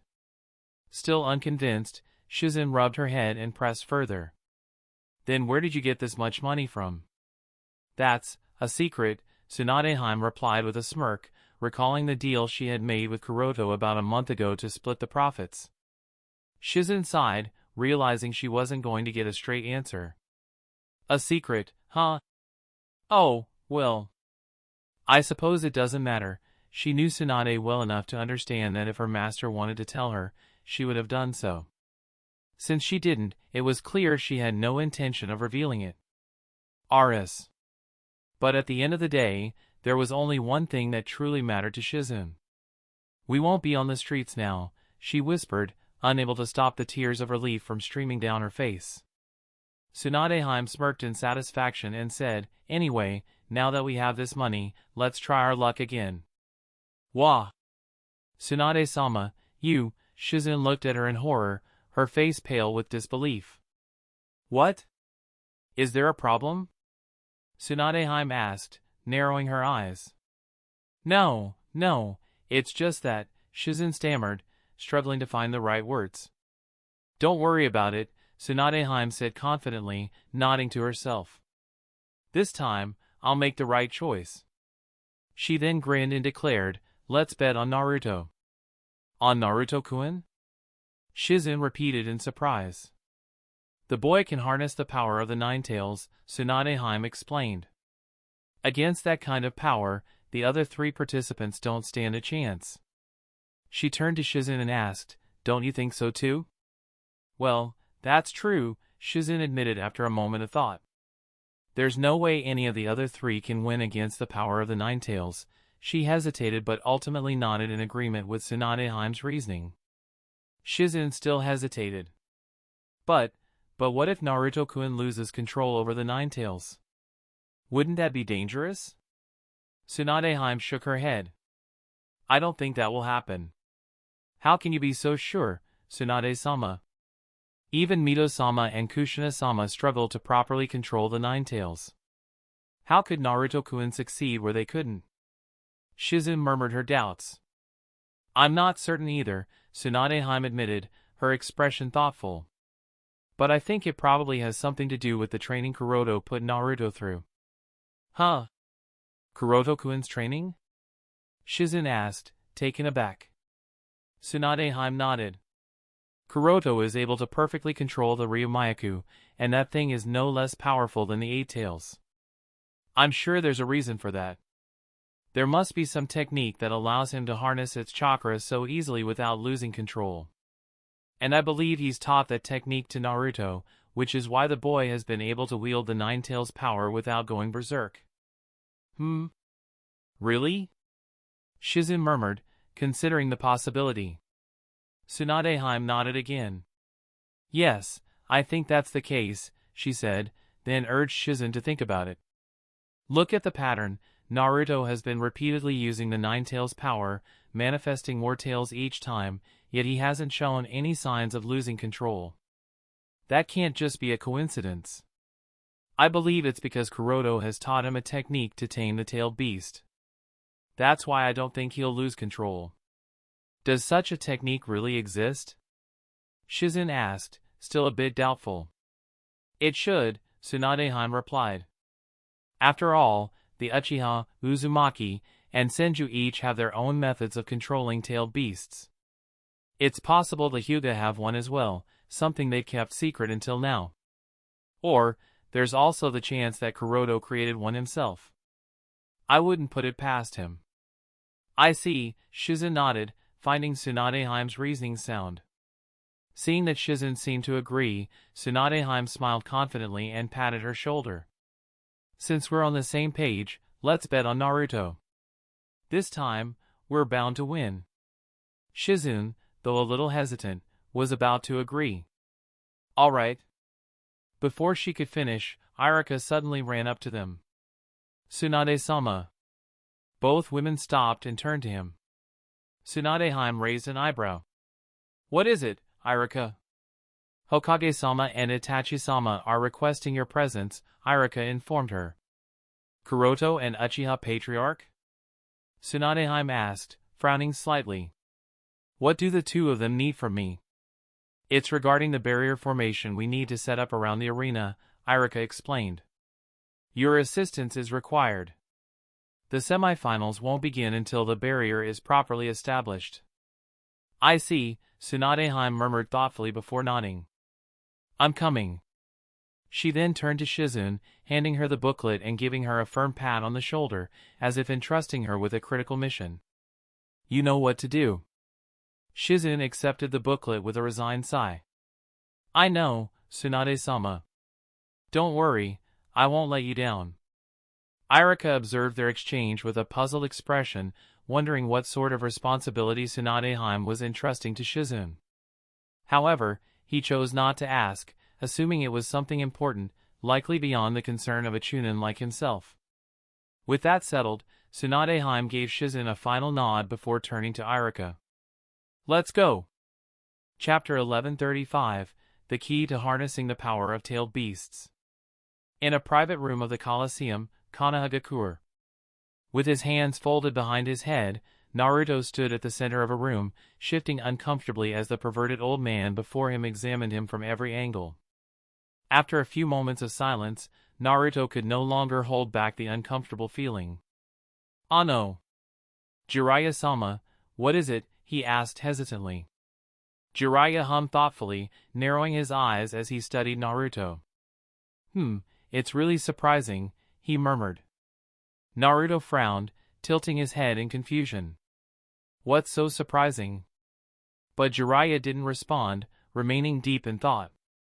Kakashi, sensing his concern, asked, Jiraiya-sama, what did you find? The seal hasn't been unlocked, the Nine Tails is still sealed, and the boy's consciousness is perfectly intact. This is really strange, Jiraiya murmured, stepping back as he studied Naruto, his hand resting thoughtfully on his chin. Yes, Jiraiya was deeply concerned. He feared that the Nine Tails might have been gradually taking over Naruto's consciousness, enabling him to harness its power. This was precisely why he had examined the seal, to check if it had been tampered with by anyone or weakened by Nine Tails' power. However, to his surprise, the seal was completely intact, and Naruto's consciousness remained unaffected. Despite this, the boy was still able to tap into the Nine Tails' power. How exactly this was happening was what left Jiraiya utterly baffled. Naruto blinked, even more confused by Jiraiya's words. He had no idea what the perverted Sannin was muttering about. At that moment, Hiruzen spoke up, voicing the question that had been on everyone's mind, Kakashi, Elder Koharu, and Jiraiya included.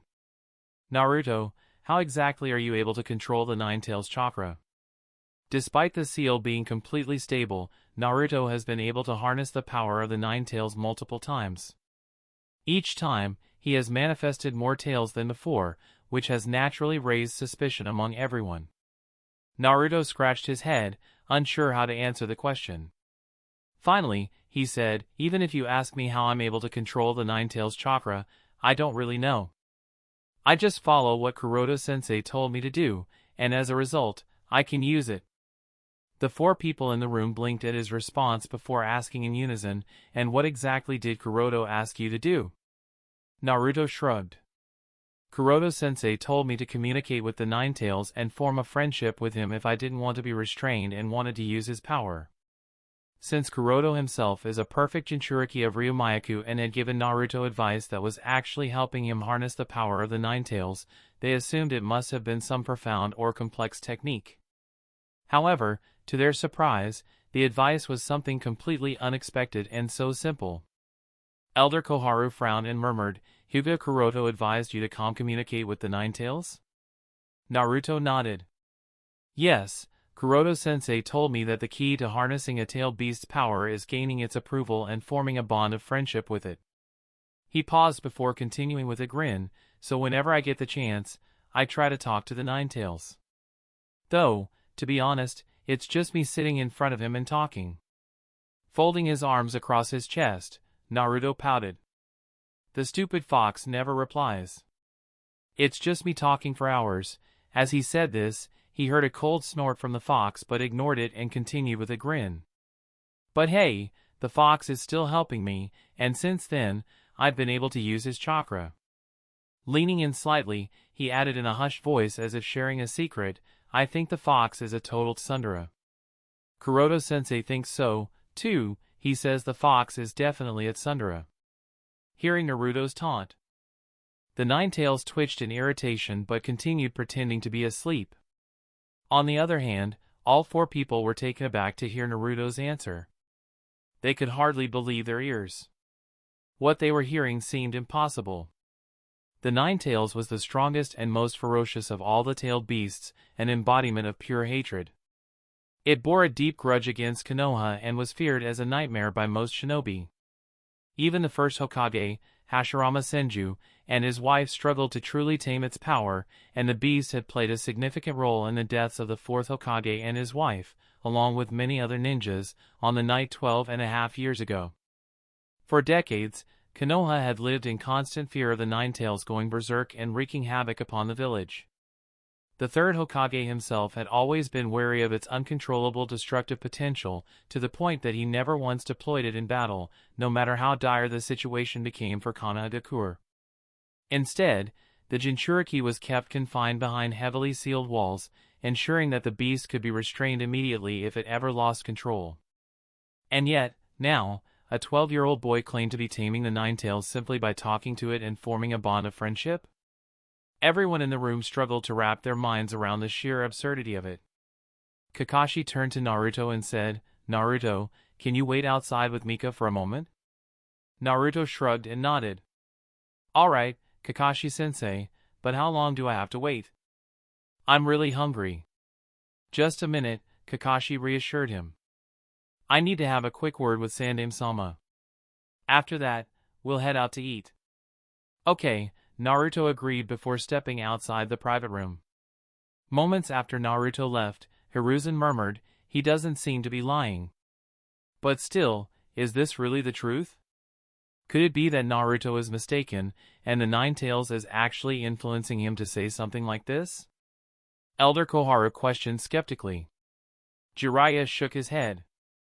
"I've already confirmed his condition. The seal is perfectly intact, and Naruto's mind isn't being influenced in any way." Kakashi nodded.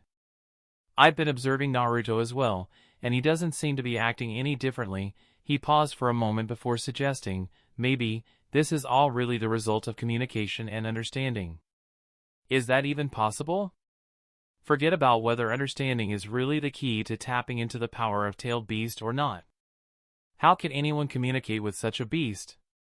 Do those beasts even communicate?" Elder Koharu asked, unconvinced. Kakashi replied, "Well, none of us are Jinchuriki, so we can't say for certain.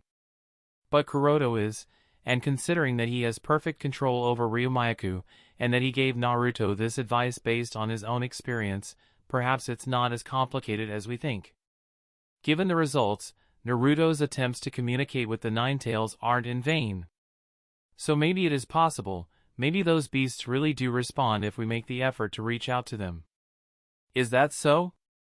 Jiraiya murmured thoughtfully. Kakashi nodded, yes, and urged everyone to consider, think about it. Mio-sama and Kushina-sama, along with many other Jinchuriki, failed to harness the power of tailed beasts. What do they all have in common? They tried to suppress and forcibly control their tailed beasts in order to use their chakra while constantly battling the risk of losing themselves in the process. The ever-present fear of the beast taking over their consciousness and wreaking havoc was always there. But that doesn't seem to be the case with Naruto. Instead, he's able to access the Ninetales' power with surprising ease. Why is that? The only difference is that he's attempting to communicate with the Ninetales instead of trying to suppress it, and, surprisingly, it seems to be working.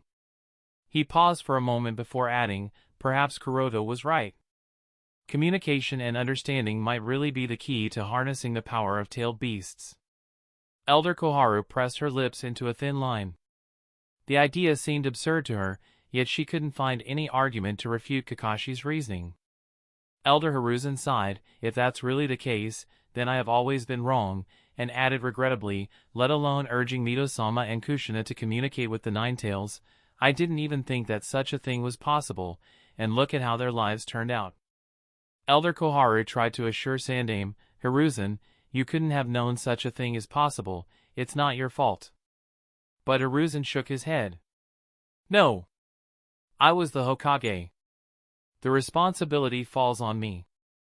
If I had encouraged them to communicate with the Nine Tails instead of restricting them, perhaps their lives would have been different, better.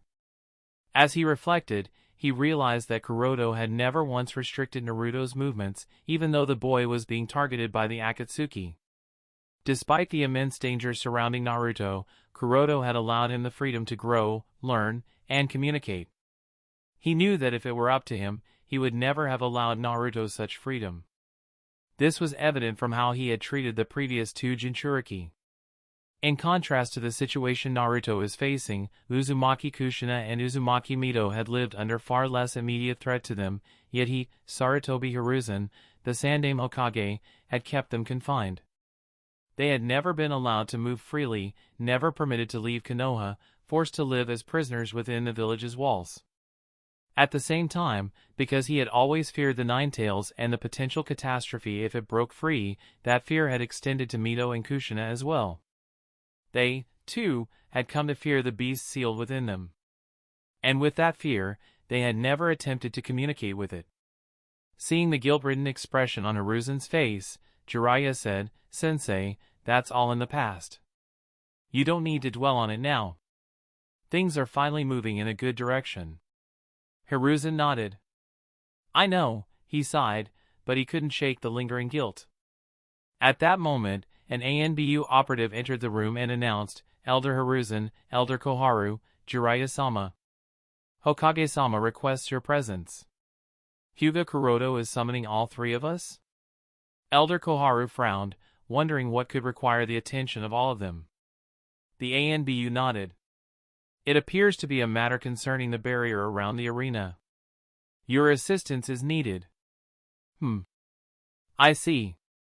Then let's not keep the Godame Hokage waiting," Hiruzen said. With that, the three elders and Jiraiya left the private room, following the ANBU. As they stepped out of the room, Hiruzen turned to Kakashi and said, "Since the three of us will be occupied, stay with Naruto, after all." Kakashi nodded. "Yes, that was my intention, Sandaime-sama." Satisfied, Hiruzen turned to Naruto and said, "Naruto, make sure you win the joint Chunin promotion exam." Naruto grinned confidently. "Of course! That was my plan from the start." "Good, then I look forward to your performance in the semifinals," Hiruzen said with a smile before departing with Koharu and Jiraiya. Meanwhile, Kakashi, Naruto, and Mika headed off in a different direction. As they walked, Hiruzen murmured with a smile, "I'm truly glad Naruto has grown into such an incredible young man, despite everything he's been through. Both Minato and Kushina would be proud of their son." "Yeah," Jiraiya nodded, a similar smile on his face. "I bet they would." Chapter 1136, The Samurai from the Land of Iron. Through the main streets of Konoha-dake, 5 individuals walked side by side. At the center was an elderly man who appeared to be in his late 50s. He had long gray hair that nearly reached his waist, with bandages wrapped around his head. His black eyes were sharp, accentuated by distinct wrinkles beneath them. A gray goatee and mustache framed his stern expression. He wore a simple purple kimono-like outfit layered with light traditional samurai armor, adorned with the sigil of the Land of Iron. A katana was strapped to his waist, and he walked in sturdy sandals. His varied presence exuded authority and experience. Clearly, this man is no ordinary man, but a very famous and powerful samurai from the Land of Iron. His fame and strength were so renowned that anyone who laid eyes on him would instantly recognize him. He was none other than Mifune, the general of the Land of Iron. The 4 individuals accompanying Mifune wore heavy, segmented plate armor that covered their shoulders, chests, abdomens, lower backs, upper backs, sides, and thighs. They were also equipped with gauntlets, shin guards, and horn-adorned helmets. Each carried 4 swords, with their scabbards mounted directly onto their faults. Due to the face masks they wore, their features were not clearly visible, but there was no doubt they, too, were samurai from the Land of Iron. As the samurai passed through the streets of Konoha, onlookers gazed at them in awe, instinctively stepping aside to clear their path. Although samurai are far less numerous than shinobi in this world, the common folk still hold them in high regard, and they certainly have no desire to cross them. Noticing the odd expressions of the townspeople, one of the masked samurai chuckled. "Look at them staring at us. They're completely mesmerized. Heh. I didn't want to wear this stupid heavy armor, but I have to admit, it feels pretty good being admired like this." At the same time, another masked samurai spoke eagerly. Hey, look at all that food. It looks so delicious. I want to try some. Now that you mention it. I want to try it too, the third samurai agreed. Then, the fourth samurai added thoughtfully, if we eat, maybe we'll finally understand what it's like to poop. Hearing their conversation, Mifune let out a tired sigh and spoke in a hoarse voice, don't do anything foolish. I don't want our cover to be blown. We are not here to eat, we have a few objectives. We have to figure out whether this is some kind of trap, and we also need to quickly find our target. He then added, besides, we aren't human. None of us need to eat to survive. But, Black, look around, one of them protested. Everyone's eating. Not eating anything might actually make us stand out more. Finding those words logical, Mifune hesitated before nodding, all right, let's eat. He definitely didn't want to stand out, especially when they hadn't been able to determine the location of their target. The eyes of the four armored samurai lit up as they all turned toward the shop. It was packed with customers, and a long queue stretched outside.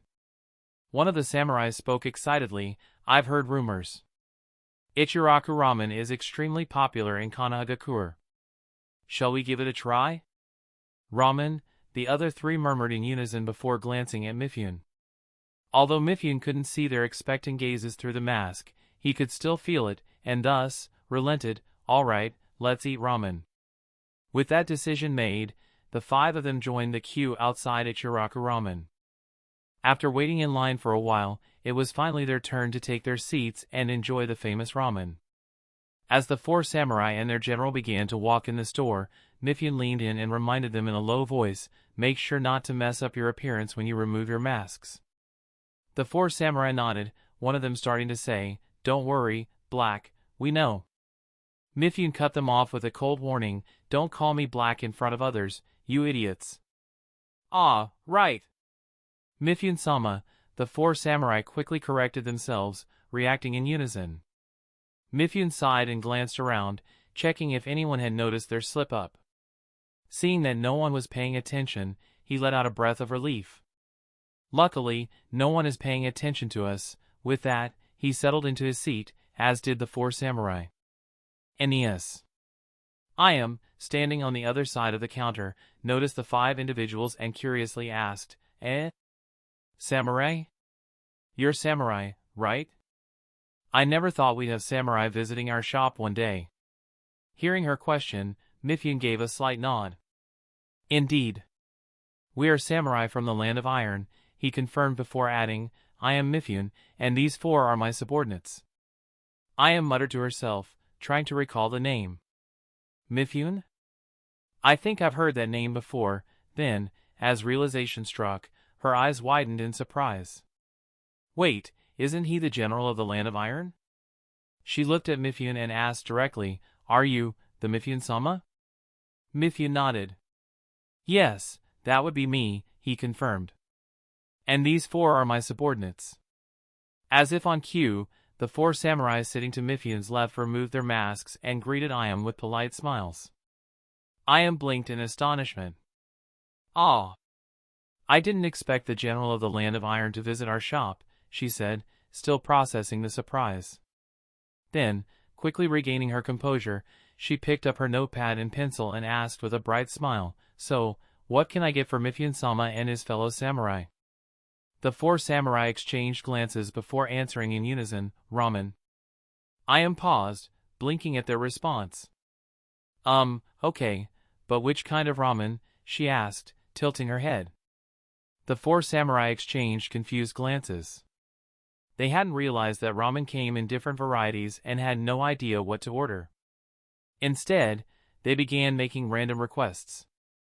I want the tastiest one. And I want the best one. I want one 3 times tastier than his. I want the one that will allow me to poop. Ayam's lips twitched. Your orders don't make any sense. She let out a small sigh before pointing at the menu. We have these types of ramen, so please choose from here. At the same time, she glanced at the 4 of them and Mifune suspiciously, thinking to herself, are these guys idiots? Mifune, sensing that letting them speak too much might not be wise, quickly scanned the menu and selected 5 random dishes. We'll have these 5, he said, handing the selection to Ayam. All right, I've got it. Ayam nodded before turning to the kitchen. Ota-san, here's the order from the samurai from the land of Wano. Coming right up, Tucci replied, immediately getting to work on the ramen. Meanwhile, Ayam continued her conversation with Mifune. So, Mifune-sama, are you here to watch the joint Chunin promotion exam as well? Mifune shook his head slightly. We are merely escorting Daimyo-sama, who is interested in watching the Chunin exams, he explained. Then, after a brief pause, he added, because of that, we've had the opportunity to watch the fights so far, and I must say, I am truly impressed. I've never seen battles like these before, they're incredible. These young shinobi are remarkably strong. After a moment of thought, he asked, are the Chunin exams always this intense? The one to answer Mifune's question wasn't Ayam but someone else who had just walked into the shop. No, this time is an exception, the newcomer said. This is likely the first and only time the Chunin exams have been this intense, and it may never happen again. You are. All 5 samurai, including Mifune, turned their attention to the speaker. Their eyes widened in surprise as they called out his name in unison, Hatake Kakashi? Chapter 1137, The Samurai from the Land of Iron 2. This is likely the first and only time the Chunin exams have been this intense, and it may never happen again. All 5 samurai, including Mifune, turned their attention to the speaker.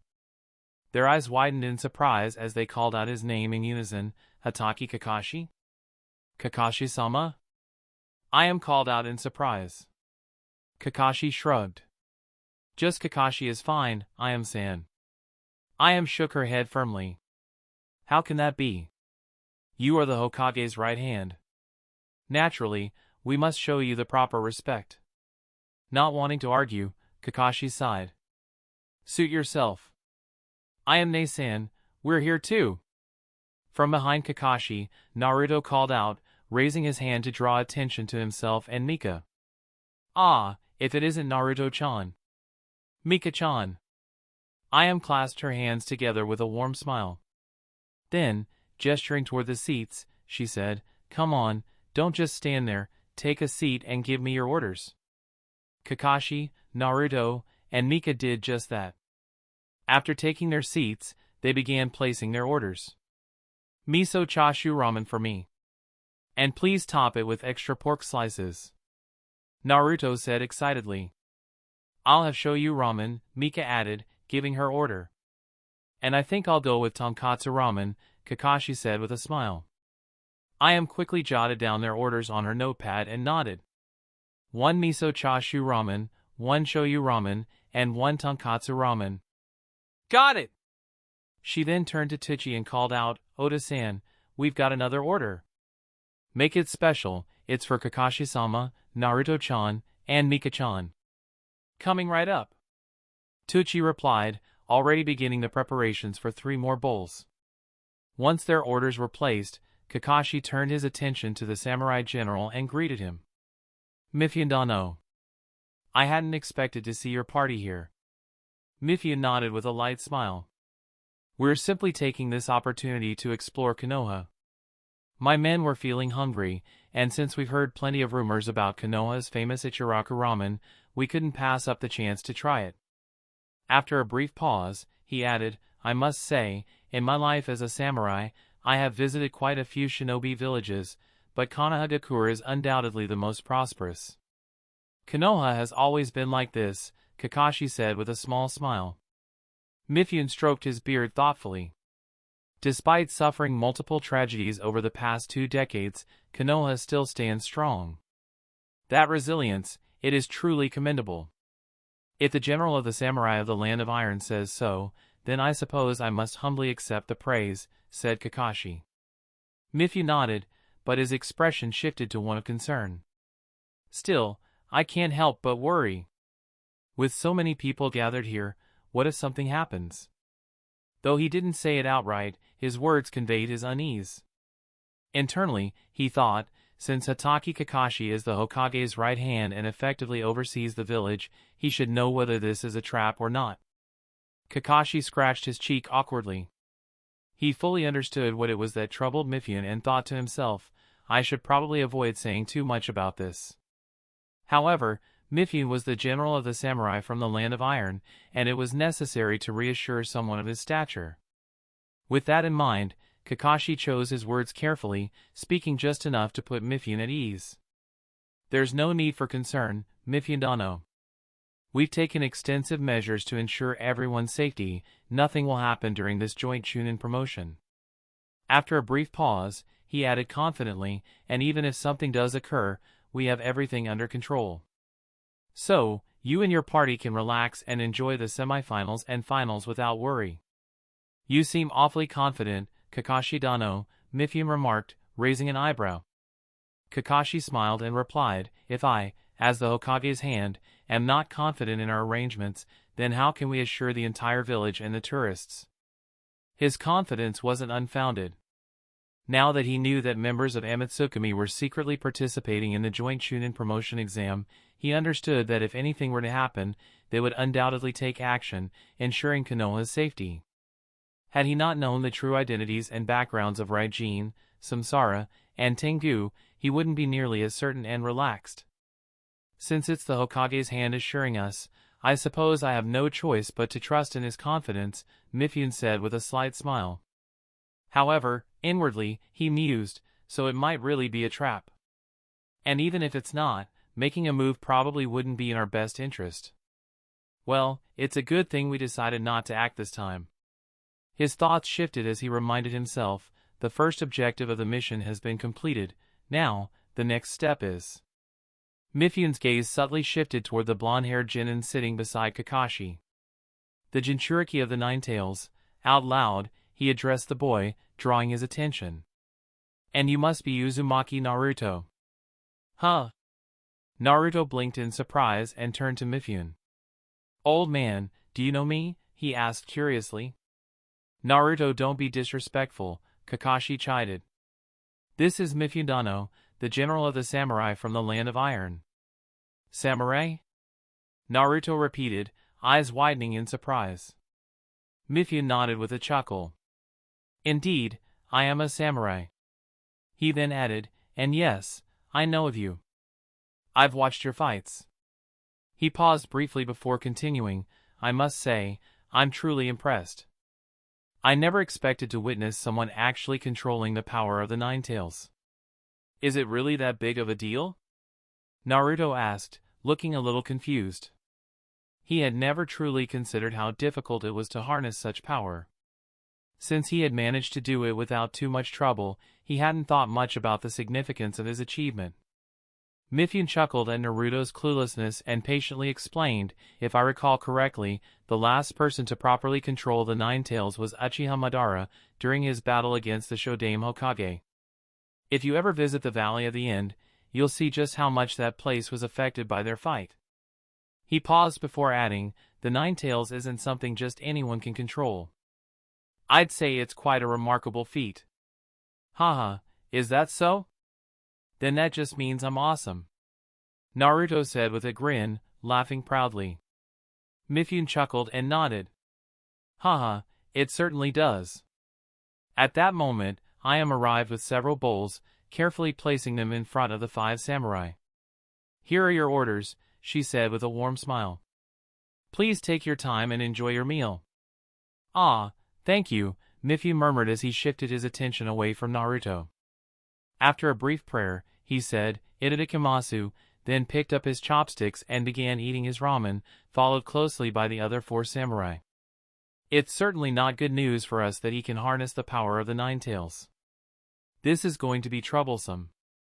Chapter 1138, as the senior-most shinobi, we should support them. somewhere on the streets of Kanagakur. After parting with Tsunade Hime, Shizen hurriedly made her way to Konoha's gambling house, keeping the notebook carefully hidden in the pocket of her kimono. She had to be extra cautious not to lose it, otherwise, things would take a turn for the worse once again. But who am I kidding? Even if nothing happens to the notebook, our future still isn't looking too bright with Tsunade-sama's gambling habits, Shizen thought with a sigh. As Tsunade Hime's personal aide and first disciple, Shizen had served her for over 2 decades and knew her gambling habits better than anyone. In her younger years, gambling had simply been a source of entertainment for Tsunade Hime. But after the tragic deaths of her little brother Nawaki, her lover Dan, and the rest of her family and clan, it became an escape from reality. Though her gambling habits have somewhat decreased in the years since returning to Konoha, no longer a pure form of escapism, she still gambled far too much. Now, normally, these changed gambling habits wouldn't be a major issue if Tsunade Hime maintained a balance of wins and losses. But the problem was, the slug Sannin never won. Every time she gambled, she lost all her money. It was so bad that it almost seemed like a curse. Whoever she bet on, no matter how skilled they were, was destined to lose. And on the rare occasion that she did win, it only meant that someone close to her was about to face misfortune. Because of this, Shizen had come to believe that trusting Tsunade Hime's bets was a terrible idea. Now, with Tsunade Hime betting on Naruto to win the joint Chunin promotion exam, Shizen couldn't help but feel a little skeptical about his chances. He might not be able to win, Shizen thought. After all, Tsunade Hime never won her gambles, and now that she had bet on Naruto, it likely meant he was destined to lose. If he's destined to lose, should we really be betting all this money on Uzumaki Naruto? Wouldn't that mean losing everything? Yet, another thought kept echoing in her mind, but he can harness the power of the Nine Tails. That fact alone made everything more complicated. Given Tsunade Hime's terrible luck, Naruto shouldn't stand a chance. But his ability to control the Nine Tails' power made Shizen hesitate. For the first time, she wasn't sure whether Tsunade's infamous bad luck would hold true. Inside the Colosseum. At the call of Kuroto and Itachi, one after another, Tsunade Hime, Jiraiya, Elder Hiruzen, and Elder Koharu arrived. Without wasting any time, Tsunade Hime asked bluntly, "You called all of us here regarding the barrier formation? What issue is there with it?" Jiraiya, Elder Hiruzen, and Elder Koharu exchanged skeptical glances, their expressions filled with doubt. They couldn't help but wonder. Hasn't the 4 purple flame formation that has been deployed until now been functioning properly? The 4 purple flame formation has indeed functioned well so far, but there have been mishaps, Kuroto replied. For instance, when Uchiha Sasuke used Amaterasu, he paused before adding, although it didn't cause any major issues, the fact that it managed to burn through the formation itself is somewhat problematic. But Uchiha Sasuke has already been eliminated, so what problem remains? Murmured Elder Koharu doubtfully. After all, it was Sasuke who used Amaterasu. If he were still in the game, their concern would be justified. But since he had been eliminated, surely, they didn't have to worry about Amaterasu anymore, right? There's still Deidara of Iwagakure, Elder Hiruzen pointed out. At the mention of his name, everyone's thoughts immediately turned to the Kekii Toda that Deidara possessed. They all knew that if he were to use Dust Release, it would undoubtedly bypass the 4 purple flame formation, and if that happened, the audience could be in serious danger. Elder Koharu frowned. He wouldn't use Dust Release during the Chunin promotion exam, would he? Kuroto shrugged. Well, we can't be too sure. And what if he does? We can't afford to take that risk, can we? Jiraiya nodded in agreement. There is indeed a possibility. After all, nothing was stopping Deidara from using Dust Release.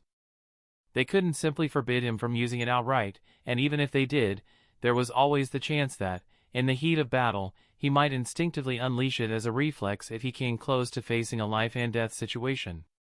Elder Hiruzen sighed. Yes, it's better not to take any chances.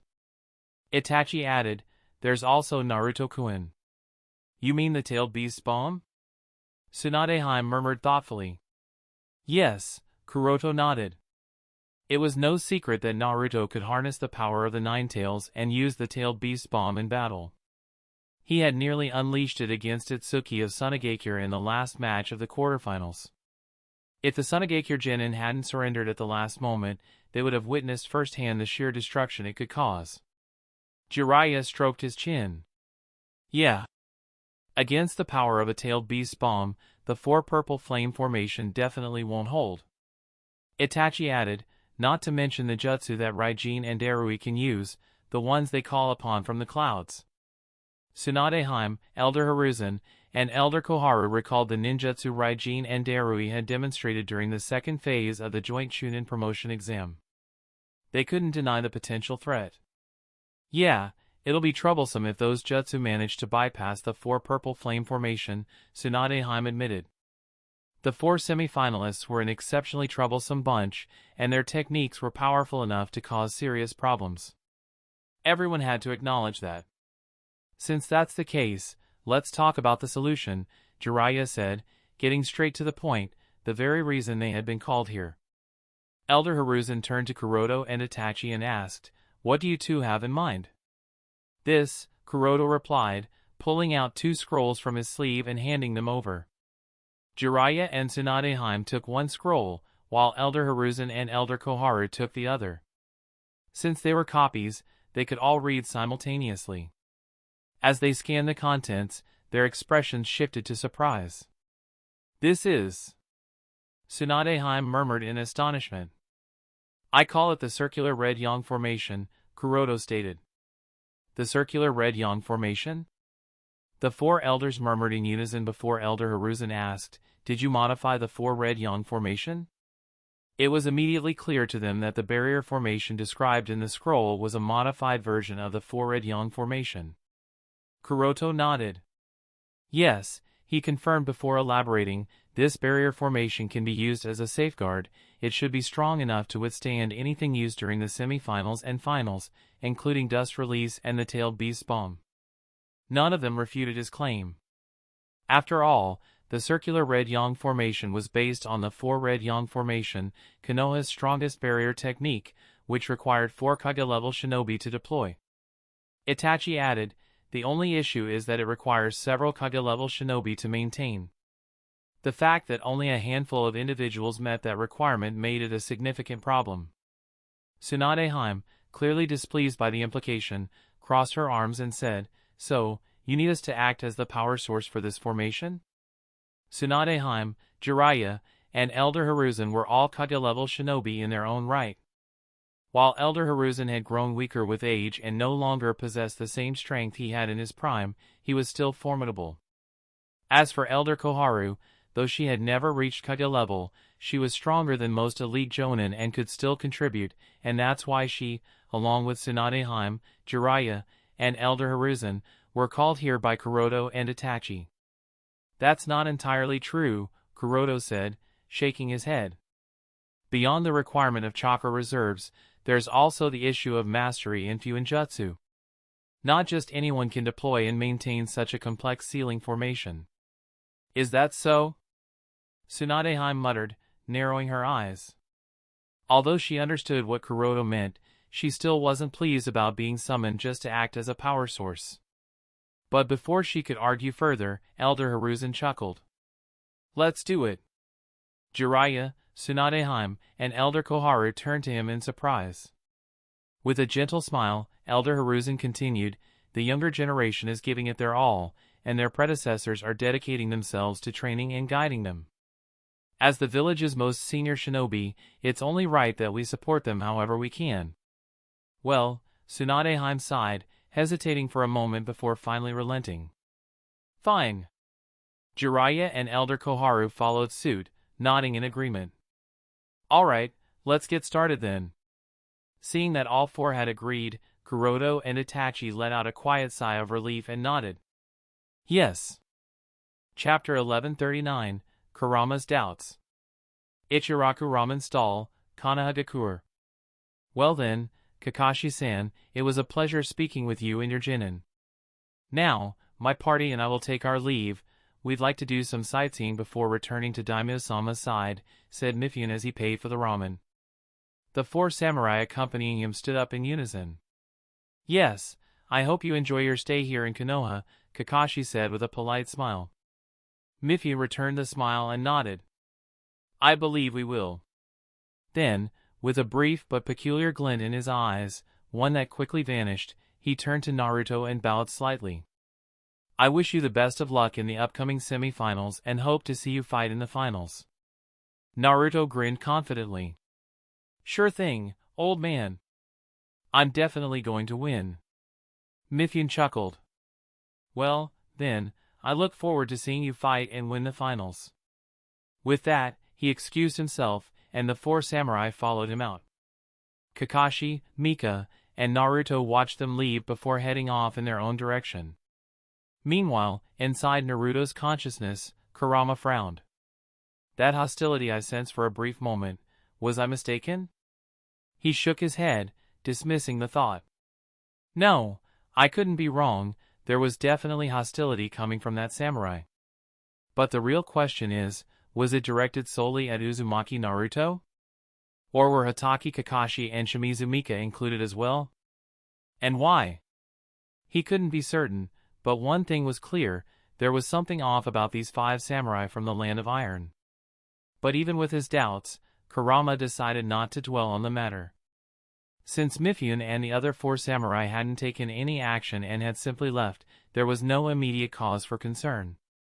Maybe it's just the usual tension between samurai and shinobi, he mused, ultimately choosing to ignore it for the time being. At Kanagakure's gambling house. Huh? The odds have changed this much? Shizune screamed in her mind as she examined the current bets being placed. Originally, Deidara had been the favored choice for most safe gamblers who were unwilling to take many risks, given his high chances of winning. However, after the performances in the qualifier round and quarterfinals, opinions had shifted significantly.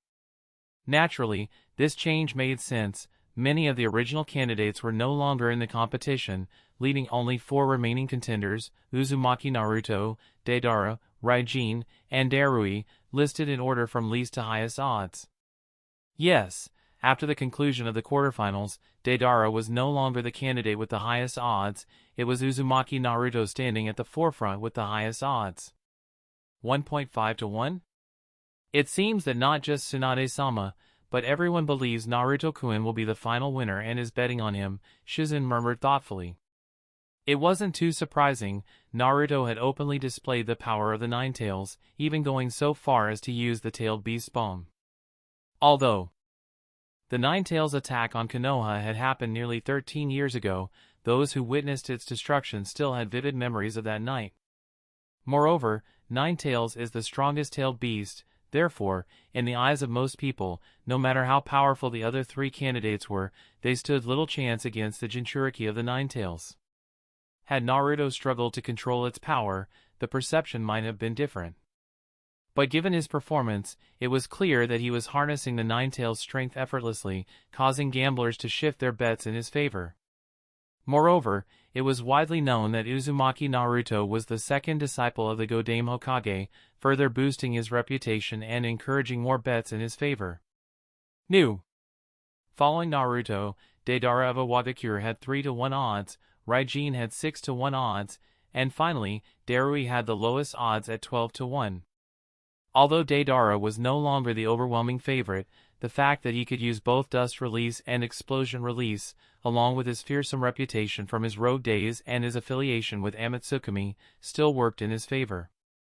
Next was Raijin, whose performance throughout the joint Chunin promotion exam had been nothing short of astonishing, especially for someone who had seemingly emerged from nowhere in a lesser-known shinobi village like Amagakure. His victories over formidable opponents like Uchiha Sasuke, who had awakened the Mangekyo Sharingan, and Hyuga Neji, the Godame Hokage's first disciple, had significantly raised his standing. However, unlike Naruto and Deidara, Raijin wasn't perceived to have any overwhelming or broken abilities, which kept his odds from surpassing theirs. According to expert opinions, Raijin had won his matches through a combination of skill and seizing opportunities, advantages that might not serve him as well against Naruto, who had seemingly limitless chakra, or Deidara, who could take to the skies and bombard him from a distance with dust release. As a result, he ranked third in the odds. Lastly, in fourth place was Darui of Kumogakure. So far, he had yet to showcase anything particularly exceptional in the joint Chunin promotion exam, making him the least favored candidate. After assessing the state of the gambling house and the current odds, Shizen considered placing her own bet.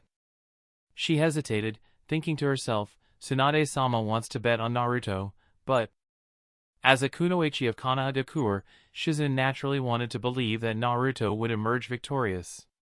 However, given Tsunade-heim's infamous track record with gambling, a part of her couldn't ignore the nagging doubt. If Tsunade was betting on Naruto, his chances of winning might not be as high as they seemed. As Shizen wrestled with her doubts, hushed whispers reached her ears. Huh? We're betting on Raijin. Why? Isn't Uzumaki Naruto the better choice? He has the 9 tails. And this amount, it's a lot. If we lose this, gulp, it could cause trouble. This is Mizukichi-sama's order, another voice replied. Honestly, I'd rather bet on Uzumaki Naruto too, but Mizukichi-sama specifically instructed me to place everything on Raijin and no one else. I can't go against his orders. What if we lose? Mizukichi-sama said he'll take full responsibility. We don't need to worry about that. Huh? Mizukichi-sama really seems to trust this Raijin guy. Does he know something? Who knows? Let's just place the bet and get out of here. Carrying around this much money makes me nervous. If we lose it, we'll be in serious trouble. All right. Mizukichi is betting a huge amount on Raijin of Amagakure? Why? The thought immediately struck Shizen. She was well aware of Kirigakure's poor financial situation. In such circumstances, for the Mizukichi to place such a large bet, wasn't that an enormous risk? Unless he knows something we don't. Shizen pondered, her suspicions growing. Lost in thought, Shizen didn't notice someone in her path until, thud, she bumped into them and fell onto her backside. Ow, she murmured, rubbing her sore spot. When she looked up to see who she had collided with, her eyes widened in surprise. Uchiha Shinichi? Shizen muttered in disbelief. Of all people, she hadn't expected to run into him here.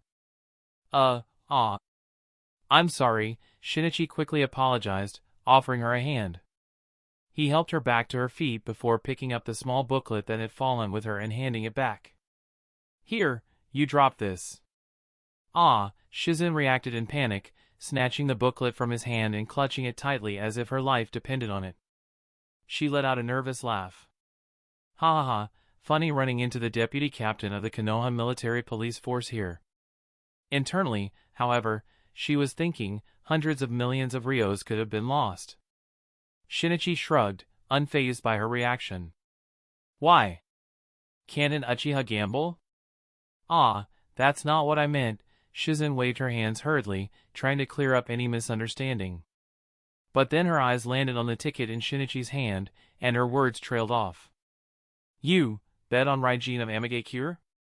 She asked, eyes narrowing. Shinichi stiffened for a brief moment before swiftly tucking the ticket into his pocket. That's none of your concern.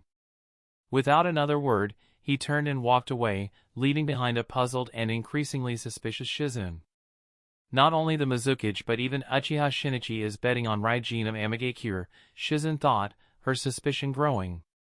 Could it be that Uchiha Shinichi knows something about Raijin that we don't? That's the end of this tale for now. Thank you for watching and I'll see you in part 30 soon. Peace.